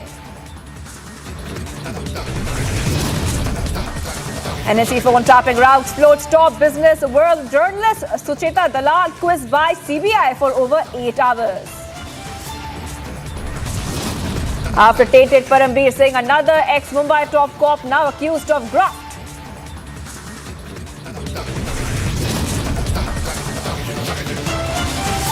"13 dead in Madhya Pradesh road tragedy. Prime Minister Modi expresses condolences."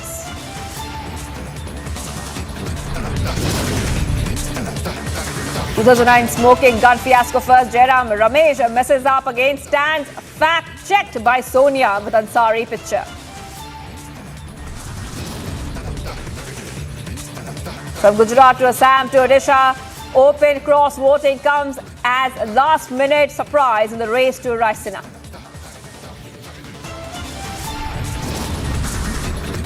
Monkeypox scare grips Kerala, third case confirmed.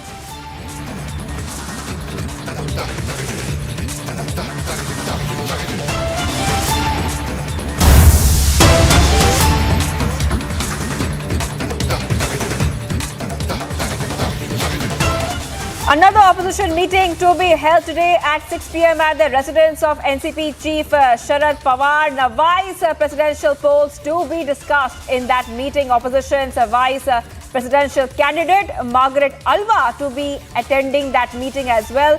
That's what our sources are telling us. Now, another opposition meeting is to be held at 6 p.m. That's what we are learning right now, that the opposition will come together and have a meeting where Margaret Alva will also be there at the meeting. Remember that she is the vice presidential candidate from the side of the opposition. So we're expecting one more meeting to be held there. And Piyush is joining me on the phone line. Piyush, take us through these details coming in.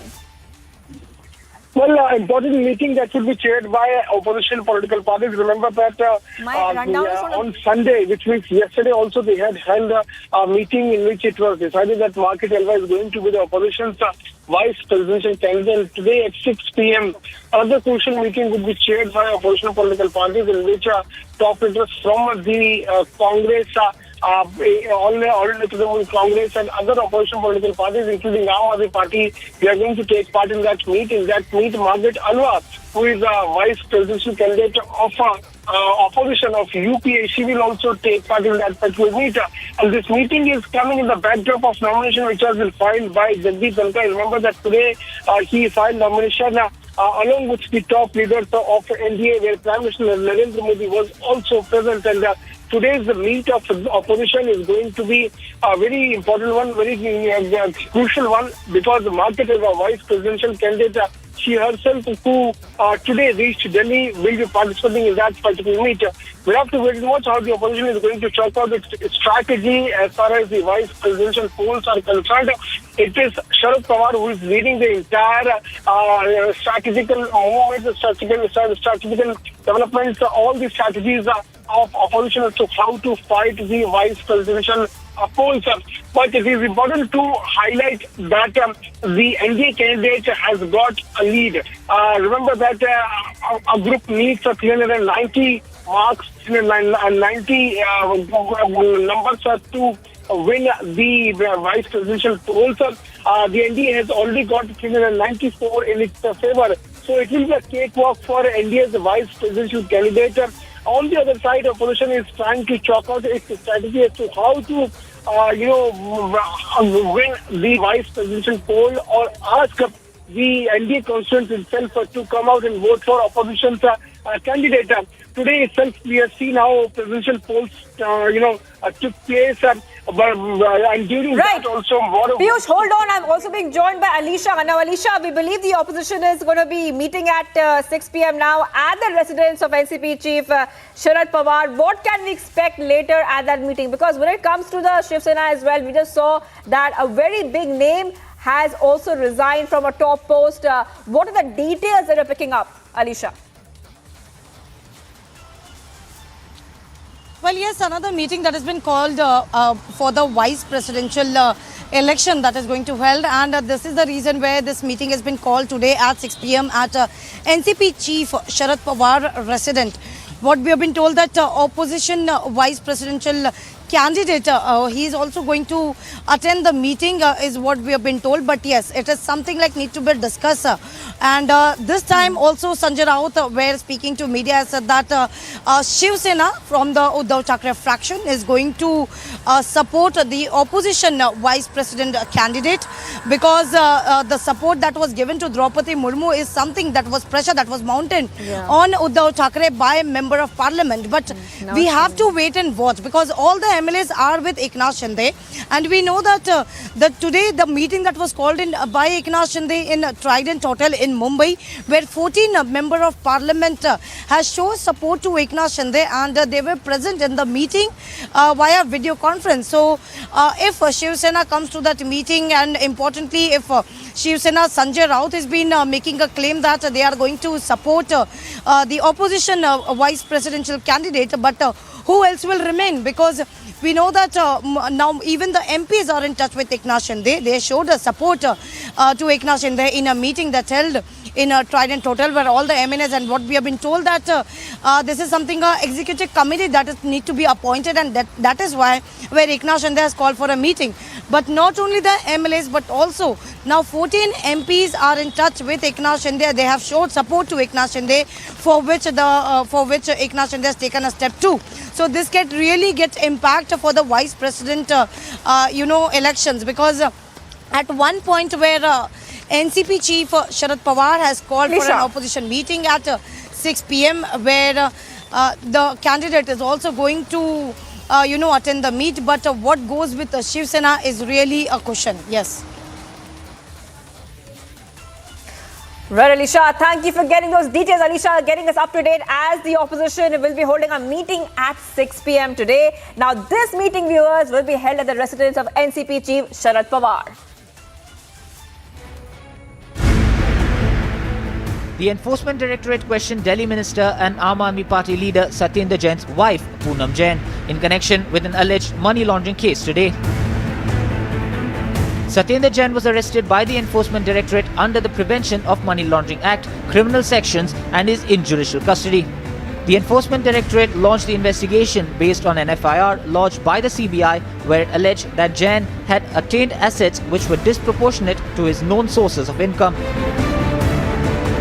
Upon investigation, the ED conducted raids on the 6th of June and seized 2.85 crore rupees in cash, 133 gold coins weighing 1.8 kgs from Satyendra's aides, following which both aides were arrested.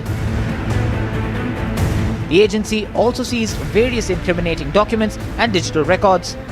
Meanwhile, the special judge Geetanjali Goel of the Delhi court extended the ED custody of Vaibhav Jain, an aide of the Delhi minister, and another accused, Ankush Jain, was sent to judicial custody. Bureau Report, Republic TV.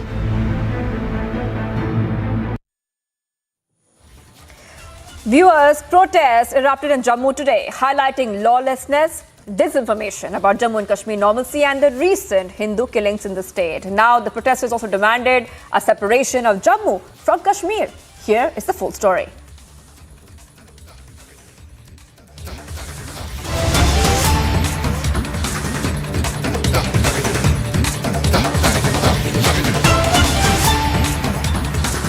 All right, we're getting some more news right now. There are raids happening there. And Ashwin is going to join me right now. Ashwin, take us through what is happening. Sources are telling Republic that ED is raiding some believers in a church.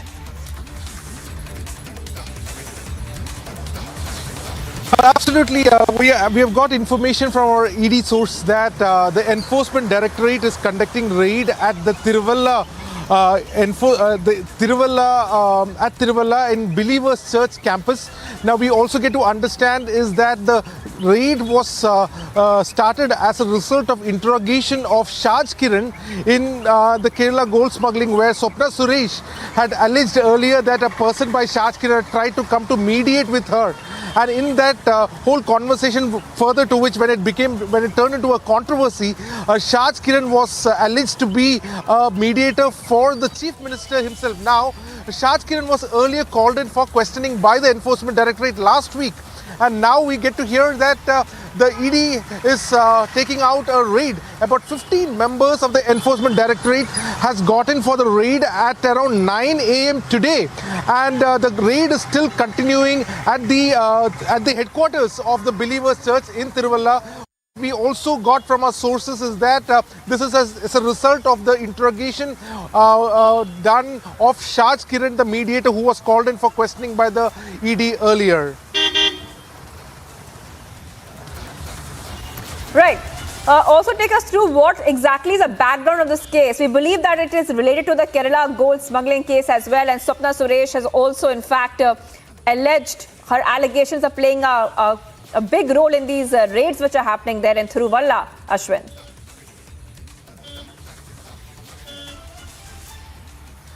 Yes, definitely. What has happened is that, Swapna Suresh few weeks ago had come forward to allege that a person had come to meet her at Palakkad, who she alleged was a mediator for Chief Minister Pinarayi Vijayan. And she in fact had recorded the conversation which this middleman had with her. And one of the part of the conversation, which was of course given to the media, in which it is clear that Shaj Kiran, the mediator, the alleged mediator, was stating that the Believers Church was using the money which was made by Chief Minister Pinarayi Vijayan and the CPM State Secretary Kodiyeri Balakrishnan. The ill-gotten money of him was being routed to outside of India using Believers Church. Now, this was a statement which was given by Shaj Kiran and which was recorded by Swapna Suresh, and this had come out in the media. Now, later to which, when this whole issue came out, Shaj Kiran was also called in for questioning. But now, when we connect all these things together, what Shaj Kiran had told to Swapna was interrogated by the Enforcement Directorate, and based on that, perhaps Shaj Kiran must have given more information about these statements which he had made, and because of which the Enforcement Directorate is now conducting these raids at the Believers Church headquarters in Tiruvalla. All right, Ashwin. Okay, Ashwin, thank you for getting those details. We're getting some more breaking news right now. And what we can tell you, viewers, is that the ED has got further custody of Chitra Ramakrishna and 4 days custody has been granted. Big news coming in, viewers. Big news coming in. Now, this is a former NSE chief, Chitra Ramakrishna, we're talking about. And this is a money laundering case involving alleged phone tapping and snooping of employees of the stock exchange. Niranjan is there to take us through all the details. Niranjan, over to you. That's the breaking news update coming in right now. ED gets for the custody of Chitra Ramakrishna. Breaking news update now coming in. Shavan joining us with more details in the phone tapping scandal. In the phone tapping scandal, there have been some sensational details that have come in. More cases filed, one from the ED, one from the CBI. In all, Sanjay Pandey, the former commissioner of Mumbai, facing 5 cases, and allegations are very serious. Chitra Ramakrishna sent to further custody of the Enforcement Directorate. Shavan, what's the argument of the police? The ED, I beg your pardon. Well, in fact, 4 days custody has now been granted to the Enforcement Directorate of former MD of the National Stock Exchange, Chitra Ramakrishna. Remember, she was arrested by the Enforcement Directorate following questioning that was done by the Central Bureau of Investigation. Now, she's been taken into custody in the illegal phone tapping case, in which the Enforcement Directorate was perhaps the first agency to basically tip off the Ministry of Home Affairs that illegal interception was being carried out by the National Stock Exchange. And at the helm of affairs was the former MD of the National Stock Exchange, that is Chitra Ramakrishna and Ravi Narayan. In fact, in their investigation that has been carried out so far, they have basically found evidence to the effect that a particular private firm, which goes by the name of ISEC Securities Private Limited, was basically roped in by Chitra Ramakrishna. They say that this was all the basis of a recommendation that was made by financial journalist Sucheta Dalal. Once again, to underscore the point, this is a claim that has been made by Chitra Ramakrishna and something that the Enforcement Directorate as well as the Central Bureau of Investigation are essentially looking at it at this point in time. The reason why it raises an eyebrow at this point in time is simply because of the fact that the kind of interception that was carried out was only possible by state agencies. And secondly, the Ministry of Home Affairs was not looped in by the National Stock Exchange when they essentially wanted to carry out surveillance. And also it turns out that all of this was basically being done under the garb of what they called a cyber vulnerability study. Okay, thank you for that, Shavan. Thank you, Shavan, joining us with those details. Handing it back to you for now. Tracking the story very closely. In fact, we have some exclusive news breaks on the story on the phone tapping scandal coming up at 6 p.m., this is exclusive. It's Shavan's show at 6 p.m. tonight. Some more revelations on the phone tapping scandal, the biggest business story rocking the business world in Mumbai. Stay tuned. Sucheta Dalal quizzed by the CBI. 2 former Mumbai top cops in the dock now. Watch This is exclusive at 6 p.m.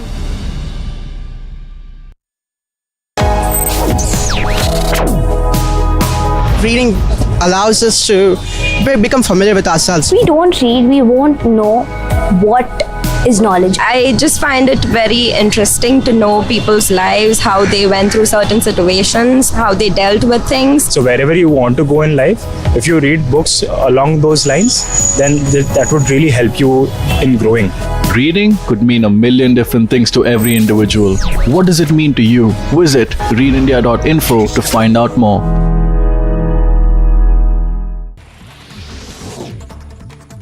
Minutes after Dhankar filed his nomination, the Congress rushed to politicize the fight for the Vice President's office. Congress MP Jairam Ramesh tweeted a picture targeting Dhankar with the caption, "Candidate kaun hai?" which translates to "Who really is the candidate?"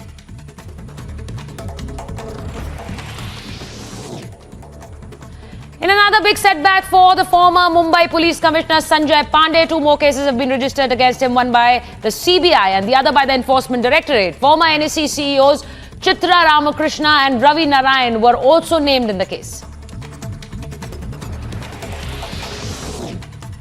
Top business journalist Sucheta Dalal was interrogated by the CBI in the NSE illegal phone tapping case. Sources tell Republic TV that former NSE chiefs Chitra Ramakrishna and Ravi Narayan claimed that Dalal introduced ex-Mumbai top cop Sanjay Pandey's family firm ISEC Securities Private Limited to them, the firm which is under the lens in investigation.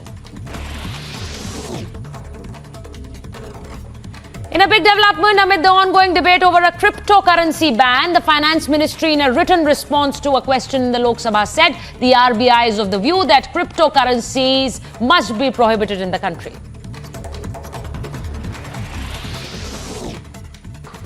A bomb scare was reported.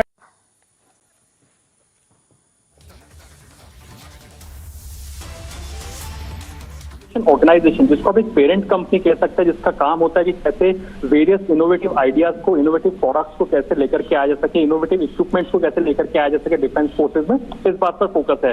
तो defence innovation organisation कैसे collaborate कर सके NIIO के साथ में, इस बात पर फोकस।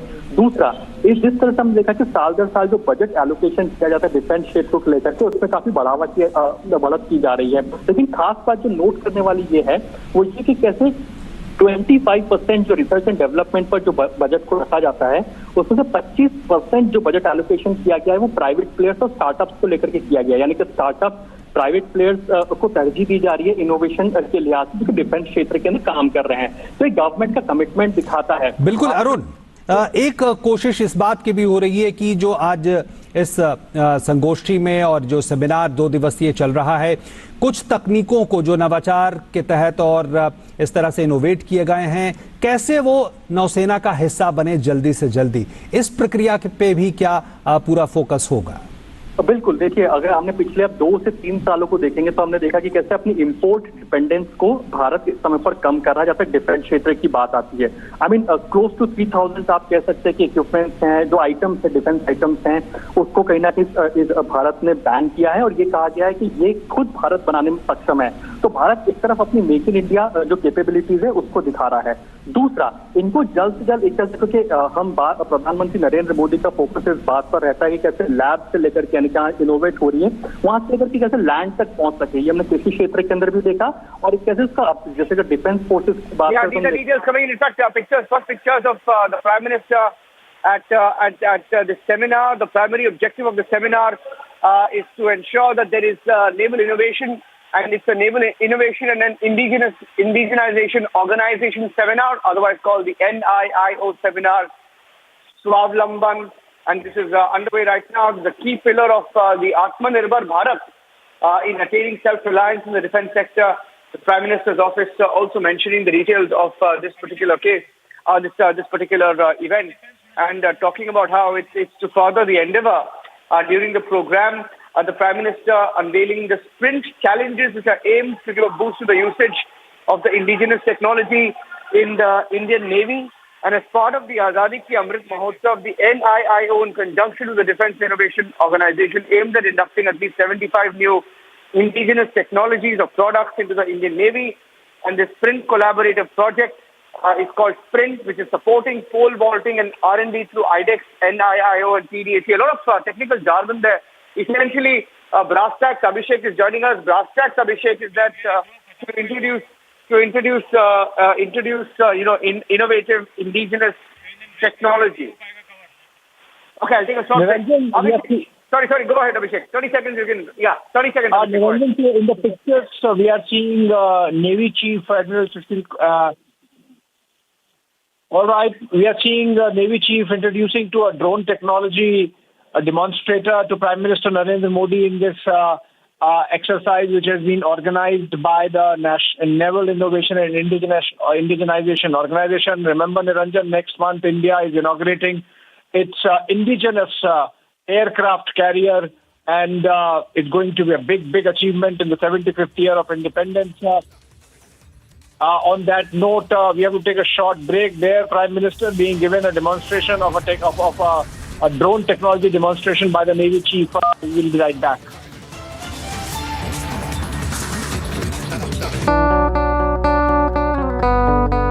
ಮೈ ಆ್ಯಪ್ ಒಂದು ಆ್ಯಪ್ ಲಾಂಚ್ ಆಗಿದೆ.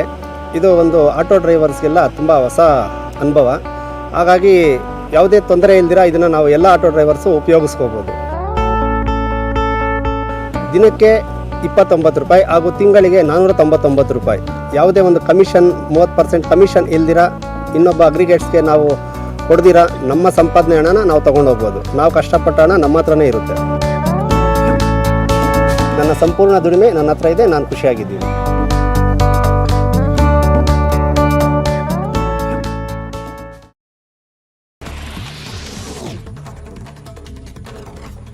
In a big development amid the ongoing debate over a cryptocurrency ban, the Finance Ministry, in a written response to a question in the Lok Sabha, said the RBI is of the view that cryptocurrencies must be prohibited in the country.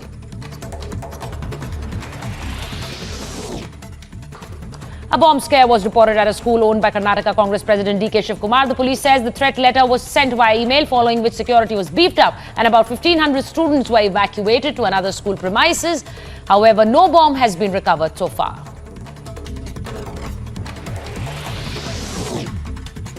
Twelve people lost their lives and 15 were rescued after a Maharashtra roadways bus en route Pune from Indore fell off the Khalghat Sanjay Setu in Dhar district. 40 passengers were on board the ill-fated bus. The cause of the accident is yet to be determined. Women leader Sultana Khan has been attacked in Mumbai. The attack happened around 11 p.m. on Sunday night. Police officials said Sultana Khan was attacked with a sharp weapon. अगर FIR है तो FIR होगी, non cognizable crime है तो non cognizable crime होगा और उसके जो सेक्शन लगेंगे उसके तहत आरोपी को ढूंढना वो सबसे बड़ा चैलेंज रहेगा. Sultana Khan is the state president of the BJP's minority front. She was going to a doctor's place with her husband when two bikers stopped their car and attacked her. After the attack, a large crowd gathered there when her husband raised an alarm. After which, Sultana Khan was admitted to the hospital. Police has started an investigation in this matter. Meanwhile, officials said that the victim is very scared and is not in a position to give a statement. Bureau Report, Republic TV. Our Jawans are leaving no stone unturned to save lives of people stuck amidst natural calamities. Several districts of Jammu and Kashmir are reeling under the wrath of rain. Two people were rescued by the Jawans of Indian Army who were trapped in a river in Poonch district of Jammu and Kashmir due to flash floods on the region. मैंने अपनी unit में बताया सभी को, हमारी QRT quick action team होती है जो, तो वो यहाँ पे मुआयना करने के लिए तुरंत पहुँची तो हमें देखा कि एक बड़े से पत्थर पे बीचों बीच वहाँ पे दो लोग फंसे हुए थे, उनको चिपक के बैठे हुए थे. तो फिर हमने अपनी रोप और अपने ट्यूब डाल के और लाइफ जैकेट लगा के वो रेस्क्यू किया. और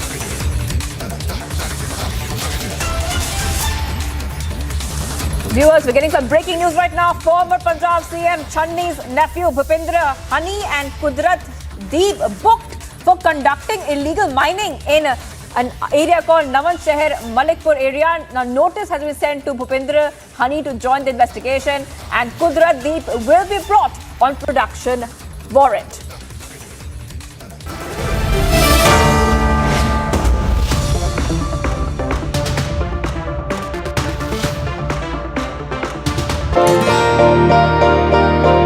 ನಾನು ಒಂದು ಅಗ್ರಿಕಲ್ಚರ್ ರಿಲೇಷನ್ಸಲ್ಲಿ ಕೆಲಸ ಮಾಡ್ತಾಯಿದ್ದೆ.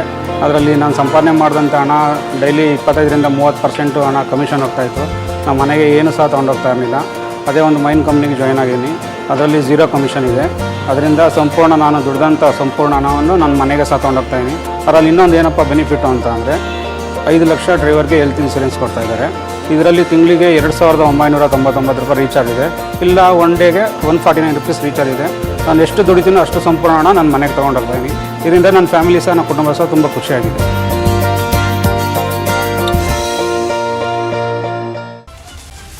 Women leader Sultana Khan has been attacked in Mumbai. The attack happened around 11 p.m. on Sunday night.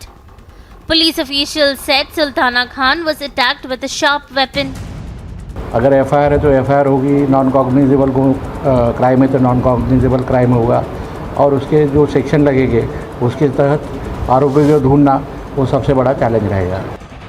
Sultana Khan is the state president of the BJP's minority front. She was going to a doctor's place with her husband when two bikers stopped their car and attacked her. After the attack, a large crowd gathered there when her husband raised an alarm. After which, Sultana Khan was admitted to the hospital. Police has started an investigation in this matter. Meanwhile, officials said that the victim is very scared and is not in a position to give a statement. Bureau Report, Republic TV. Our jawans are leaving no stone unturned to save lives of people stuck amidst natural calamities. Several districts of Jammu and Kashmir are reeling under the wrath of rain. 2 people were rescued by the jawans of Indian Army who were trapped in a river in Poonch district of Jammu and Kashmir due to flash floods on the region. मैंने अपनी unit में बताया सभी को, हमारी QRT quick action team होती है जो, तो वो यहाँ पे मुआयना करने के लिए तुरंत पहुँची। तो हमें देखा कि एक बड़े से पत्थर पे बीचों बीच वहाँ पे 2 लोग फंसे हुए थे, उनको चिपक के बैठे हुए थे। तो फिर हमने अपनी रोप और अपने ट्यूब डाल के और लाइफ जैकेट लगा के को रेस्क्यू किया और उनको बाहर निकाला। Soon after the incident, the Indian Army deployed its teams for rescue operations. The 2 victims were transferred to a nearby hospital for immediate medical assistance. In a tragic incident coming into light from Siwan district of Bihar, an accused was beaten to death in police custody. The accused, Balmiki Yadav, was taken into custody on 12th of July for consuming alcohol. Remember, consumption and possession of liquor is banned in the state of Bihar. Yadav's family now alleges custodial death after his health deteriorated last night post-police treatment. He was rushed to the nearby hospital where Balmiki succumbed to the injuries. जैसे संगत में थोड़ा सा मतलब birthday था तो थोड़ा सा दारू पी उसमें घर में बैठे थे। मतलब अब जो भी बंदा बताया वो जो चाहे जो भी CID लगा हुआ है इनको पकड़वा दी। हुआ क्या है, पुलिस मार को इनको मुआ दिया है। हुआ क्या है? As anger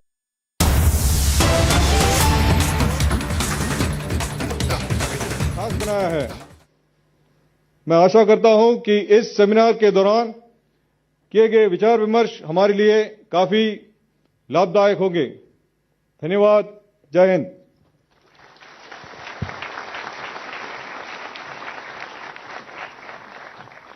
अब मैं निवेदन करता हूं माननीय रक्षा मंत्री श्री राजनाथ सिंह जी से।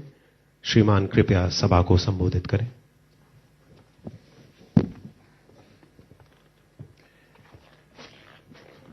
भारत के यशस्वी प्रधानमंत्री आदरणीय नरेंद्र मोदी जी, मेरे सहयोगी रक्षा राज्य मंत्री Shri Ajay Bhatt ji, admiral R Hari Kumar, chief of naval staff doctor Ajay Kumar, defence secretary, vice admiral SN गौरमणे, vice chief of naval staff, Shri SP Shukla, president SIDM, अन्य सारे सीनियर ऑफिशियल्स, मेरे मीडिया के मित्रों, अन्य देवियों व सज्जनों, सबसे पहले मैं नए भारत के शिल्पी माननीय प्रधानमंत्री श्री नरेंद्र मोदी जी का naval innovation and Indianisation organisation seminar Swavlamban में हार्दिक स्वागत करता हूं, अभिनंदन करता हूं। आज देश में रक्षा समेत सभी क्षेत्रों में स्वावलंबन की जो लहर उठी है, वह प्रधानमंत्री जी की दूरदर्शिता का ही यह प्रमाण है। किसी समय महात्मा गांधी ने स्वदेशी आंदोलन को राष्ट्रीय स्वाभिमान से जोड़ा था और हमें विदेशियों से मुक्ति दिलाई थी। साथियों, आप सभी इस बात को अच्छी तरह जानते हैं कि आज माननीय प्रधानमंत्री जी आत्मनिर्भर भारत आंदोलन को राष्ट्रीय स्वाभिमान से जोड़ते हुए विदेश पर निर्भरता से मुक्ति दिलाने का सतत प्रयास कर रहे हैं। आज नया भारत नए संकल्प के साथ नए लक्ष्यों की ओर तेजी से आगे बढ़ रहा है। नया भारत नई पहलें और नूतन प्रयास भी कर रहा है। उन्हीं पहलों और प्रयासों की श्रृंखला की एक महत्वपूर्ण कड़ी है आज naval innovation and Indianisation organisation seminar या स्वावलंबन। अपनी तमाम व्यस्तताओं के बीच भी आप अपना मार्गदर्शन देने के लिए यहां हम सबके बीच उपस्थित हैं। मैं पुनः एक बार अपनी तरफ से और यहां उपस्थित सभी की तरफ से हार्दिक अभिनंदन करता हूं। प्रधानमंत्री जी, स्वावलंबन की दृष्टि से आज का यह दिन यानी 18 जुलाई एक बड़ा खास है। 1980 में आज ही के दिन हमारे देश ने स्पेस टेक्नोलॉजी के क्षेत्र में आत्मनिर्भरता की ओर अपना पहला कदम बढ़ाया था और आज के ही दिन हमारे देश ने इंडिजिनस लॉन्च व्हीकल से इंडिजिनस सैटेलाइट रोहिणी को सफलतापूर्वक लॉन्च भी किया था। और इस लॉन्चिंग के साथ ही देश में स्पेस सेक्टर में आत्मनिर्भरता का मार्ग यह प्रशस्त हुआ और स्पेस टेक्नोलॉजी के क्षेत्र में भारत आज दुनिया के अग्रणी देशों में से एक है।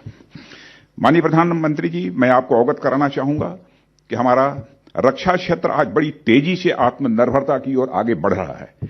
काफी समय पहले ही in house ship design organisation setup कर इंडियन नेवी ने इस राह में एक पायनियर की भूमिका निभाई है। आपने विभिन्न प्रोजेक्ट्स के माध्यम से इंडियन नेवी ने बायर्स नेवी से बिल्डर्स नेवी बनने की दिशा में एक महत्वपूर्ण यात्रा भी तय की है।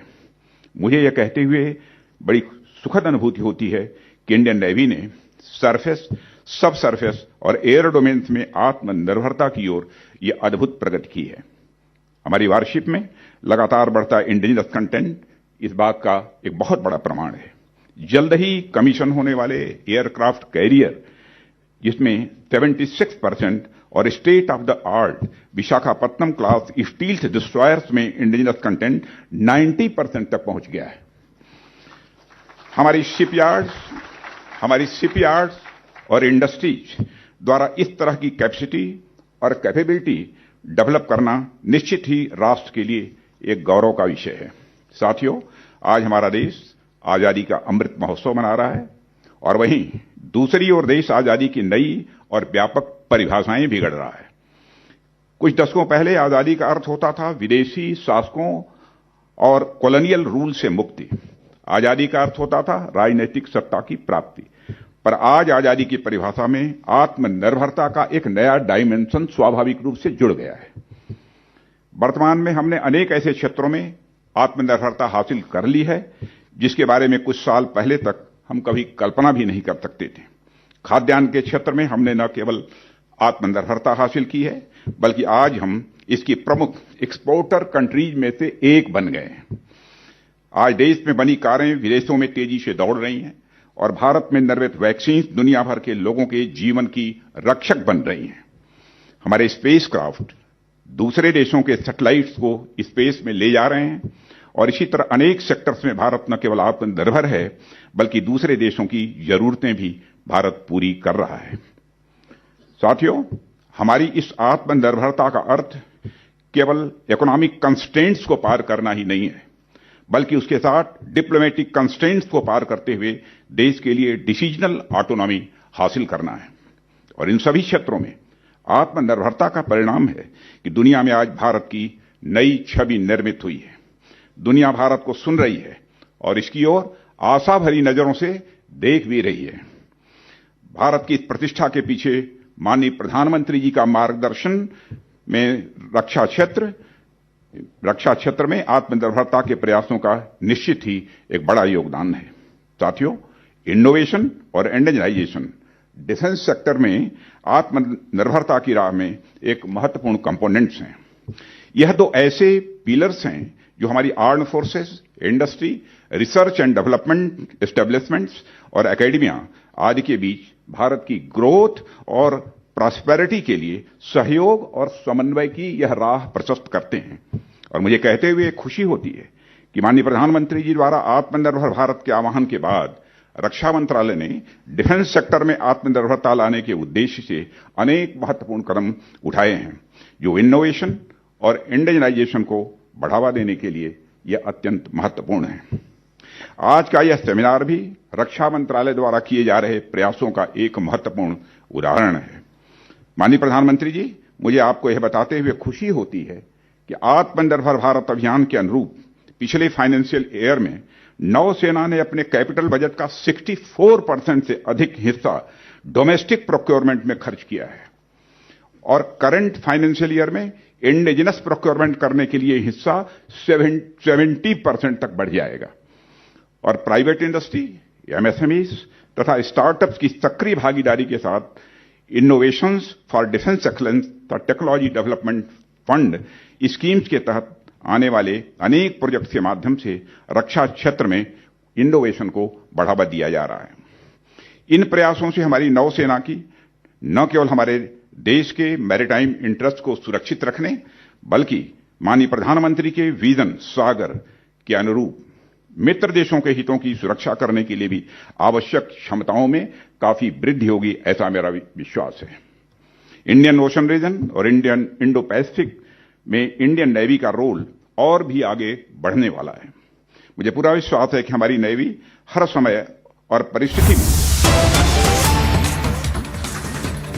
Well, that was Defence Minister Rajnath Singh speaking on innovation and Atmanirbharta in defence production. But we have a breaking news development coming in from Maharashtra. Chief Minister Eknath Shinde has announced his party's new National Executive Committee. In fact, he has superseded the one that was set up by Uddhav Thackeray. Troubles for Uddhav continue. Alisha joins us live from Mumbai. Alisha, we have the names, but please give us details of the National Executive Committee that has been set up by Maharashtra Chief Minister Eknath Shinde, clearly sending across a message to Uddhav that the real Shiv Sena is with Eknath Shinde now. Well, yes, Abhishek, it was a meeting that held after presidential election and a meeting in Trident Hotel in Mumbai, where all the MLAs, and we even know that 14 member of parliament that was also present in the meeting via video conference. And what we have been told that now Eknath Shinde, that is Chief Minister of Maharashtra, has announced a party's National Executive Committee. What we have been told that even Chief Minister has dismissed the previous, that is Uddhav Thackeray National Executive Committee, and has appointed new leaders in this National Committee, National Executive Committee. And what we have been told that Deepak Kesarkar has been appointed as the chief spokesperson, whereas Ramdas Kadam and Anand Rao Arsul has been appointed as the leader of National Executive Committee. Moreover, Yashwant Jadhav, Gulabrao Patil, Uday Samant, Sharad Ponske, Tanaji Sawant, Vijay Rahate, Shivaji Rao, Adha Rao Patil has been appointed as the deputy leader. So these are the new members that has been appointed in Shiv Sena's National Executive Committee. But important to know, Abhishek, what we have been informed by our sources, that they were also planning to put to make Eknath Shinde as the party chief. But Eknath Shinde was the one who said that Uddhav Thackeray is the chief, he's the party chief, and no one will touch the seat of Shiv Sena chief. So this is the big statement that we got to know from our sources, that even the other leaders wanted Eknath Shinde to be the chief Sena, the party chief, but Eknath Shinde denied for that. But yes, the previous National Executive Committee, that has been dismissed by Eknath Shinde, and he has appointed the new leaders, all the MLAs who are with Eknath Shinde, who is appointed and made an announcement of the new National Executive Committee. Right, Alisha, in fact, I can see some names given by you. Gulabrao Patil, for example, Uday Samant, many of them were considered very close to Uddhav. It seems that the divide is complete and that Uddhav has absolutely no control over his leaders now. Well, yes, Abhishek, we know that when this whole political crisis that was ongoing, and we know that Eknath Shinde, at the time he went to Guwahati, well, of course, whether it is Gulabrao Patil or Uday Samant, who was considered to be very close to Uddhav Thackeray, and in the first meeting that held in St. Regis, this MLAs were present in that meeting. But the other day, all went to Guwahati to support Eknath Shinde.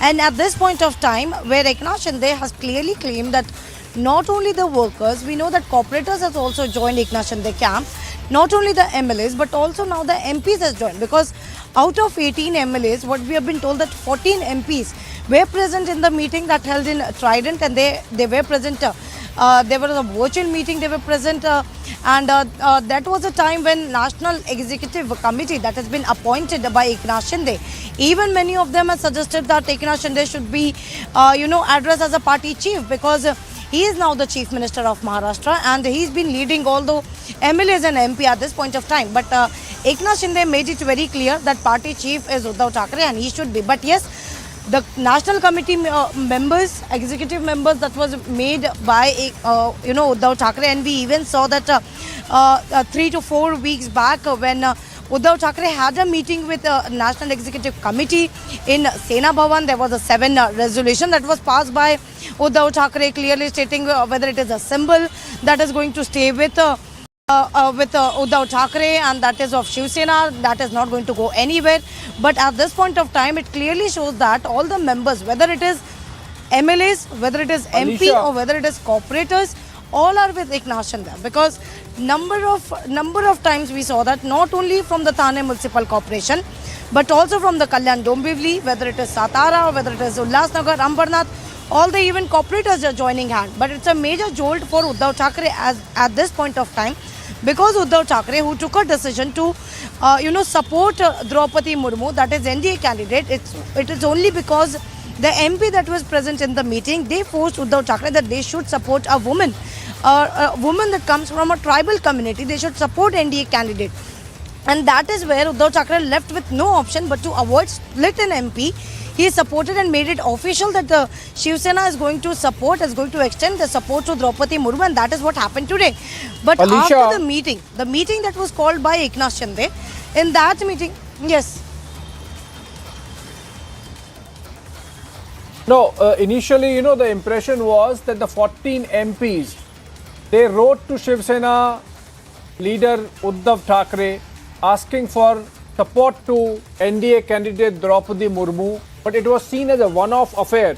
Now it seems that most of those MPs were actually part of this meeting via video conference in which Eknath Shinde has announced the National Executive Committee. Are you getting any sense that any of these MPs have been made members of the National Executive Committee? Are you getting a sense that these MPs have actually made a permanent shift towards the Eknath Shinde camp?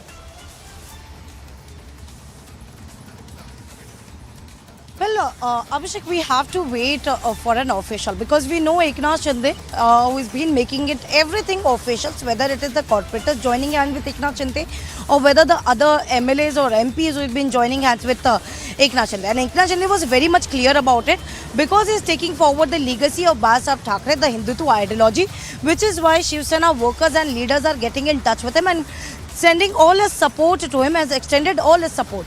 But this is actually a very shocking for Uddhav Thackeray as well, because this is something not expected for Uddhav Thackeray. If we talk about the meeting that held in Matoshri over ये अपने आप और एक अहम कदम है, और इसके लिए आप सभी का बहुत बहुत अभिनंदन करता हूं। आप सबको अनेक अनेक शुभकामनाएं देता हूं। साथियों, सैन्य तैयारियों में और खास करके नेवी में जॉइंट एक्सरसाइज, इसकी एक बहुत बड़ी भूमिका होती है। ये सेमिनार भी एक प्रकार की जॉइंट एक्सरसाइज है। आत्मनिर्भरता के लिए इस जॉइंट एक्सरसाइज में नेवी, इंडस्ट्री, एमएसएमईज, एकेडेमिया, यानी दुनिया के लोग और सरकार के प्रतिनिधि, हर स्टेक होल्डर आज एक साथ मिलकर के एक लक्ष्य को लेकर के सोच रहा है। जॉइंट एक्सरसाइज का लक्ष्य होता है कि सभी पार्टिसिपेंट्स को ज्यादा से ज्यादा एक्सपोजर मिले, एक दूसरे के प्रति समझ बढ़े, बेस्ट प्रैक्टिसेस को एडॉप्ट किया जा सके। ऐसे में इस जॉइंट एक्सरसाइज का लक्ष्य बहुत महत्वपूर्ण है। हम मिलकर अगले साल 15 अगस्त तक नेवी के लिए 75 इंडिजिनियस टेक्नोलॉजीज का निर्माण करेंगे। ये संकल्प ही अपने आप में बहुत बड़ी ताकत है, और आपका पुरुषार्थ, आपका अनुभव, आपका ज्ञान इसे जरूर सिद्ध करेगा। आज जब भारत अपनी आजादी के 75 का पर्व मना रहा है, अमृत महोत्सव मना रहा है, तब ऐसे लक्ष्यों की प्राप्ति आत्मनिर्भरता के हमारे लक्ष्यों को और गति देगी।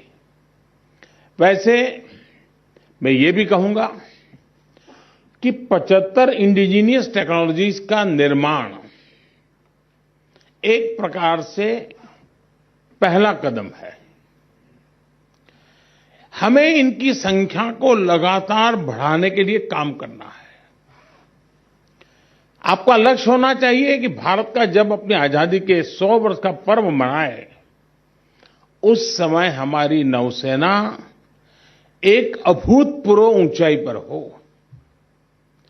साथियों, हमारे समंदर, हमारी तटीय सीमाएं, हमारे आर्थिक आत्मनिर्भरता के बहुत बड़े संरक्षक भी और एक प्रकार से संवर्धक भी हैं।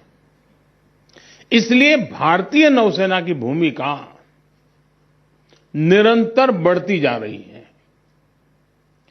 इसलिए नौसेना के साथ ही देश की बढ़ती जरूरतों के लिए भी नौसेना का स्वावलंबी होना बहुत आवश्यक है।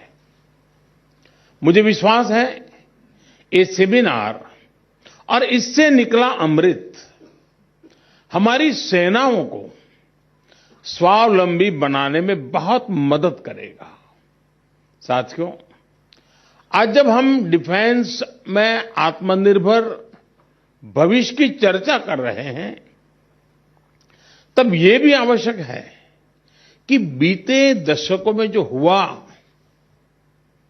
उससे हम सबक भी लेते रहे हैं। इससे हमें भविष्य का रास्ता बनाने में मदद मिलेगी। आज जब हम पीछे देखते हैं तो हमें अपनी समृद्ध मैरीटाइम हेरिटेज के दर्शन होते हैं। भारत का समृद्ध ट्रेड रूट इस विरासत का हिस्सा रहा है। हमारे पूर्वज समंदर पर अपना वर्चस्व इसलिए कायम कर पाए क्योंकि उन्हें हवा की दिशा के बारे में, अंतरिक्ष विज्ञान के बारे में बहुत अच्छी जानकारी थी। किस ऋतु में हवा की दिशा क्या होगी, कैसे हवा की दिशा के साथ आगे बढ़कर हम पड़ाव पर पहुंच सकते हैं, इसका ज्ञान हमारे पूर्वजों की बहुत बड़ी ताकत थी। देश में ये जानकारी भी बहुत कम लोगों को है कि भारत का डिफेंस सेक्टर आजादी से पहले भी काफी मजबूत हुआ करता था। आजादी के समय देश में 18 ऑर्डिनेंस फैक्ट्रीज थी, जहां आर्टिलरी गन समेत कई तरह के सैनिक साजो सामान हमारे देश में बना करते थे। दूसरे विश्व युद्ध में रक्षा उपकरणों के हम एक अहम सप्लायर थे। हमारे हॉवित्जर तोपों, ईशापुर राइफल फैक्ट्री में बनी मशीन गनों को उस समय श्रेष्ठ माना जाता था। हम बहुत बड़ी संख्या में एक्सपोर्ट किया करते थे। लेकिन फिर ऐसा क्या हुआ कि एक समय में हम इस क्षेत्र में दुनिया के सबसे बड़े इंपोर्टर बन गए। और थोड़ा हम नजर करें कि प्रथम और द्वितीय विश्व युद्ध ने बहुत विनाश किया। अनेक प्रकार के संकटों से दुनिया के बड़े बड़े देश फंसे पड़े थे, लेकिन उस संकट को भी, आपदा को अवसर पर में पलटने का उन्होंने प्रयास किया और उन्होंने आयुध के निर्माण के अंदर और दुनिया के बड़े मार्केट को कब्जे करने की दिशा में लड़ाई में से वो रास्ता खोजा और स्वयं एक बहुत बड़े निर्माणकर्ता और बहुत बड़े सप्लायर बन गए defence. Well, as Prime Minister is speaking at a Navy event on innovation and Atmanirbharta. Moving on, breaking news development coming in. Another case of cross-voting in the ongoing presidential election, this time being reported from Jharkhand. Getting details, Jharkhand NCP MLA Kamlesh Singh has voted for Draupadi Murmu. That's Kamlesh Singh, Jharkhand NCP MLA. This would be second instance of an NCP MLA voting for NDA candidate Draupadi Murmu instead of Yashwant Sinha, who is backed by the UPA, of which NCP is the part. In fact, earlier we had Gujarat NCP MLA Kandhal Jadeja from Kutiana constituency in Porbandar voting for NDA's Draupadi Murmu, and now in Jharkhand, another NCP MLA identified as Kamlesh Singh voting for Draupadi Murmu. If we can go to Prakash Singh on that for more details, it would be interesting because this is the 6th state reporting incidents of cross-voting, all in favor of NDA's Draupadi Murmu. Is it going to turn into a tide by the time the votes are counted day after tomorrow? That is not day after tomorrow, on July 21st. We have seen cross-voting happening in Assam, in Meghalaya, in Gujarat, and now being reported in Jharkhand as well. Prakash Singh joins us over the phone. Prakash, NCP MLA Kamlesh Singh cross-voting in favor of the NDA candidate. Are you getting reports of more of this happening on the ground in Bihar and Jharkhand, and why Kamlesh Singh has done that?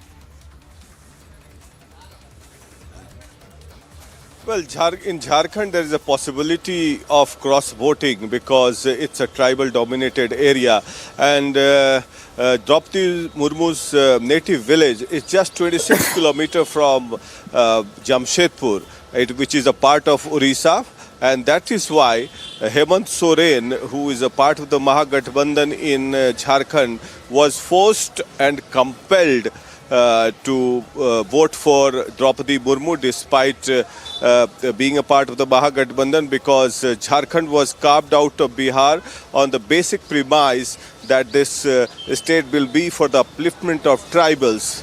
And that's what Orissa Chief Minister Naveen Patnaik also did. So it's a big jolt to the NCP and especially Sharad Pawar that NCP MLA Kamlesh Singh has cross-voted in favor of Draupadi Murmu. And the basic reason is that there are many constituencies in Jharkhand which has large number of tribal presence, and in politics, as you understand, Abhishek, every vote counts, and tribal holds a very significant and sizable population and vote in Jharkhand. Back to you. Right, Prakash. Jharkhand MLA Kamlesh Singh voting for Draupadi Murmu. Of course, she has been governor there for the longest time, and you said her village is just about 26 kilometers bordering Odisha. Thank you so much, Prakash, joining us. Let's look at a 1-minute report with RBI batting for ban on cryptocurrency. Here's the report. The cryptocurrency debate is back in Parliament. Responding to queries, Union Finance Minister Nirmala Sitharaman said that RBI has stated that cryptocurrencies are not a currency and will have a destabilizing effect on the Indian economy. Sitharaman said that in view of this, RBI has recommended the government frame regulations or prohibit cryptocurrencies. Nirmala Sitharaman said that cryptocurrencies are by definition borderless and require a global collaboration to regulate it. In 2021, the centre listed the cryptocurrency and regulation of official digital currency bill for passage in the winter session of Parliament last year. However, the introduction of this bill was deferred. Sitharaman even announced a 30% tax on income earned on the transfer of virtual digital assets in her budget speech in February. With RBI giving a clarion call now on banning cryptocurrencies, it now remains to be seen how the government intends to enforce it. Bureau Report, Republic TV.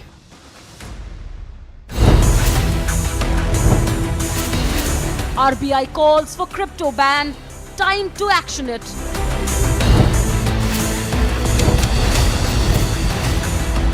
Stop cheating the youth with crypto surrogate advertising. Arnab debates at 10 p.m.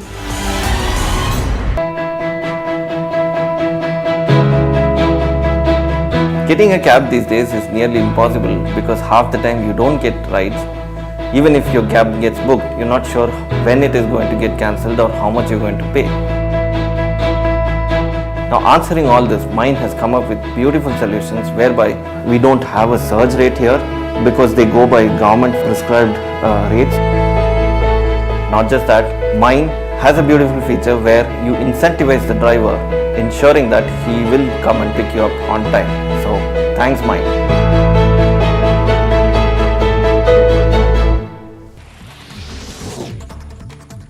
Minutes after Dhankar filed his nomination, the Congress rushed to politicize the fight for the Vice President's office. Congress MP Jairam Ramesh tweeted a picture targeting Dhankar with the caption, "Candidate kaun hai?" which translates to "Who really is the candidate?"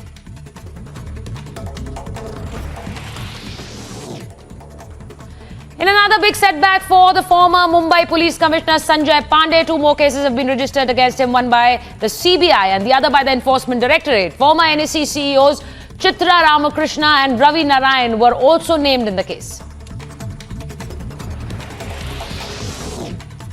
Top business journalist Sujeta Dalal was interrogated by the CBI in the NSE illegal phone tapping case. Sources tell Republic TV that former NSE chiefs Chitra, Ramkrishna and Ravi Narayan claimed that Dalal introduced ex-Mumbai top cop Sanjay Pandey's family firm ISEC Securities Private Limited to them, the firm which is under the lens in investigation. In a big development amid the ongoing debate over a cryptocurrency ban, the Finance Ministry, in a written response to a question in the Lok Sabha, said the RBI is of the view that cryptocurrencies must be prohibited in the country.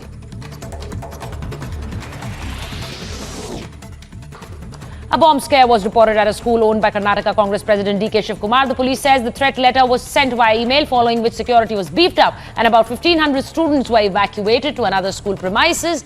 However, no bomb has been recovered so far.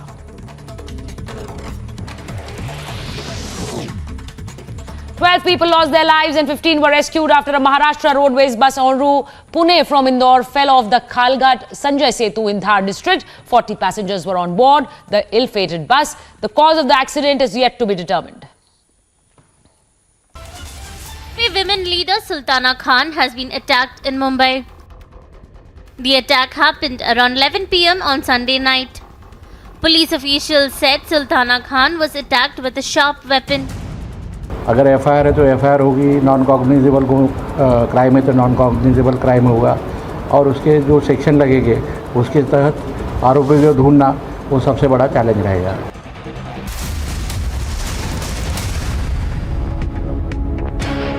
But she represents a very evil philosophy of India. So we should not mistake Draupadi, we should not make Draupadi Murmu ji as a symbol of Adivasi. हम लोगों को राष्ट्रपति भवन में कोई मूर्ति तो नहीं चाहिए. आप समझ रहे हैं? हम लोग राष्ट्रपति का चुनाव. Advani was not considered because Advani would have become a strong president. They want a puppet. They want a weak president.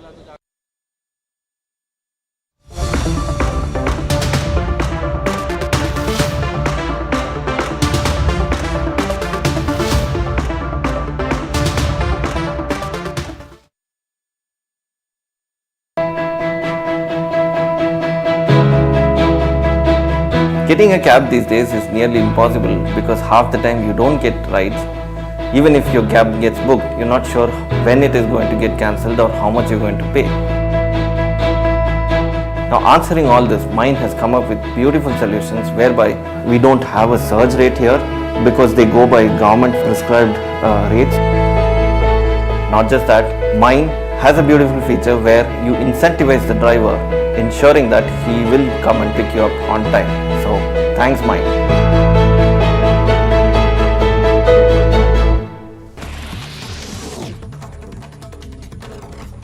In a big development amid the ongoing debate over a cryptocurrency ban, the Finance Ministry, in a written response to a question in the Lok Sabha, said the RBI is of the view that cryptocurrencies must be prohibited in the country.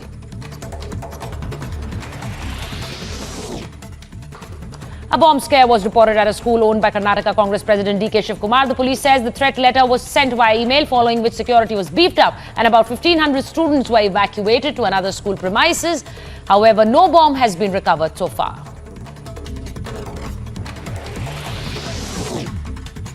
Twelve people lost their lives and 15 were rescued after a Maharashtra Roadways bus en route Pune from Indore fell off the Khalghat Sanjay Setu in Dhar district. 40 passengers were on board the ill-fated bus. The cause of the accident is yet to be determined.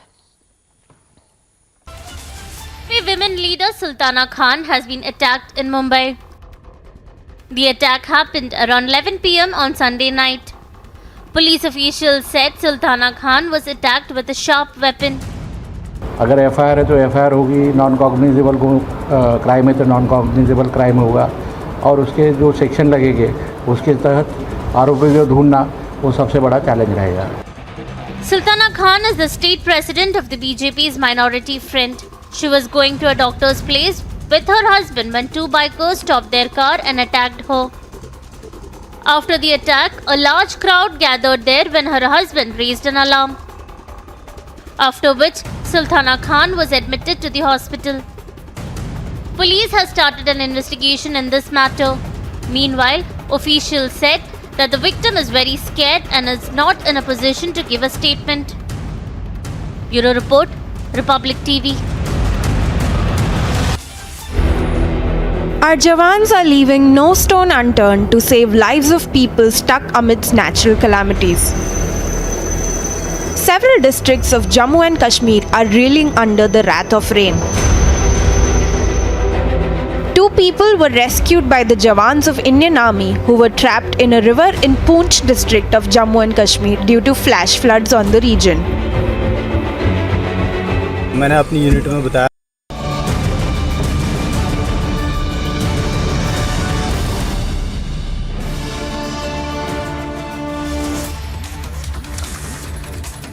Starting the edition of This Is Exclusive with some breaking news now coming in. We've accessed the full documents, the CBI as well as enforcement documents as far as the cases that have been registered against Sanjay, Pandey, Chitra, Ramkrishna. Exclusive documents with Republic TV. Earlier in the day, we were the first network to tell you that apart from the phone tapping case which is registered against the Central Bureau of Investigation, there were additionally 2 other cases that were basically registered.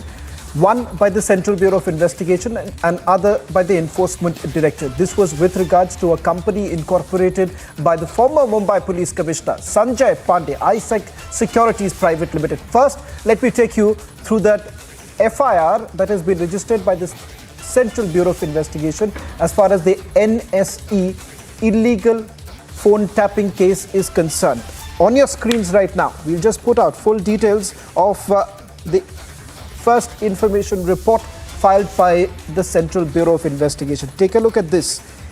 All the charges that have been leveled against Sanjay Pandey and Chitra Ramkrishna, what you see on your screens right now, various sections under the Indian Telegraph Act 1885 and also criminal conspiracy, section 120B of the Criminal Conspiracy Indian Telegraph Act, section 20, 21, 24, 26. And the IT Act has also been invoked in this particular case, 69B, 72 and 72A, and the Prevention of Corruption Act. Let's move to page number 2, where you would actually get full details of those who have basically been named by the Central Bureau of Investigation. Take a look at this. ISEC Securities Services Private Limited. This is the very company that was incorporated by Sanjay Pandey. Sanjay Pandey himself has been named as accused number 6 here. This is his son Arman Pandey and mother Santosh Pandey. All have been named by the Central Bureau of Investigation. Let's take a look at accused number 10, that is Ravi Narayan of the NSE, former MD of the NSE. Chitra Ramkrishna has also been named. Let's now quickly go through the full details that are basically coming in. Important to point out here is that the Enforcement Directorate had basically flagged this off during the investigation that was being carried out. A letter was sent to the Ministry of Home Affairs. It is the Ministry of Home Affairs that received this particular complaint by the Enforcement Directorate that illegal interception was taking place inside the National Stock Exchange. Why this becomes even more important tonight is because a story which has been completely blacked out by the Lutyens media. They do not feel the need to tell the nation that for the longest period of time, there was illegal interception that was being carried out. I'll take you through the details. Why I'm saying that this is a matter of huge concern, because the kind of interception that was basically being done by the National Stock Exchange. Take a look at this document on your screens right now. I'll ask our producers to go full frame right now as I show the document, the complaint that was received by the Central Bureau of Investigation, and what are the charges against ISEC Securities Private Limited along with Sanjay Pandey. Take a look at this. They are clearly talking about a communication that was received from the Ministry of Home Affairs revealed the following quantitative issue of illegal interception at NSE between 2009 and 2017. Let's take a look at this. 2009 and 2017, that's the period that the Central Bureau of Investigation is looking into, where the illegal interception was being done. ISEC Services Private Limited is a company incorporated with the ROC. Srimati Santosh Pandey, mother of Sanjay Pandey, and Anand Narayan are the two directors of this company. They've given full details of the company directorship for how long they were. Let's take a look at the other parts. Point number 2, ISEC submitted an undated proposal to the National Stock Exchange of India to conduct periodic study. What they are calling is the periodic study of cyber vulnerabilities. Cyber vulnerabilities, that's what they are basically calling this. Illegal interception being dubbed as periodic study of cyber vulnerabilities. The proposal was processed NSE through Chitra Ramkrishna. After due approval of Ravi Narayan, who's the MD of NSE, a work order was issued in 2009 by a person from the NSE to ISEC. Numerous work orders were issued to ISEC on the pretext of study of work orders. So the breaking news now coming in, not one, numerous work orders were being issued for the study of vulnerabilities. Then they go on to give full details. Let's quickly skip to point number 5, because that's where the important part leads to.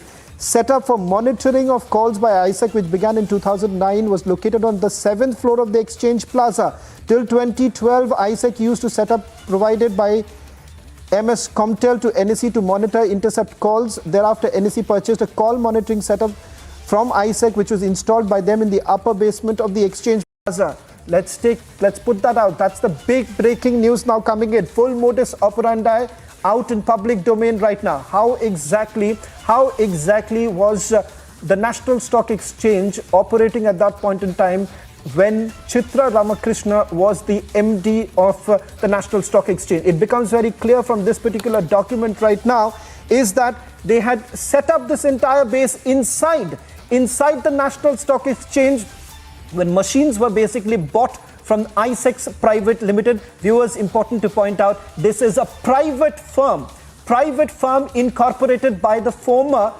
Mumbai Police Commissioner Sanjay Pandey. And here in this particular document that has been received by the Ministry of Home Affairs, Ministry of Home Affairs was basically tipped off that this is actually what was happening inside the National Stock Exchange. And this was an information provided by the Enforcement Directorate to the Ministry of Home Affairs. Thereafter, Ministry of Home Affairs directed the Central Bureau of Investigation to step in to look into the criminal conspiracy. And mind you, the Ministry of Home Affairs was not even aware, or they were not even tipped off about the fact, or no permission was basically sought from the Ministry of Home Affairs to carry out this kind of an interception. And it is a clear violation of the Indian Telegraph Act. We'll come to the details of it in a short while from now. Let's go back once again to the document as we get the full modus operandi.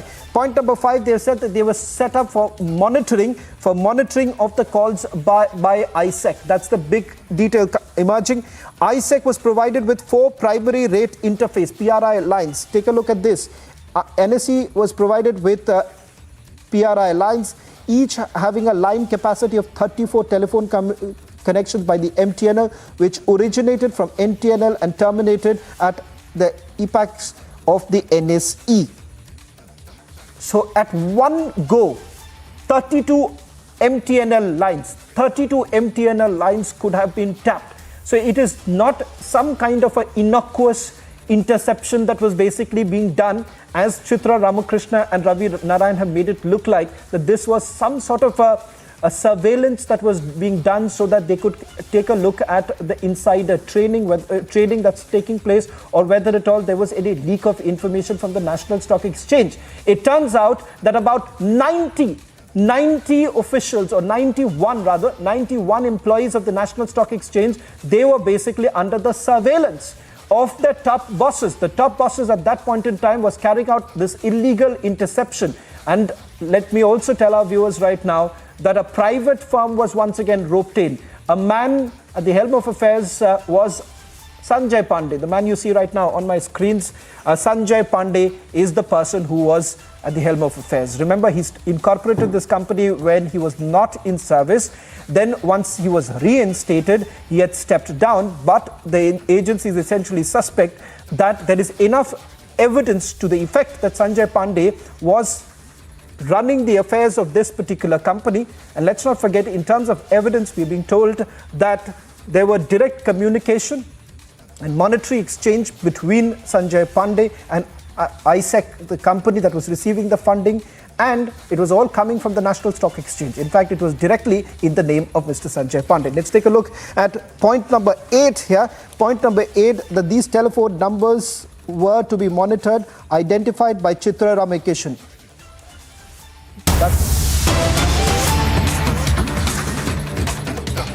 Counting officers and other officials of the Rajya Sabha Secretariat deployed for duty to assist me during counting the candidates and one authorized representative of each candidate, the observers appointed by the Election Commission of India, and PIB accredited media persons holding authority letters issued by the Election Commission of India will be allowed entry inside the counting hall.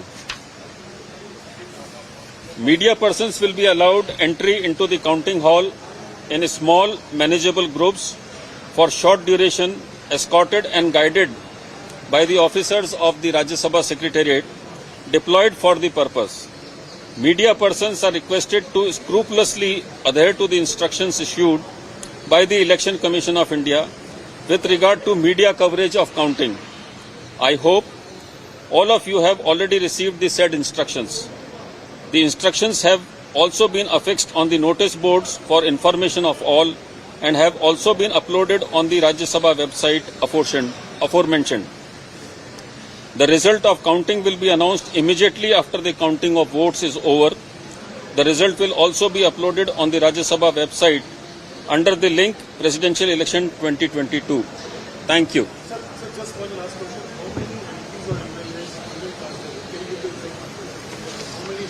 I have given the figures already, the remainder. That will be compiled in a short while. Thank you.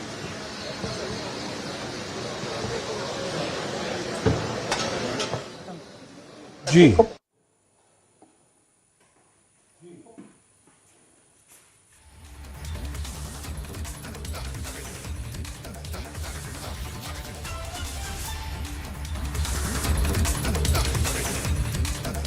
Right now, on your screens right now, Mamata Banerjee. Also, a short while back, we saw Jharkhand Chief Minister Hemant Soren. Latest details now coming in the presidential polls.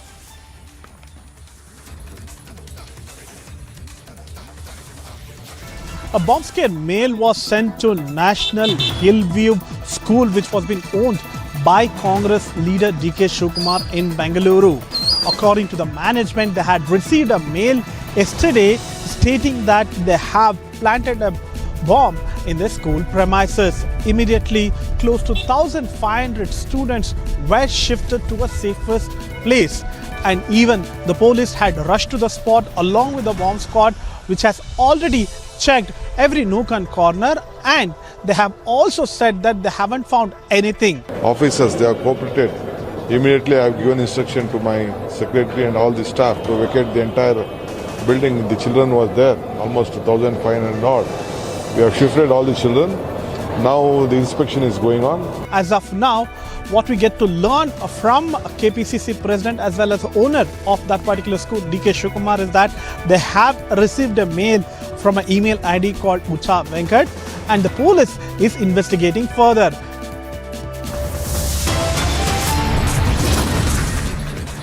RBI batch for ban on the other side, another faux pas by Jairam.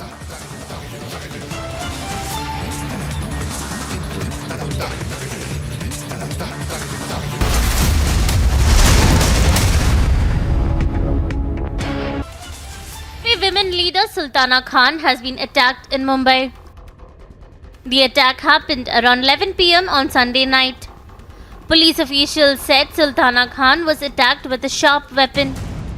अगर FIR है तो FIR होगी, non cognizable crime है तो non cognizable crime होगा और उसके जो सेक्शन लगेंगे उसके तहत आरोपी को ढूंढना वो सबसे बड़ा चैलेंज रहेगा. Sultana Khan is the state president of the BJP's minority front. She was going to a doctor's place with her husband when two bikers stopped their car and attacked her. After the attack, a large crowd gathered there when her husband raised an alarm. After which, Sultana Khan was admitted to the hospital. Police has started an investigation in this matter. Meanwhile, officials said that the victim is very scared and is not in a position to give a statement. Bureau Report, Republic TV. Our Jawans are leaving no stone unturned to save lives of people stuck amidst natural calamities. Several districts of Jammu and Kashmir are reeling under the wrath of rain. Two people were rescued by the Jawans of Indian Army who were trapped in a river in Poonch district of Jammu and Kashmir due to flash floods on the region. मैंने अपनी unit में बताया सभी को, हमारी QRT क्योंकि action team होती है जो, तो वो यहाँ पे मुआयना करने के लिए तुरंत पहुँची, तो हमें देखा कि एक बड़े से पत्थर पे बीचों बीच वहाँ पे दो लोग फंसे हुए थे, उनको चिपक के बैठे हुए थे. तो फिर हमने अपनी रोप और अपने ट्यूब डाल के और लाइफ जैकेट लगा के को रेस्क्यू किया और उनको बाहर निकाला. Soon after the incident, the Indian Army deployed its teams for rescue operations.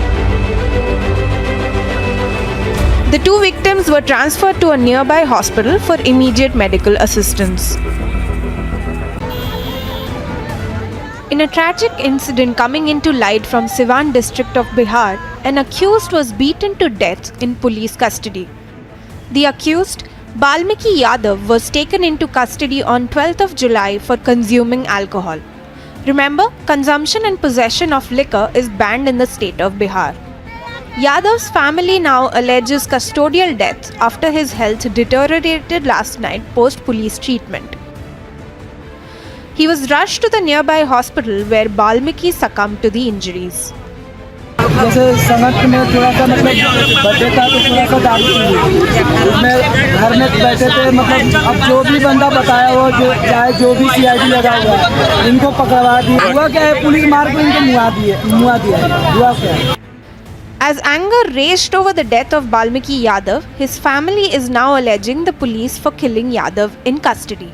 Bureau Report, Republic TV.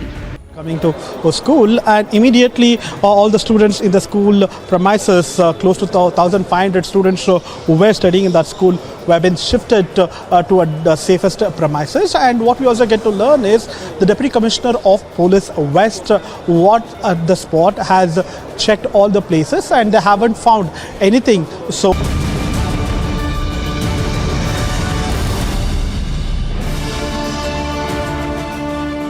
Getting in some more details right now, a big day inside the Central Bureau of Investigation right now as we're getting more details that disgraced cop Parambir Singh is now being questioned by the Central Bureau of Investigation. Not just Parambir Singh, but right now we're also being told that Sanjay Pandey, who was examined by the Central Bureau of Investigation in the illegal phone tapping case, is also being questioned in the Anil Deshmukh matter. Parambir Singh is being questioned in the Anil Deshmukh matter as we speak right now. In fact, apart from that, even Sanjay Pandey has been examined in the same case. So we've also been told that the Enforcement Directorate has now sent out summons to Sanjay Pandey. He's been asked to appear before the Enforcement Directorate's headquarters tomorrow in the illegal phone tapping case. Let me go across to my colleague Alisha, who's been tracking this story very closely. Alisha, back-to-back breaking news now coming in only on Republic TV. Parambir Singh is now being questioned by the Central Bureau of Investigation. Just take us through the details. Parambir Singh technically is a complainant in this particular matter, but having said that, his statement is being recorded. His statement was recorded in the past too, but now it turns out that even Sanjay Pandey, Mumbai Police Commissioner Sanjay Pandey, is also being questioned. Let's not forget the concerns, or rather the queries that were basically raised by Sanjay Pandey when this case was in Maharashtra. In fact, there's a serious allegation leveled against Sanjay Pandey here too. They say that they've tapped the phone of Parambir Singh. Let me go across to Alisha. Alisha, just take us through the details. Well, yes, Shavan, we know that this 100 crore extortion case which has been now investigated by Central Bureau of Investigation. And now what we know that Parambir Singh, who is the complainant in the case, as you rightly pointed out, is the complainant in the case. But yes, he's been questioned by the CBI, and also Sanjay Pandey, who is being questioned in the same case. And this is the case that was registered, and later Supreme Court gave an order to CBI to investigate the case on the complaint that was filed by Parambir Singh. We know that the letter that was given by Parambir Singh to the then Chief Minister Uddhav Thackeray over the allegations against the former Home Minister Anil Deshmukh over the 100 crore extortion case. There was an allegation that was levelled against Anil Deshmukh, stating that where Anil Deshmukh has asked the police officials, including Sachin Waze, to extort money from the hotels and restaurants across Mumbai. There are 1,745 hotels and restaurants, and that that need to be taken. The money need to be taken from the hotels and restaurant as well, and that is a complaint that was given by Parambir Singh and now been investigated by Central Bureau of Investigation. And of course, it's an exclusive information that we are getting in for our viewers that now Parambir Singh and Sanjay Pandey, who is being questioned by the CBI over the same case. Yes. Well, just a quick question with regards to Sanjay Pandey also. Let's take a look at some of the details that are coming in. I'll ask our producers to put out the breaking news coming in with regards to Sanjay Pandey. It turns out, Alisha, that Sanjay Pandey, who was actually summoned on Friday by the enforcement directorate in the phone tapping case, who had sought more time, has been issued another summon. He has now been asked to appear before the enforcement directorate here in the national capital. Tomorrow is what we are being told. Around 11 o'clock in the morning, he's been asked to appear before the enforcement directorate in the phone tapping case. Well, yes, Shavan, we know that not only the CBI but also Enforcement Directorate has been looking into the NSE co-location case, and importantly, Sanjay Pandey link and specifically his firm, ISEC Services Private Limited, that has come across, and even we know that CBI has filed his FIR in the case, has registered a case where his firm has been named as the accused number 3. But Enforcement Director has earlier even questioned Sanjay Pandey over the snooping case, because we know that through his firm, through Sanjay Pandey firm, where there was a connection, and there were 91 office bearer of NSE that was tapped, their phone was tapped, and that was a snooping case that was registered with Enforcement Director as well, and through which he's been summoned again. Sanjay Pandey has been summoned again. He's been asked to appear before Enforcement Directorate office in Delhi tomorrow at 11 a.m. Thank you very much, Alisha. As we get the details of the investigation that's being carried out by the Central Bureau of Investigation. On This Is Exclusive, we'll be getting you more details, full files, only with Republic TV. Along with Alisha, we'll break down all the latest details that are coming in right from the morning. We have been getting you fastest updates on this big story, which has undoubtedly made the business world in a tizzy. Let's take a look at the headlines we're tracking for you at this hour. NSE phone tapping case explodes. Republic TV accesses exclusive ED documents that exposes the details of the scathing NSE snooping scandal. Journalist Chitra Dalal questioned by the CBI. Republic news break on NSE illegal phone tapping case shakes up business world. Ex-Mumbai Police Commissioner Sanjay Pandey under CBI and ED scan after Parambir. Serious charges against another former Mumbai Police Commissioner. Parambir Singh also quizzed by the agencies in Anil Deshmukh case by the CBI as fast-paced developments take place within the agency.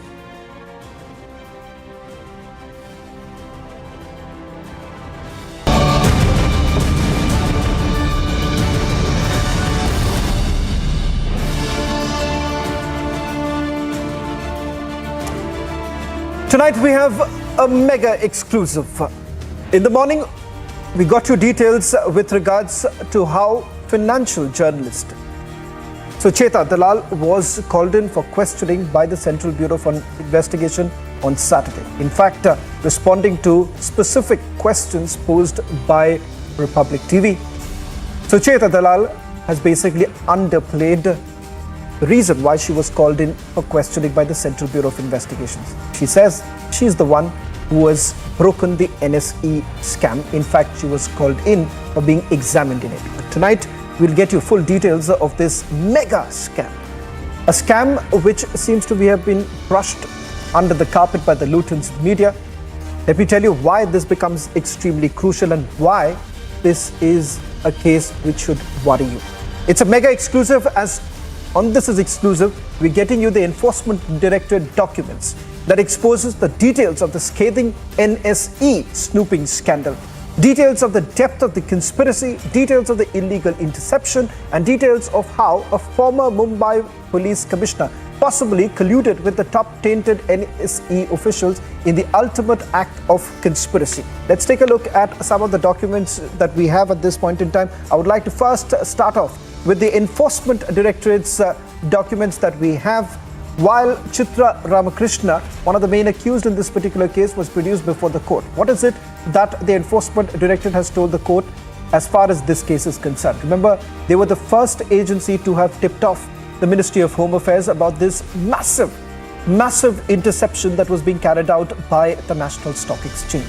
And all of this being done in an illegal manner. No consent was taken from the Ministry of Home Affairs as per the laid protocols. In fact, this was being done at the behest of Chitra Ramkrishna and Ravi Narayan. And who was doing it? It was Sanjay Pandey. Let's quickly cut across to the documents that we have. The first document that we are getting for you is from the Enforcement Directorate. This is what the Enforcement Directorate had to tell the court with regards to the role of Chitra Ramkrishna and then Ravi Narayan and also Sanjay Pandey. They say the facts reveal that during 2009 and 2017, Ravi Narayan, MD, Chitra Ramkrishna, DMD, Ravi Varanasi, Executive Vice President, and Mahesh Haldipur, Head Premise of NSE, ISEC, conspired together to cheat NSE and its employees. To further this conspiracy, ISEC was engaged for illegal interception of phone calls of employees of NSE in the guise of periodic study, periodic study of cyber vulnerabilities of the NSE. They say top officials of the NSE issued agreement to work orders in the guise of periodic study of cyber vulnerabilities of NSE in favor of the ISEC Services Private Limited, represented by Sanjay Pandey, illegally intercepted the phone calls of its employees by installing an illegal machine in contravention of the provisions under the Indian Telegraph Act. Since no permission was taken from the competent authority here happens to be the Ministry of Home Affairs. They say this was a violation of the Indian Telegraph Act. No consent of the employees of NSE was taken in this matter. Transcripts of these calls were provided by ISEC and received by the officials of NSE at top level. This in turn breached the confidentiality and the privacy of the employees. Now, let me tell you, this was all being done without taking any permission from the Ministry of Home Affairs. As per the laid protocol, if any agency or any firm, if they want to carry out any sort of interception or surveillance, they need to get a written permission from the Ministry of Home Affairs. And especially a financial post like that of the National Stock Exchange could not have done this. Let me re-emphasize, they could not have done this. They could not have given this to a private firm that was incorporated by an IPS officer. And the fact of the matter is that they carried out illegal interception. This illegal interception went on for a very long time, starting from 2009 to 2017 when this illegal interception was being done. 91 employees of the National Stock Exchange was being intercepted by this firm called ISEC Private Limited, ISEC Securities Private Limited. Wherein comes the role of financial journalist Chitra Dalal? Alleged role, let me once again re-emphasize, alleged role of Chitra Dalal. She's been called in for questioning. We are given to understand that she was asked this question, that whether at all she knows Sanjay Pandey, how exactly was she introduced to Ravi Narayan. Ravi Narayan has now admitted that there were recommendations basically made to give this particular contract to ISEX Private Limited, and he claims that this was a recommendation that came in from Sucheta Dalal, something that she has denied, or she rather says, I do not recollect. That's exactly what Sucheta Dalal had to say, saying that she does not recollect. Let me once again go back to some of the documents that we have accessed right now, because this will tell you that this is just the tip of the iceberg. In the days to come, we are being told that the ambit of the investigation is only going to widen. More names are going to tumble out. We were the first network almost 7 days ago to tell you that a business journalist was under the scanner. Once again, Republic TV is the first network to tell you that it was Sucheta Dalal who was called in for questioning around 9 o'clock in the morning at the CBI headquarters here at the National Capital, questioned till about 6:30 in the evening.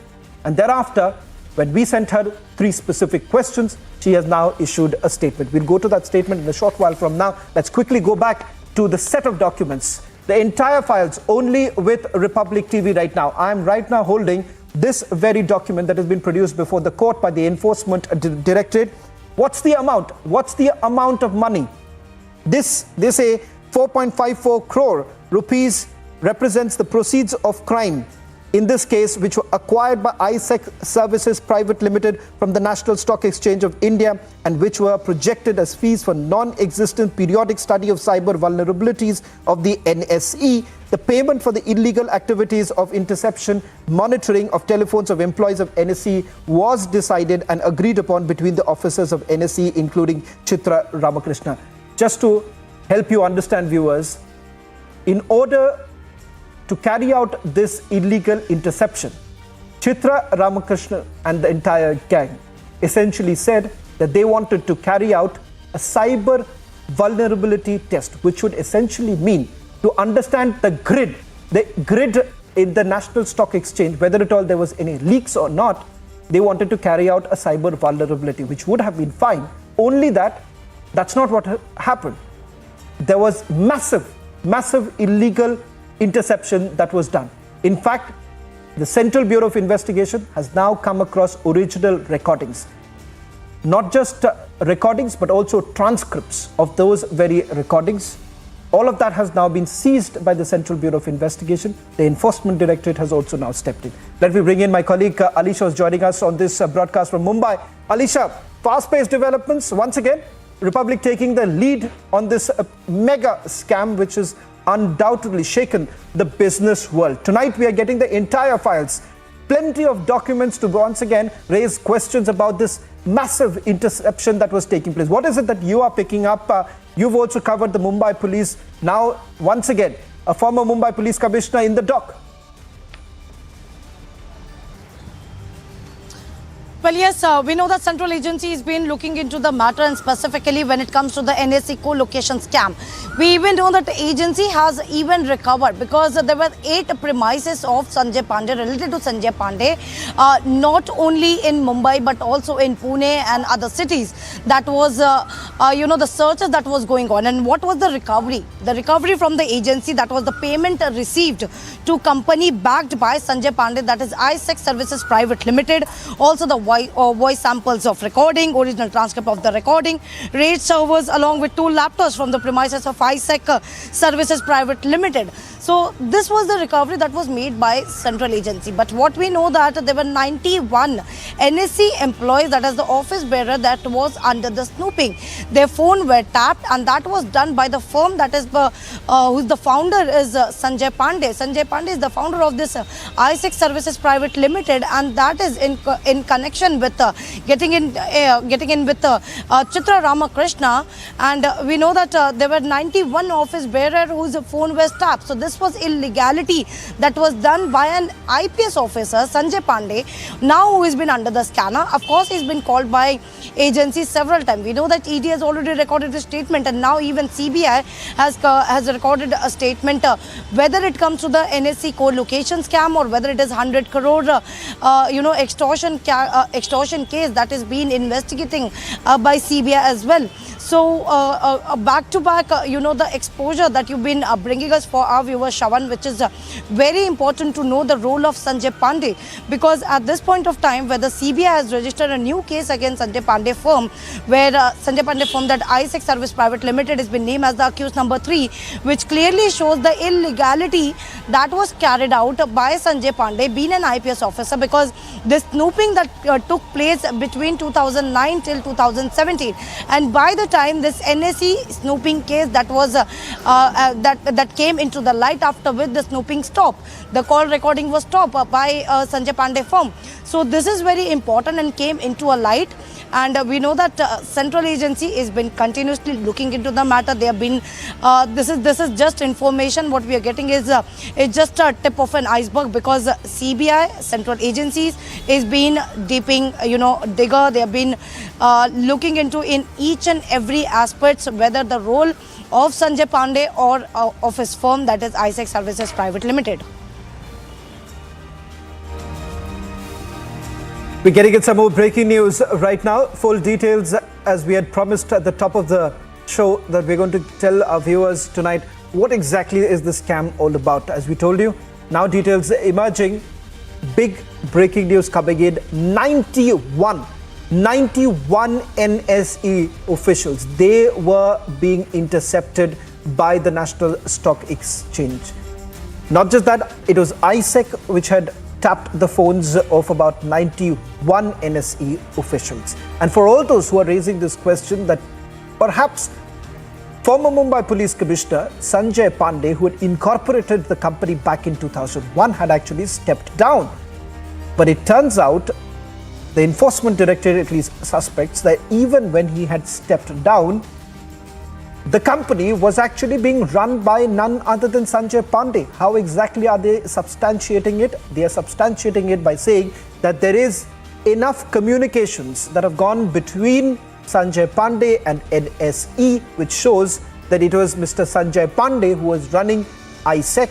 And not just that, there are checks in the name of Sanjay Pandey, which has been given by the National Stock Exchange. That's the reason why the Enforcement Directorate, as well as the Central Bureau of Investigation, once again suspecting that even though he had stepped down, he was actually still carrying out this activity. Let me also quickly go across to my colleague Piyush Ori, who is joining us from outside the Central Bureau of Investigation here in the National Capital. Piyush, a big day at the Central Bureau of Investigation. Two former top cops, Parambir Singh as well as Sanjay Pandey, are now being questioned by the Central Bureau of Investigation. What more details are you picking up?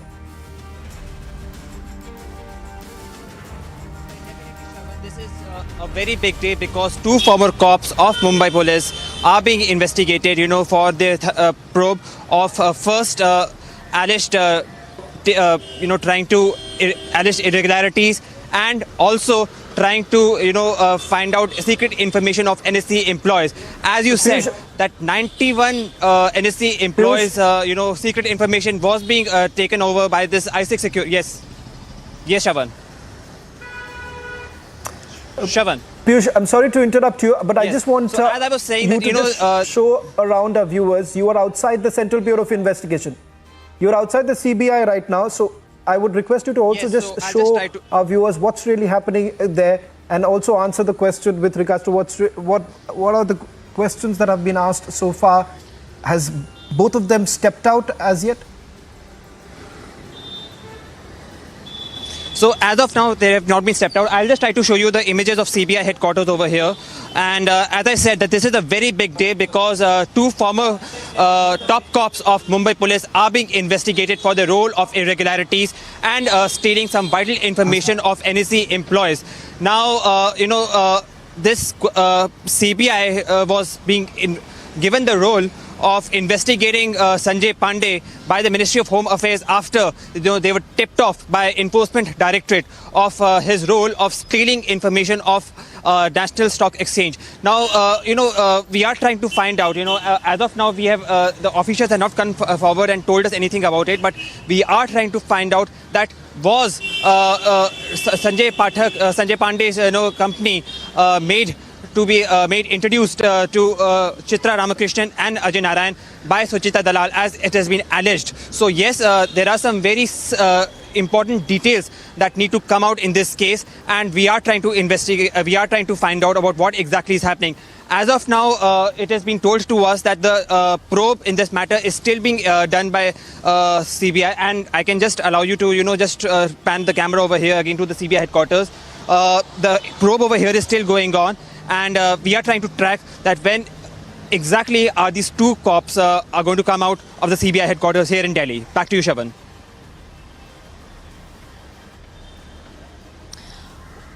Well, thank you so much, Piyush, for all those information. As Piyush Ori reporting from Delhi CBI headquarters, where we know that former Commissioner of Police Sanjay Pandey and as well as Parambir Singh, who stepped out of the CBI headquarters.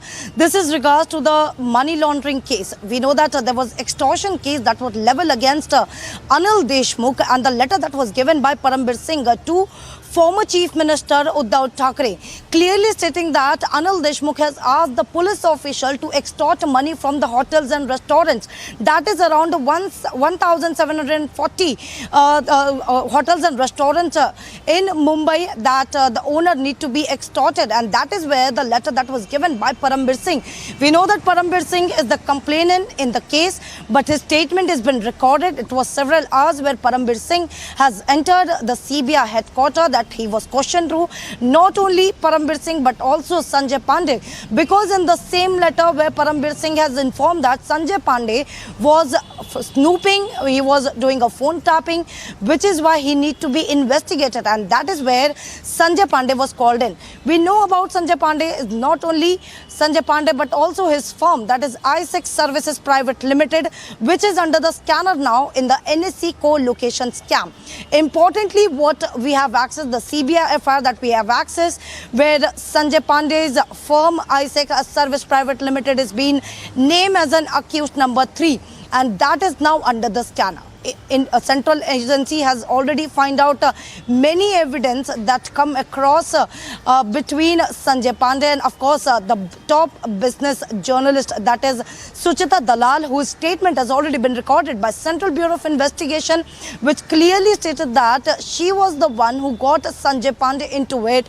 She was the one who was involved between Sanjay Pandey and of course Chitra Ramkrishna.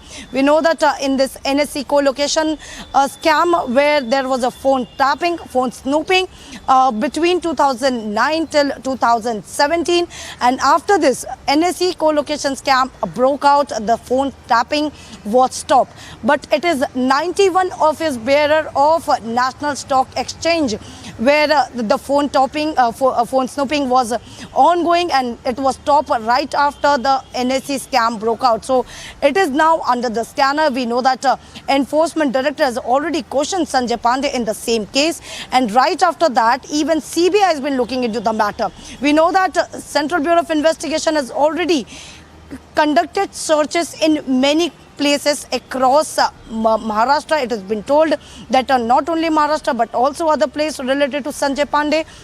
And moreover, his office in Mumbai, that is I6 Services Private Limited, where Central Bureau of Investigation has conducted raid, and many of the documents and of course the files that has been recovered by Central Bureau of Investigation, and now they have been looking into the matter. Yes. We're getting in some more breaking news coming in right now with regards to the questioning that has taken place in the extortion case. Let's put out those breaking news that's coming in. We're being told that former Mumbai Police Commissioner Parambir Singh as well as Sanjay Pandey, they were questioned in the extortion case. Questioned for almost 6 hours. That's what we are being told. 6 hours questioning of Parambir Singh as well as Sanjay Pandey in the extortion case, in the Anil Deshmukh extortion case. What is this case all about? Why exactly was Parambir Singh called in for questioning? Because not the first time that he's appeared before the Central Bureau of Investigation. In fact, he was called in earlier too. He's been Anil Deshmukh has already been charged sheet. Statement of Parambir Singh was recorded in that case too. We are now being told that both of them were questioned. We're trying to find out whether both of them were grilled together or not, because the reason why Sanjay Pandey was also called in for questioning is because an allegation that has been levelled by Parambir Singh is that a phone call was basically made by Sanjay Pandey. He has also put out the transcripts of that phone call that was made by Sanjay Pandey, where he's made the allegation that he was trying to put pressure on him to withdraw the case against Anil Deshmukh. And that Parambir Singh says this was at the behest of the Maharashtra government, the former Maha Vikas Aghadi government rather, that Sanjay Pandey was acting as an intermediary and he was putting pressure to withdraw the case against Anil Deshmukh. In return, he said that, and once again, allegation levelled against Sanjay Pandey, that if he withdraws the case against Anil Deshmukh, Mumbai police would have also withdrawn the cases that were registered against Parambir Singh. Let me bring in my colleague Alisha, who's joining us on this broadcast. Alisha, more details emerging right now, 6 hours of questioning. While you take our viewers through some of the details of this case, I would also like to speak to some of my sources to find out whether at all Sanjay Pandey and Parambir Singh were grilled together or not. It's interesting, both the former police commissioners inside the Central Bureau of Headquarters here in the National Capital, Republic TV, as always, the only network with all details of the agency right now. Alisha, why don't you take our viewers through some of the details as I get more information from my sources? Well, yes, Shravan, we know that this was a case, and specifically the letter that was written by Parambir Singh on 20th March last year.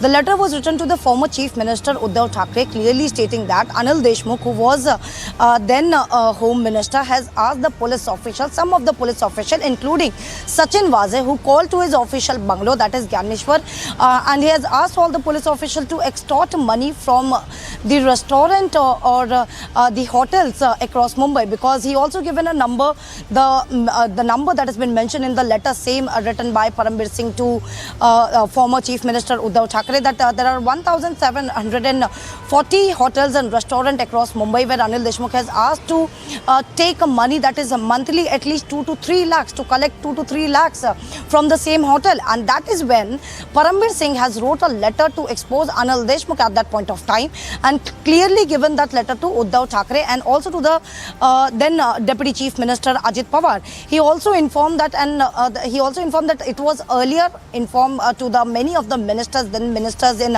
Maha Vikas Aghadi, over the allegations and what is the misconduct that has been done by the former Home Minister Anil Deshmukh. But that was something like no one looked into it, and later the same complaint is what filed before the court. But what is mentioned about Sanjay Pandey, as you also mentioned about Sanjay Pandey's role in this whole case, because yes, there is a transcript by Parambir Singh clearly saying that Sanjay Pandey, who mount some pressure on Parambir Singh, asking him to take down his letter to withdraw what the complaint that is filed with Uddhav Thackeray or whether with the other senior officials. He really mount pressure on Parambir Singh, and that is a transcript where even Parambir Singh has mentioned in the same complaint. That was around 20 to 25 pages of complaint that was given to Uddhav Thackeray. But now even CBI has registered already a case, and we know that Enforcement Director has already filed a charge sheet in the case. And there is where the statement of Parambir Singh is also mentioned. We know that Parambir Singh, who was in Mumbai, who went to court to withdraw all his bailable warrant, also went to this ED office to record a statement. His statement has been recorded, where Parambir Singh has clearly stated that he was knowing what exactly has been going inside the police officials, where Sachin Waze has informed about Anil Deshmukh misconduct to ask all the police officials to extort money from the hotels and restaurants owner.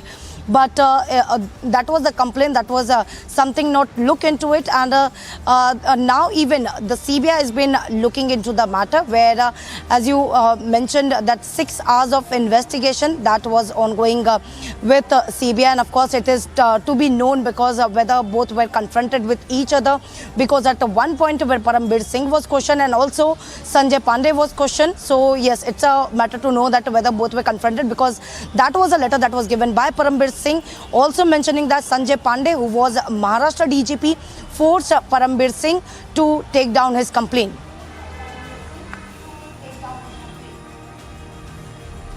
Well, that's the latest details now coming in. Some more interesting details coming in, Alisha, right now is the fact that both the commissioners have been called in together.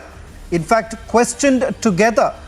Reason being, if you really look at the complaint that was actually filed here, Parambir Singh had made that allegation against Sanjay Pandey that he was working at the behest of the Mahavikas Aghadi, putting more pressure on him so that he withdraws the case against Anil Deshmukh, in lieu of the fact that the cases registered against Parambir Singh by the Mumbai police would have actually withdrawn. That's the latest now details coming in. As far as Parambir Singh, let's put out that breaking news coming in, grilled together for about 6 hours. Not very sure for how long perhaps they were together. That's not clear at this stage. We'll try and get in some more clarity. But what we can confirm that he was almost questioned for about 6 hours. Both of them were questioned for 6 hours. In fact, this is the day when Sanjay Pandey was also called in by the Enforcement Directorate in the illegal phone tapping case. In fact, now fresh summons have already been put out. That's the latest now coming in. On your screens, the details of Parambir Singh and Sanjay Pandey questioned for about 6 hours. Grilled together is what we are picking up at this point in time.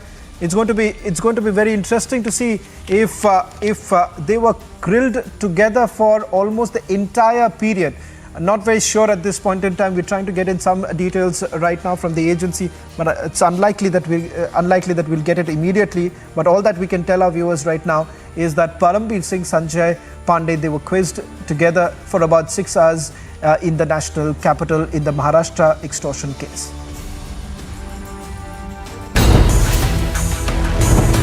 A scandal that has shaken Dalal Street. Former Mumbai Police Commissioner under scanner.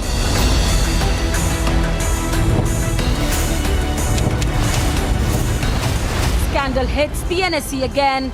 Who snooped for years on end? Arnab debates at 10 p.m.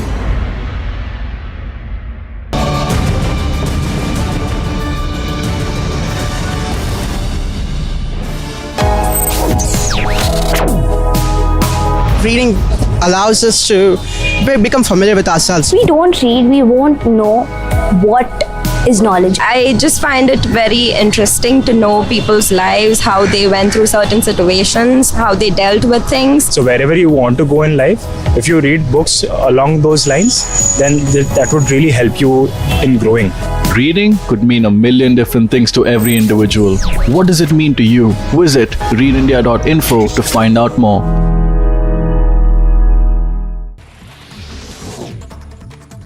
Minutes after Dhankar filed his nomination, the Congress rushed to politicize the fight for the Vice President's office. Congress MP Jairam Ramesh tweeted a picture targeting Dhankar with the caption, "Candidate kaun hai?" which translates to who really is the candidate.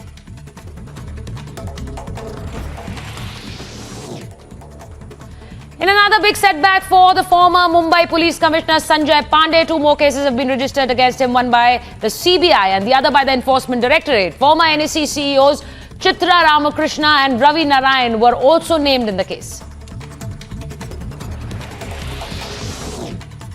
Top business journalist Sujeta Dalal was interrogated by the CBI in the NSE illegal phone tapping case. Sources tell Republic TV that former NSE chiefs Chitra, Ramkrishna and Ravi Narayan claimed that Dalal introduced ex-Mumbai top cop Sanjay Pandey's family firm ISEC Securities Private Limited to them, the firm which is under the lens in investigation.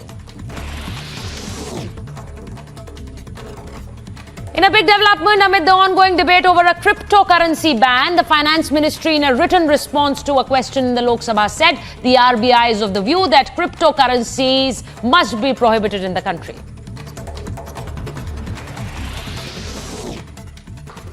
A bomb scare was reported at a school owned by Karnataka Congress President D.K. Shivkumar. The police says the threat letter was sent via email, following which security was beefed up and about 1,500 students were evacuated to another school premises. However, no bomb has been recovered so far.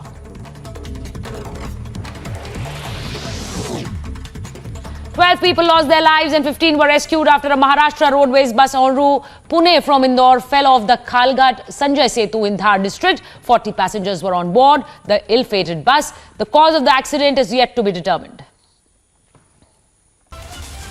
Women leader Sultana Khan has been attacked in Mumbai. The attack happened around 11 p.m. on Sunday night. Police officials said Sultana Khan was attacked with a sharp weapon. अगर FIR है तो FIR होगी, non cognizable crime है तो non cognizable crime होगा और उसके जो सेक्शन लगेंगे उसके तहत आरोपी को ढूंढना वो सबसे बड़ा चैलेंज रहेगा. Sultana Khan is the state president of the BJP's minority front. She was going to a doctor's place with her husband when two bikers stopped their car and attacked her. After the attack, a large crowd gathered there when her husband raised an alarm. After which, Sultana Khan was admitted to the hospital. Police has started an investigation in this matter. Meanwhile, officials said that the victim is very scared and is not in a position to give a statement. Bureau Report, Republic TV. Our Jawans are leaving no stone unturned to save lives of people stuck amidst natural calamities. Several districts of Jammu and Kashmir are reeling under the wrath of rain. Two people were rescued by the Jawans of Indian Army who were trapped in a river in Poonch district of Jammu and Kashmir due to flash floods on the region. मैंने अपनी unit में बताया सभी को, हमारी QRT क्योंकि action team होती है जो, तो वो यहाँ पे मुआयना करने के लिए तुरंत पहुँची, तो हमें देखा कि एक बड़े से पत्थर पे बीचों बीच वहाँ पे दो लोग फंसे हुए थे, उनको चिपक के बैठे हुए थे. तो फिर हमने अपनी रोप और अपने ट्यूब डाल के और लाइफ जैकेट लगा के वो रेस्क्यू किया और उनको बाहर निकाला. Soon after the incident, the Indian Army deployed its teams for rescue operations.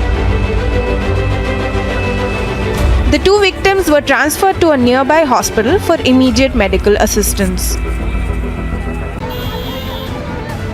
In a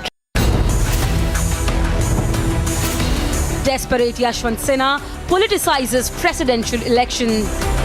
सरकारी एजेंसियां बहुत सक्रिय हो गई हैं, लोगों को इस बात के लिए बाध्य कर रही हैं कि वो उनके पक्ष में वोट डालें और पैसे का भी खेल हो रहा है.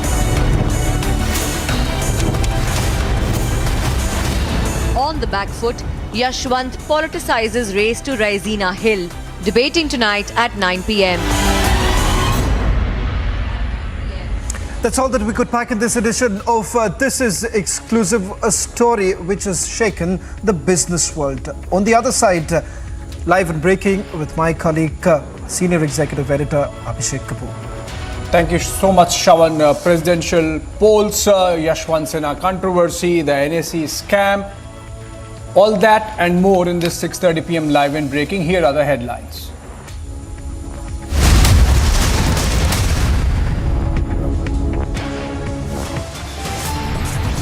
NSE phone tapping case explodes. Republic TV accesses exclusive ED documents that expose the details of the scathing NSE snooping scandal.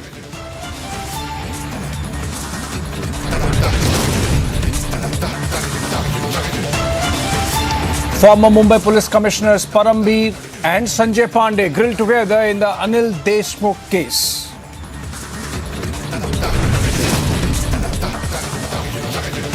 Yashwant Sinha politicizes the race to Raisina Hill, claims BJP has resorted to horse trading.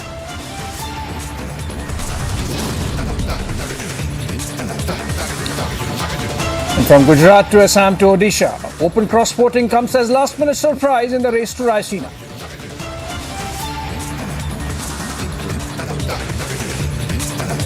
An RBI bet for ban on cryptocurrency as India says stop the crypto cheating.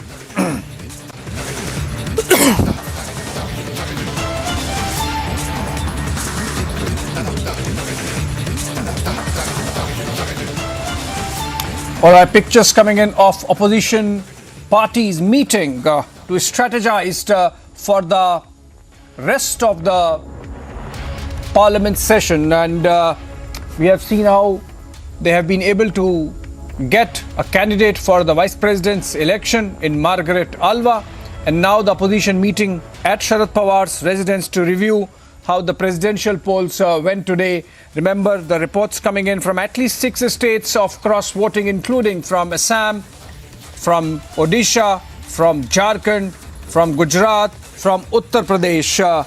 We have Harsha reporting live from outside Sharad Pawar's residence in Delhi. Harsha, please tell us what's the exact agenda of this meeting of opposition leaders. They have already decided a vice president candidate, maybe reviewing how the presidential elections went across the country, and of course floor coordination between the opposition parties for the rest of the session. Exactly. One thing which we saw in the presidential election today, we saw that in the end time, Shiv Sena and JMM, how they extended their support to Draupadi Murmu. And this time, the opposition leaders, in the case of vice president election, doesn't want that any opposition should shift to the NDA candidate and extend their support to the NDA candidate. And therefore, we are seeing the opposition parties have gathered here at the residence of Sharad Pawar. I would like to show you the visuals inside Sharad Pawar residence. You will see that many people, many leaders, you can clearly see are here inside Sharad Pawar residence. Margaret Alva is already here, who is a opposition party vice president candidate. Along with that, from JDS, JMM, SP, Ramgopal Yadav, Kanni Mosi, D. Raja, Praful Patel, Jairam Ramesh, Mallikarjun Kharge. There are so many leaders who are present here to meet Margaret Alva. And Margaret Alva today will be meeting formally with all the opposition leaders at Sharad Pawar residence, and they will be deciding their strategies as well. That what will be the strategy, what will be the campaigning strategy this time. Because in case of Yashwant Sinha, it was clearly seen that there were many parties like Shiv Sena, like JMM, like JDS, who extended their support to Draupadi Murmu, and we were seeing how the vote percentage in huge number shifted towards Draupadi Murmu. So such should not be the case, and we have also had word with Ramgopal Yadav when we asked him the same thing, that are opposition parties united together? Are they together?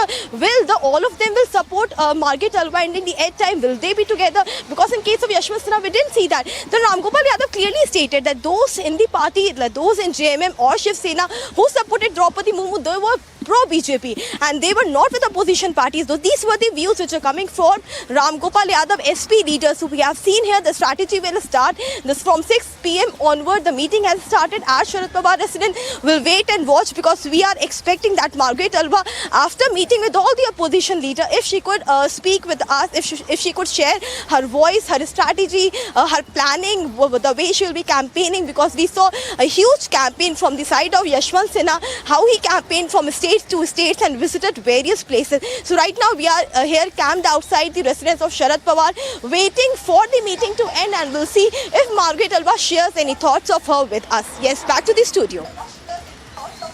Also Harsha, please tell us whether there is a representative from the Trinamool Congress in this opposition coordination meet, given the fact that Trinamool was missing from the second meeting of opposition when their presidential candidate Yashwant Sinha was decided. Similarly, I believe in the case of Vice President also, the involvement was little lukewarm.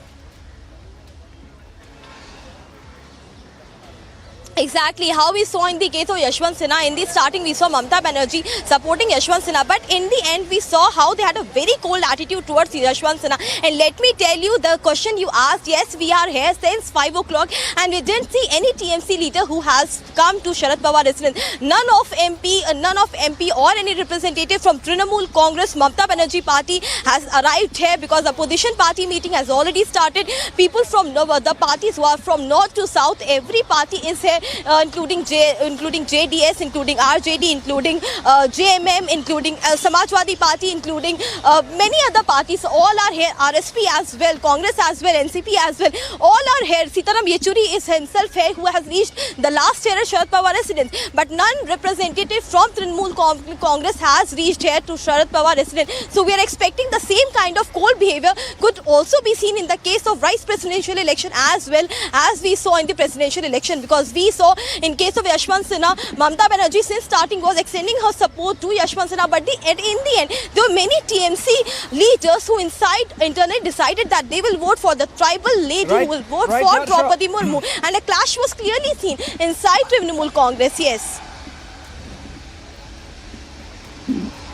Thank you so much, Harsha. Keep tabs of the developments there. An important strategy meet taking place of the opposition parties at the residence of Sharad Pawar in New Delhi, where floor coordination perhaps between the opposition parties for the rest of the session is being chalked out, given the fact that they want to focus on 16 major issues to corner the government inside the parliament, from Agnipath to hate speech, including the episode of Nupur Sharma, among others. Of course, price rise included. Let's move on. A breaking news development coming in. According to sources, 6 MPs did not cast their vote in presidential elections that concluded just an hour back. BJP's Sunny Deol did not vote in the polls. In all, 99.18% voter turnout for the presidential elections happened. Counting will take place on Monday. Observers allowed by the Election Commission of India in the counting hall. Take a look at this report. All right, let's go back to Harsha. On that note, Harsha, there was a press conference by the returning officer of the Election Commission, and we were told that 99.18% polling happened. 6 MPs not voting. One of them, of course, being BJP's Sunny Deol. Perhaps the party would seek an explanation, though it remains in comfortable majority so far as the election to the post of President of India is concerned, polling for which happened today. Are you getting to hear something from the Election Commission on what arrangements in place in Delhi for the day of counting? That is July 21st.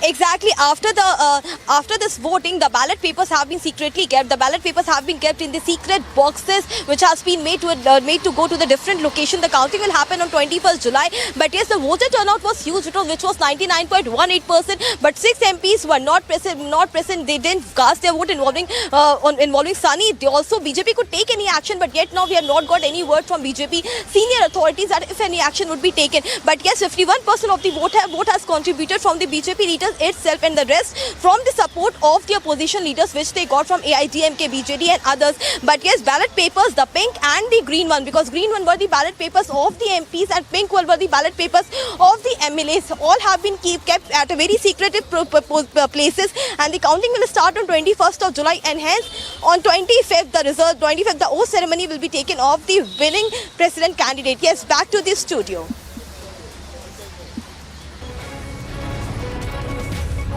Another controversy has now erupted in Lucknow's Lulu Mall after a Samajwadi Party MLA's car was vandalized on Sunday evening. SP MLA Irfan Solanki had come to visit Lulu Mall on Sunday evening and parked his car outside the mall in the parking lot. When he returned to his car, he found it vandalized. According to the preliminary information, some miscreants were trying to open the trunk of the car belonging to Irfan Solanki. However, when they were not able to, they broke the car's windshield. The SPMLA immediately informed the local police about the incident, to which police officials rushed to the spot. The police have registered a complaint and an investigation is underway. Bureau Report, Republic TV. Alright, a short break, but on the other side, former Mumbai Police Commissioners Parambir Singh and Sanjay Pandey grilled together in the Anil Deshmukh case. And RBI bets for ban on cryptocurrency as India says stop the crypto cheating. On the other side.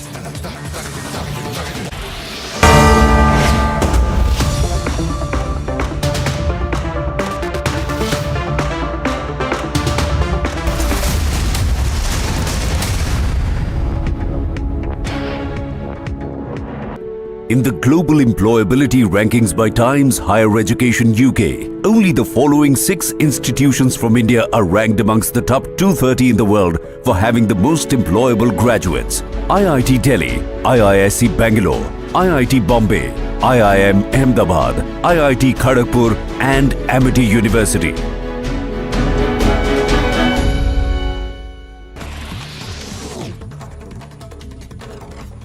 In a big development amid the ongoing debate over a cryptocurrency ban, the Finance Ministry, in a written response to a question in the Lok Sabha, said the RBI is of the view that cryptocurrencies must be prohibited in the country.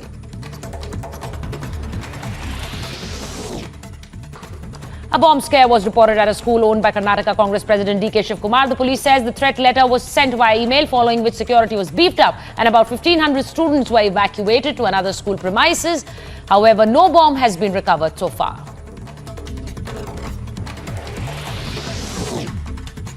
12 people lost their lives and 15 were rescued after a Maharashtra roadways bus en route Pune from Indore fell off the Khalghat Sanjay Setu in Dhar district. 40 passengers were on board the ill-fated bus. The cause of the accident is yet to be determined.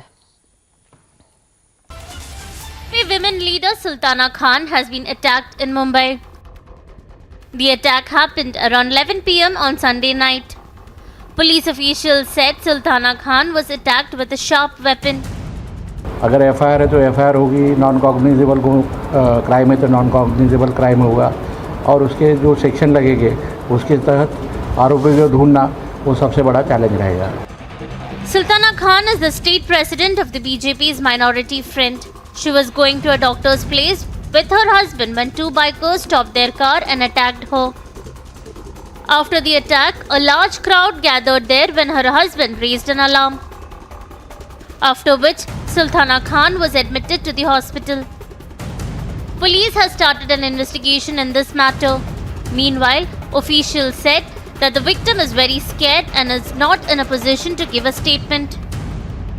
Bureau Report, Republic TV. Our Jawans are leaving no stone unturned to save lives of people. The 17th day of July in the year 2022, 26 Ashad 1944 Saka in the 73rd year of the Republic of India. Signed Ramnath Kovind, President of India. With your permission, sir, may I request you to make and subscribe the oath in the presence of the Honorable, the Chief Justice Prakash Srivastava of the Honorable High Court.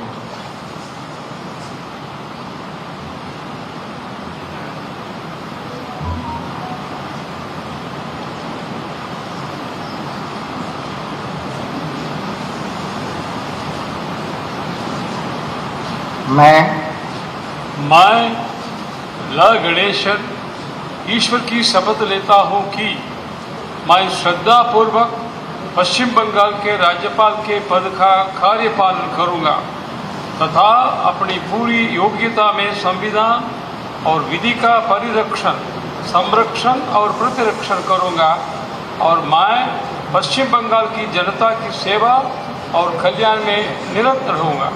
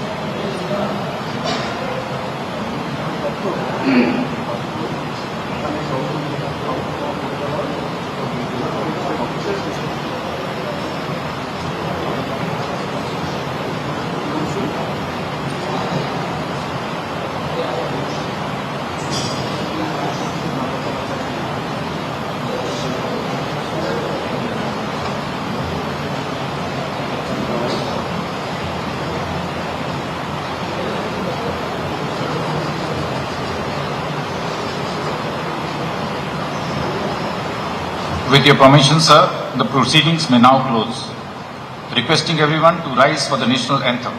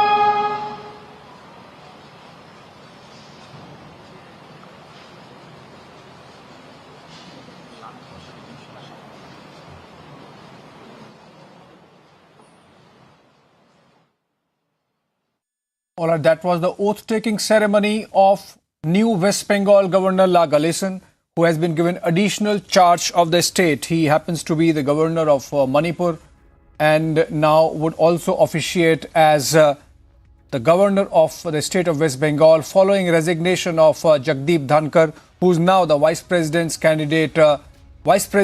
candidate of the BJP and the NDA. Mamata Banerjee there in the pictures, Chief Minister of Bengal, is skipping the opposition meet to be part of this ceremony at the Rashtrapati Bhavan, where Governor La Ganesan has been given oath as acting governor of West Bengal till the time that a more permanent arrangement is found by the government. Moving on, a breaking news development coming in, and this time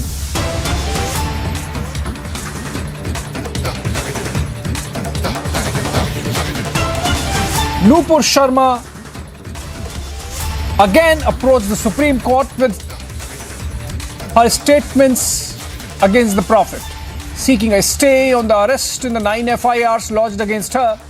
Petition filed in the Supreme Court. Sharma has said in the petition that after unexpected and severe criticism by the court, there has been a threat to her life and she has also received rape threats. She has said that since the FIR in Delhi was the first, therefore, the FIRs registered at other places should be clubbed with the Delhi case. Nupur Sharma, who was berated earlier by the Supreme Court during a hearing, now has approached the top court again, seeking fresh intervention and asking the top court to club all 9 FIRs that are against her in various jurisdictions with the one in New Delhi, saying that post the observations made by the topmost court of the country, there has been a spike in the threats she has been receiving from radical elements.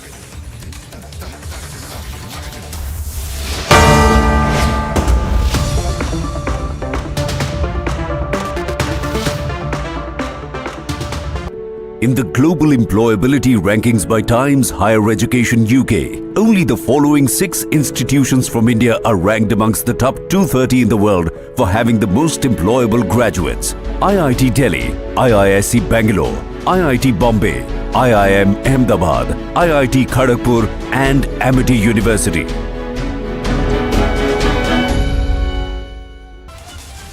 Women leader Sultana Khan has been attacked in Mumbai. The attack happened around 11 p.m. on Sunday night. Police officials said Sultana Khan was attacked with a sharp weapon. अगर FIR है तो FIR होगी, non cognizable crime है तो non cognizable crime होगा और उसके जो सेक्शन लगेंगे उसके तहत आरोपी को ढूंढना वो सबसे बड़ा चैलेंज रहेगा. Sultana Khan is the state president of the BJP's minority front. She was going to a doctor's place with her husband when 2 bikers stopped their car and attacked her. After the attack, a large crowd gathered there when her husband raised an alarm. After which, Sultana Khan was admitted to the hospital. Police has started an investigation in this matter. Meanwhile, officials said that the victim is very scared and is not in a position to give a statement. Bureau Report, Republic TV. Our Jawans are leaving no stone unturned to save lives of people stuck amidst natural calamities. Several districts of Jammu and Kashmir are reeling under the wrath of rain. 2 people were rescued by the Jawans of Indian Army who were trapped in a river in Poonch district of Jammu and Kashmir due to flash floods on the region. मैंने अपनी unit में बताया सभी को, हमारी QRT quick action team होती है जो, तो वो यहाँ पे मुआयना करने के लिए तुरंत पहुँची, तो हमें देखा कि एक बड़े से पत्थर पे बीचों बीच वहाँ पे 2 लोग फंसे हुए थे, उनको चिपक के बैठे हुए थे. तो फिर हमने अपनी रोप और अपने ट्यूब डाल के और लाइफ जैकेट लगा के को रेस्क्यू किया और उनको बाहर निकाला. Soon after the incident, the Indian Army deployed its teams for rescue operations. The 2 victims were transferred to a nearby hospital for immediate medical assistance. In a tragic incident coming into light from Siwan district of Bihar, an accused was beaten to death in police custody. The accused, Balmiki Yadav was taken into custody on 12th of July for consuming alcohol. Remember, consumption and possession of liquor is banned in the state of Bihar. Yadav's family now alleges custodial death after his health deteriorated last night post-police treatment. He was rushed to the nearby hospital where Balmiki succumbed to the injuries. जैसे संगत में थोड़ा सा मतलब birthday था तो थोड़ा सा दारू पी उसमें घर में बैठे थे मतलब अब जो भी बंदा बताया वो जो चाहे जो भी CID लगा हुआ है इनको पकड़वा दिया हुआ क्या है पुलिस मार को इनको मुआ दिया है हुआ क्या है. As anger raged over the death of Balmiki Yadav, his family is now alleging the police for killing Yadav in custody. Bureau Report, Republic TV.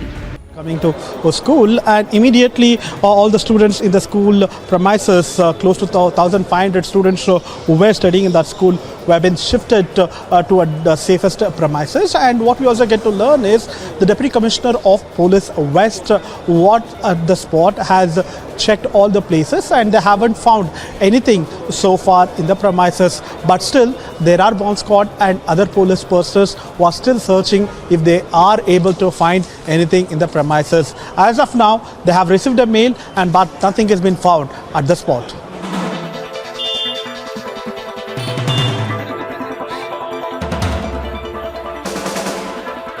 Officers, they have cooperated.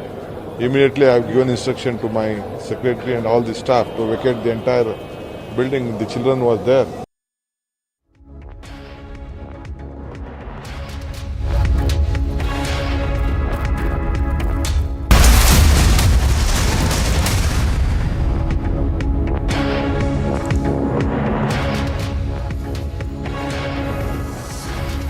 Alright, breaking news development coming in this time from Goa becomes 7th state from where cross-voting has been reported in the presidential polls that concluded just about an hour back.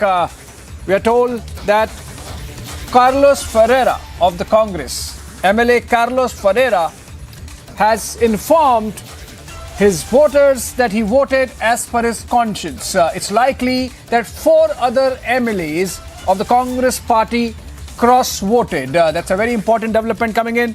Carlos Ferreira is one of those MLAs who were shepherded by the Congress party to Chennai ahead of elections and brought back today morning only. The 4 others could also be from the Congress party, given the fact that in Goa, it's just BJP and Congress, and I think 1 or 2 of Trinamool. On that note, we will take a short break. And on the other side, the biggest story tonight. सरकारी एजेंसियां बहुत सक्रिय हो गई हैं, लोगों को इस बात के लिए बाध्य कर रही हैं कि वो उनके पक्ष में वोट डालें और पैसे का भी खेल हो रहा है. Yashwant escalate politics on poll day. Watch the biggest story tonight at 7 p.m.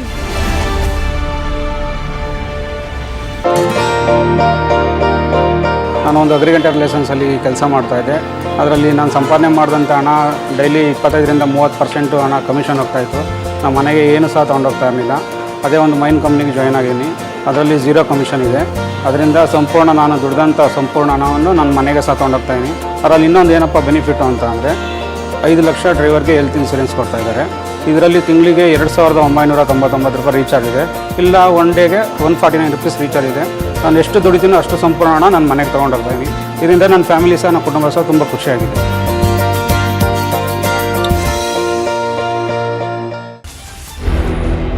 Our Jawans are leaving no stone unturned to save lives of people stuck amidst natural calamities. Several districts of Jammu and Kashmir are reeling under the wrath of rain.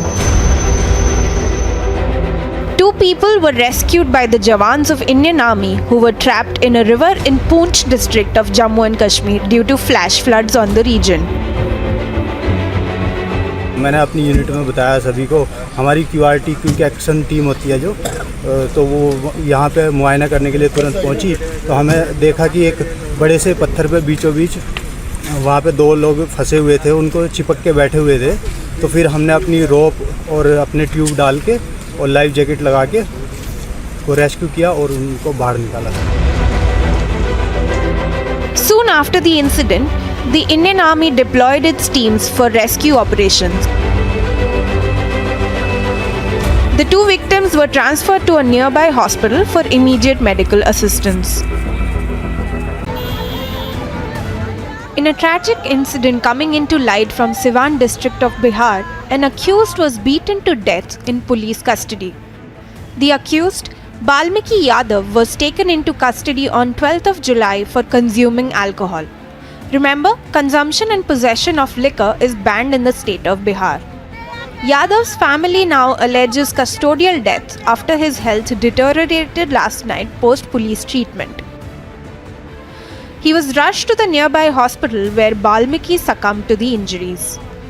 जैसे संगत में थोड़ा सा मतलब birthday था तो थोड़ा सा दारू पी उसमें घर में बैठे थे मतलब अब जो भी बंदा बताया वो जो चाहे जो भी CID लगा हुआ है इनको पकड़वा दिया हुआ क्या है पुलिस मार के इनको मुआ दिया है हुआ क्या है.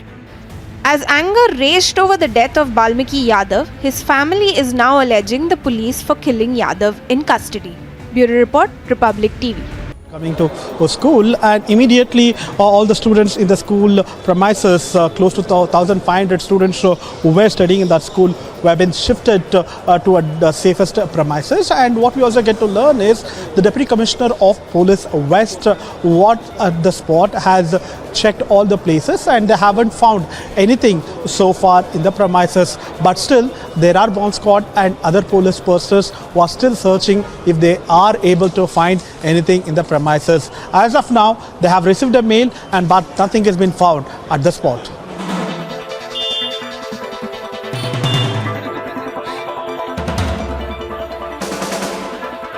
Officers, they have cooperated.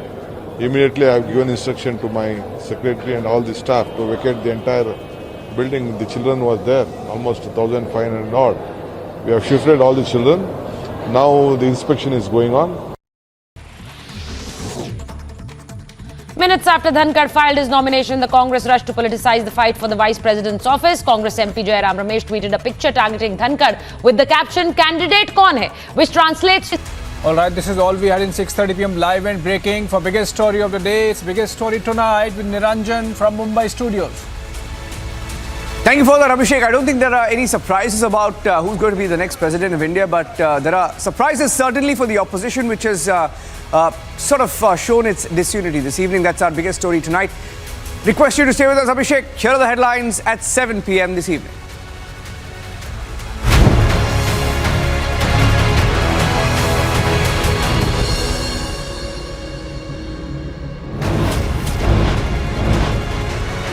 Cross-voting based on conscience, Murmu zooming ahead in the presidential election.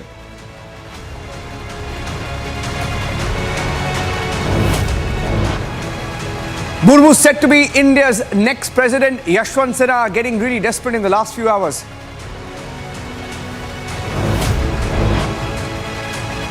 Yashwant Sinha's last resort claims money, muscle, agencies are being used. A political fight gets completely political. It's a slugfest out there. NCP, Congress, Trinamool Congress, AIUDF, now it appears that there is cross-voting across parties. The opposition is stunned, the opposition is broken, the opposition is divided.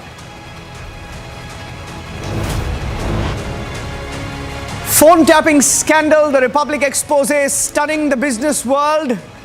Biggest business portals, media houses following Republic.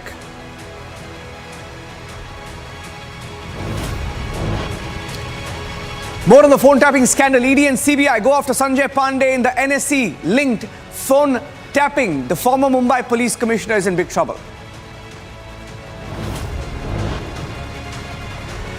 More on the extortion investigation. Double whammy for Sanjay Pandey. He's faced joint questioning with Parambir Singh this evening.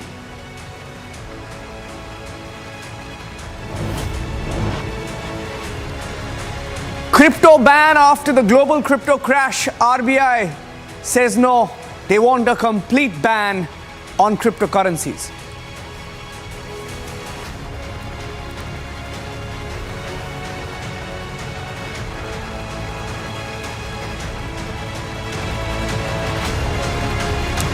Starting with the big breaking news story this evening on the biggest story tonight as we wait for the official announcement of the presidential polls. Now the opposition already in mission mode.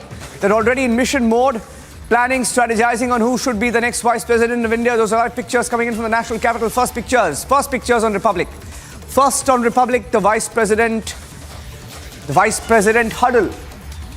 There you see Margaret Alva. Left, Sitaram Yechuri, D. Raja, Sharad Pawar is present in that meeting. There are different leaders cutting across party lines. Vaiko there. There's a DMK representative in that meeting. The left is present, Yechuri, D. Raja, and can't find Samajwadi Party also there, but can't seem to find. There's a live pictures. Let's see if there's an audio there. If there's an audio, let's cut across, please. Let's cut across to the live pictures coming in from the national capital. Opposition parading the vice presidential nominee, Margaret Alva, being paraded. There, Abhishek, over these pictures, I think there's an audio layer as well. Let's go across. I think Sharad Pawar asking the media to stay a little away. What we discuss is what we discuss. All I want to say.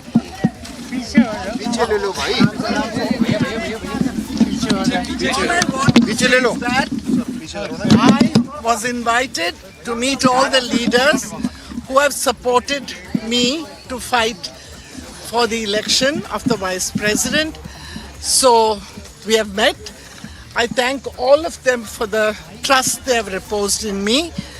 I know it's a difficult battle, but in politics, winning and losing is not the issue. The issue is fighting the battle. But not for her to answer. Don't worry, You ask that's us. not for me to answer. you ask us. I had a discussion and I am confident ultimately CMC will announce their decision either tomorrow or day after. To support her. To support it. Anyone on cross-voting today? Thank you. Thank you. Jagdeep Dhankhar से आपका मुकाबला है, उनको लेकर के आप मुकाबले को कैसे देखती हैं? कौन सा मुकाबला? आपके सामने एनडीए के जो उम्मीदवार हैं जगदीप धनखड़, उनके साथ अपने मुकाबले को आप कैसे? अरे नॉमिनेशन भरने के बाद सब रिप्लाई देंगे। कल नॉमिनेशन भरेंगे, उनकी जो कैंपेन है उसका तो मैं मुकाबला करूंगी। मैं तो किसी से डरने वाली नहीं। Thank you so much, ma'am. Okay. First word from Margaret Alva. We're getting in some more breaking news right now. Let's go across straight to that. Getting in some breaking news on Republic TV right now on the biggest story tonight. And this is the big exclusive. The CBI has arrested, I repeat, the CBI has arrested 8 people in connection with the NEET examination rigging. This is once again Republic breaking a big story on an examination that will have national impact. Thousands and thousands and lakhs of students are impacted directly, and we are hearing there has been rigging in the NEET examination. There has been rigging in the NEET examination. 8 have been arrested, 8 people arrested in connection with the NEET examination rigging. The exams took place yesterday. This is a big exclusive on Republic. Big exclusive. Shawan is joining me. Shawan, this could have a national ramification. I'll go across to Shawan, but this is a big breaking news update that I'm getting in right now in the NEET rigging scandal. There is a big update.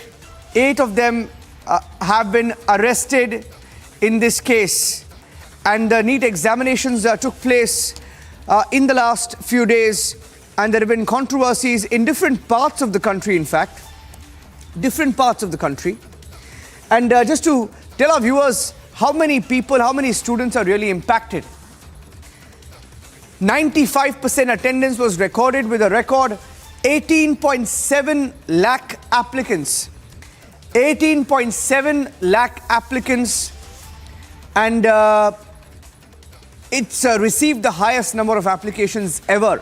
According to the National Testing Agency, it's breached the 18 lakh mark. A total of 18,72,329 candidates had registered for the largest entrance examination in the country, of which 10.64 lakh were female, according to NTA officials. I'm going across to Shawan, joining me on the breaking story. Shawan, big scandal breaking out, big scandal. examinations were rigged is what the CBI believes. Can you tell us more, Shravan? This is very bad news for those students who really worked hard, Shravan.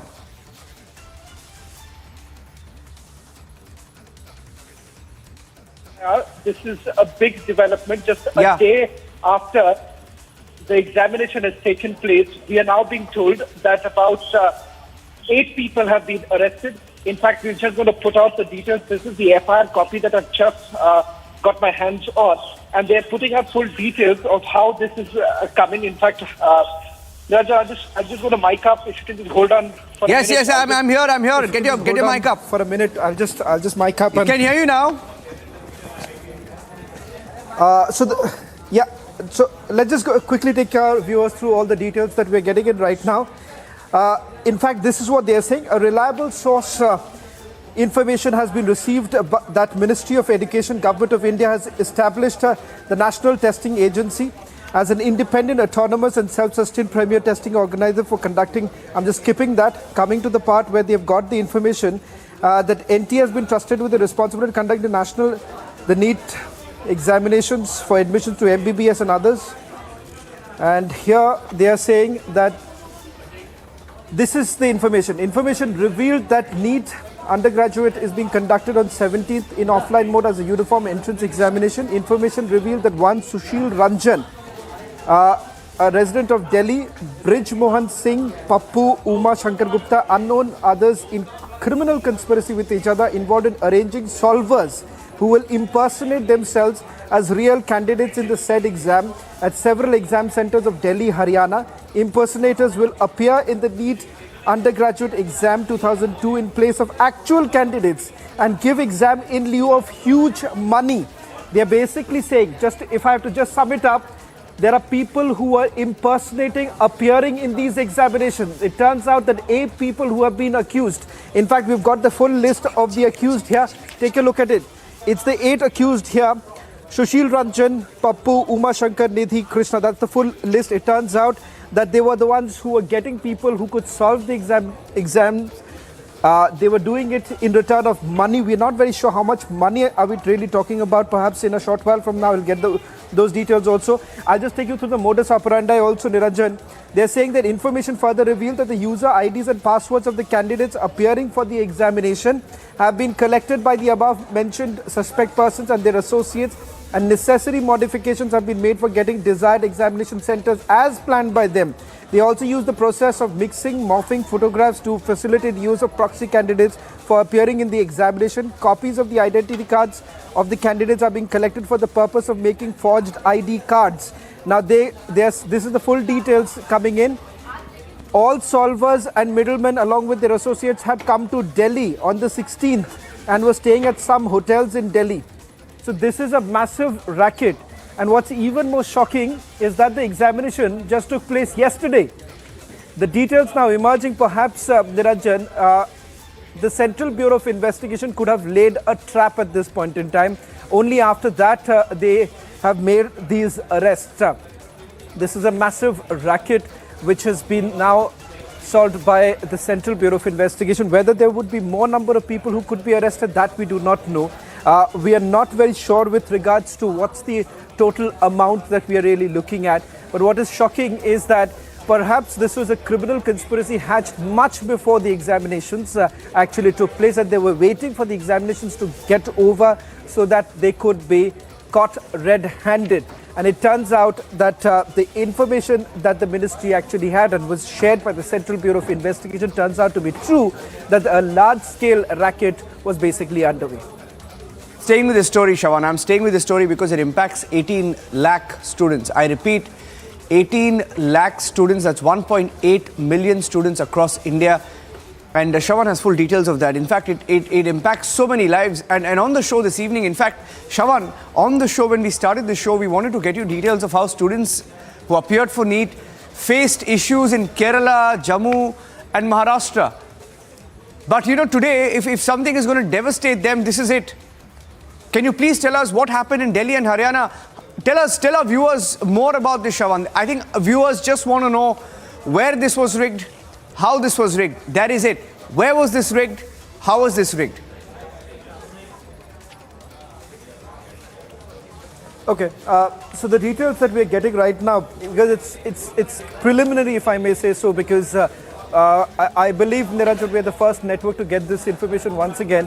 Less than 24 hours into the examination, it turns out that the Central Bureau of Investigation has now arrested 8 people. So let me first begin by breaking down what are the sections under which these people have been arrested.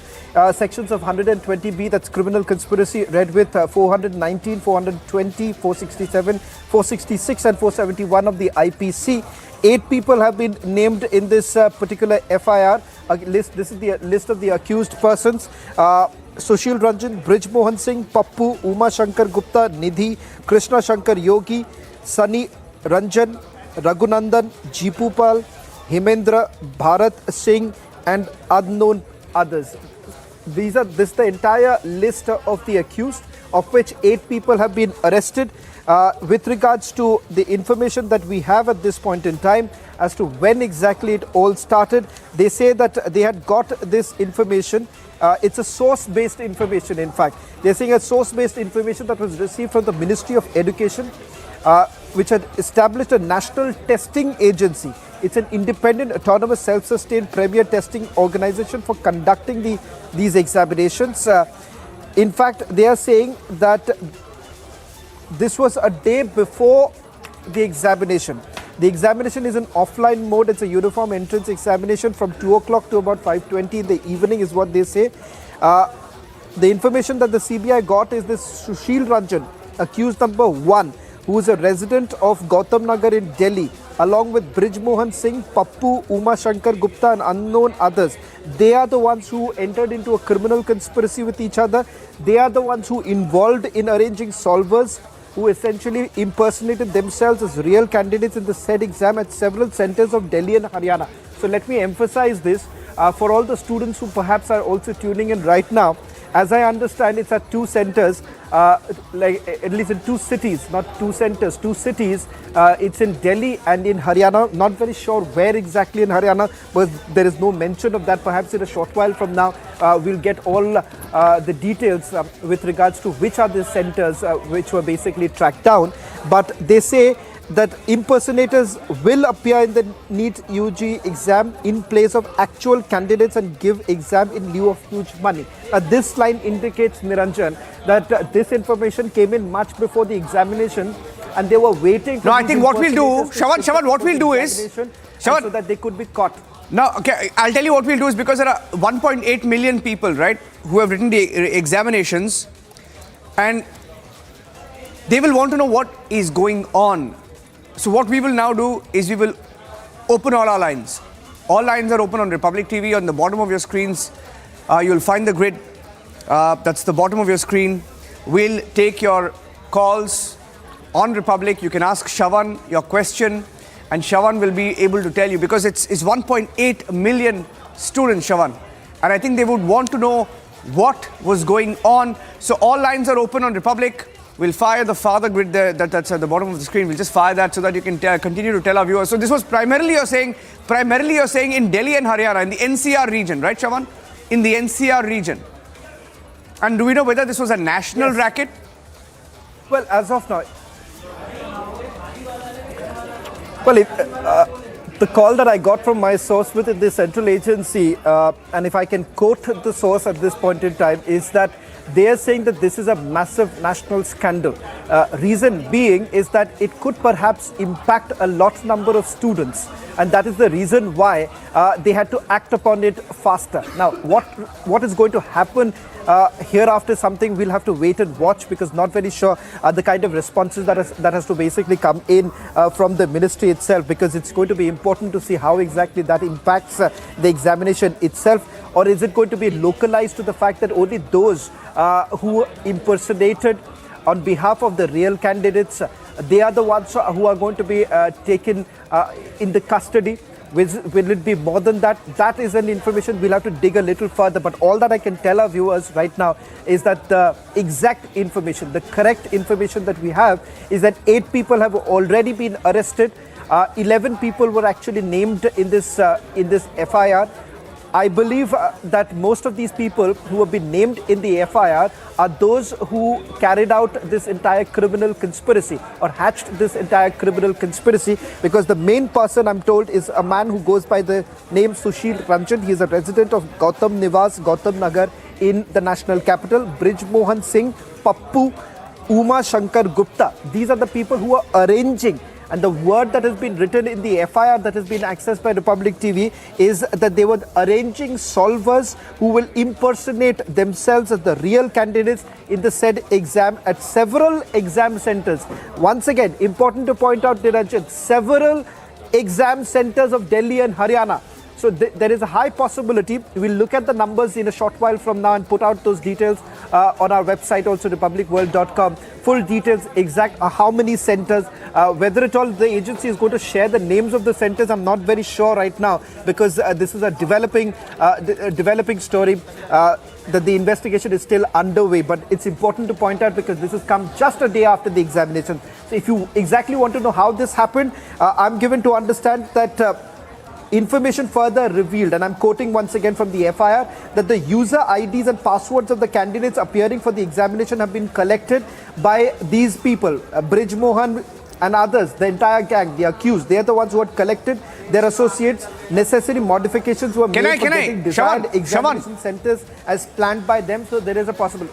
Now, Shawan, just stay with me in this section, because, you know, what we've now done on the biggest story tonight is, it's such a big story. We are going to stay on the story. And in fact, one of the complainants had joined us on the show to talk about what happened in Kerala, but I'd like to bring him in and ask him what he feels. Ajit is joining us live from Kerala. Yeah, Shawan, you're picking up more details? Mastermind Sushil Ranjan has been arrested. Okay, so Mastermind has been arrested. Break that. Mastermind Sushil Ranjan has been arrested. Mastermind Sushil Ranjan arrested. Okay, we're just breaking those details right now on Republic. The Mastermind Sushil Ranjan has been arrested in the NEET rigging scandal. And we just brought you the details of how many students have taken these examinations. For the first time in the history of NEET, we have had 18 lakh students take the examination. It's breached the 18 lakh mark. Ajit is live with us. He was a complainant. Ajit, you joined us on a different aspect, but we are hearing you're the parent of an aspirant. We are hearing that there was a rigging in the NEET examination and the mastermind has been arrested. Can I get your response? What do you think of this? The fact that the exams could have been rigged by a few people. It is unfair that so many children all over India are working very hard for the exam, and finally they are this type of activities coming should be stopped. And moreover, in Kerala, we got another problem, another issue. I think you know it. Yes. The center where my child means my brother's child went. They are asked to remove the undergarments.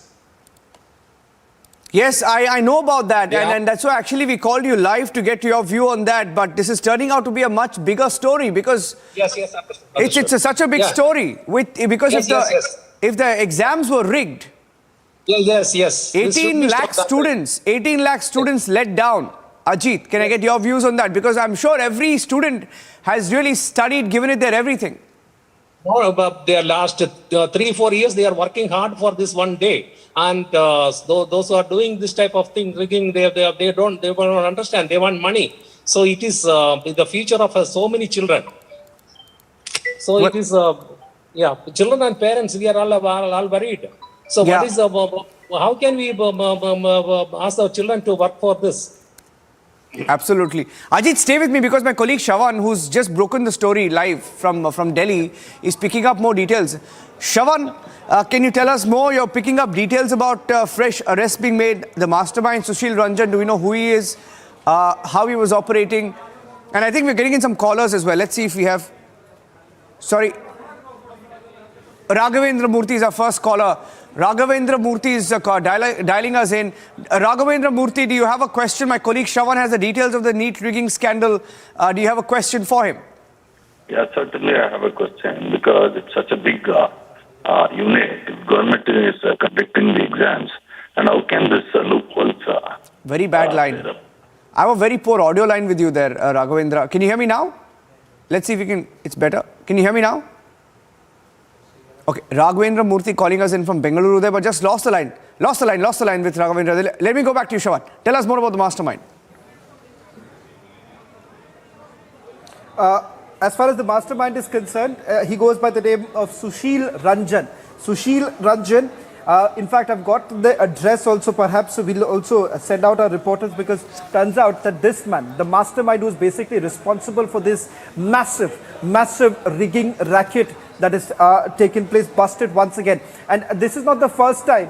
Let me just add this, Niranjan, not the first time that the Central Bureau of Investigation has actually they've cracked this particular case. Shawan. A similar sort of a case was cracked by them even last year. So it turns out that this has become this. Yeah, go ahead. No, I just want to tell you that we have another complainant, Balvinder, I think. Balvinder joining us in from Jammu, one of the complainants. Balvinder, can you hear me? Good evening. Balvinder. Good evening, sir.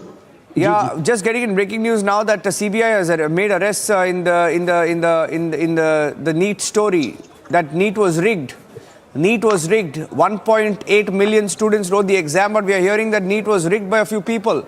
Can I get your response to that, Balvinder? Sir, जहां तक rigging की बात कर रही है वो national level पे आप बात कर रहे हैं, लेकिन जो मेरी जम्मू की प्रॉब्लम है वो ये थी कि सिख बच्चों को कड़ा, किरपान और कंगा रखने से वहां मना किया गया। लास्ट ईयर भी ऐसी बातें हुई थी, लेकिन इस बार हमें अप्रीहेंशन थी कि जम्मू में इस बार भी नीट के एग्जामिनेशन होने जा रहे हैं, इसलिए हमने एक दिन एग्जामिनेशन से पहले जम्मू के एडीजीपी सिक्योरिटी को कांटेक्ट करने की कोशिश की गई, उनसे पीए से बात करने की कोशिश की गई कि क्योंकि दिल्ली हाई कोर्ट ने जो 11/7/22 को एक जजमेंट आई है, क्योंकि 17/7/21 को भी एक मनहरलीन कौर है, उनको पीजीटी इकोनॉमिक्स के एग्जाम में रोका गया था क्योंकि शी वाज वेयरिंग मेटालिक कड़ा। तो उसने कोर्ट में किया, कोर्ट ने 11/7/22 को जजमेंट दी है कि आप किसी को सिख जो wearing 5 kakars are the basic tenets of Sikh faith, तो आप इन बच्चों को रोक नहीं सकते। लेकिन जम्मू में ऐसा किया गया कि बच्चों का 3 सेंटर्स पे हमें ये कंप्लेंट आई कि एक आरएनएम पब्लिक स्कूल है, वहां पर बच्ची को जिसने कड़ा पहना था उसको रोका गया, उसका कड़ा उतारा गया।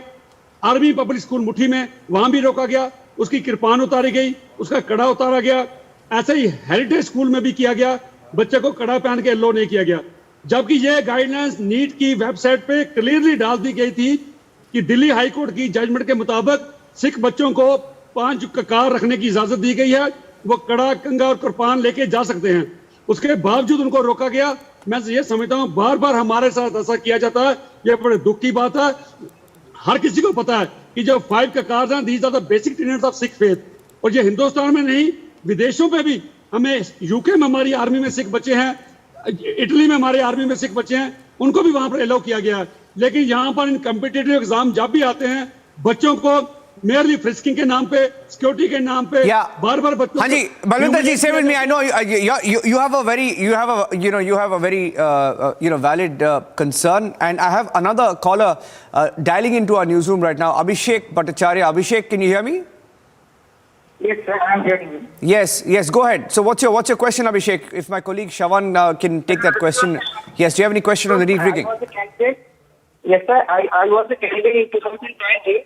And I know that NEET is an emotion, and where this is really unexpected. I think that it needs a proper investigation, and then I think all the perpetrators should be arrested as soon as possible, because NEET is an emotion for many students. Sir. That's my point. Absolutely. And what is the and you of course have taken the examination, and you will be able to tell us. So when you hear something like this, do you feel betrayed? Do you feel let down? I have prepared it for 2 years, and then I was gone to the examination. But in the sense that NEET is an emotion, because what I am saying that we are preparing from the starting of when we are class 11, and then all the subjects we are studying precisely. Completely understand what must be going on in the minds of students as well. Abhishek, thank you for joining us. Taking a short break, Ajit and Balvinder ji also thank you. Shawan, thank you for breaking that story once again. First with the news breaks when it matters the most nationally. Thanks for watching us on the biggest story tonight.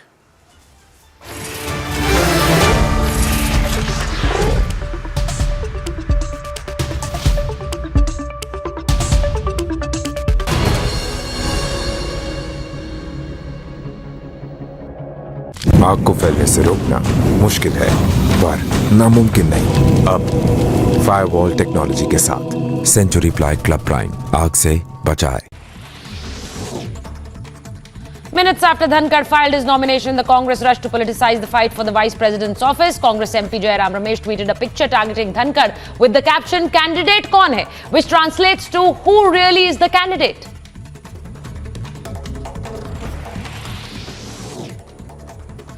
In another big setback for the former Mumbai Police Commissioner Sanjay Pandey, 2 more cases have been registered against him, one by the CBI and the other by the Enforcement Directorate. Former NSE CEOs Chitra, Ramkrishna and Ravi Narayan were also named in the case. Top business journalist Sujeta Dalal was interrogated by the CBI in the NSE illegal phone tapping case. Sources tell Republic TV that former NSE chiefs Chitra, Ramkrishna and Ravi Narayan claimed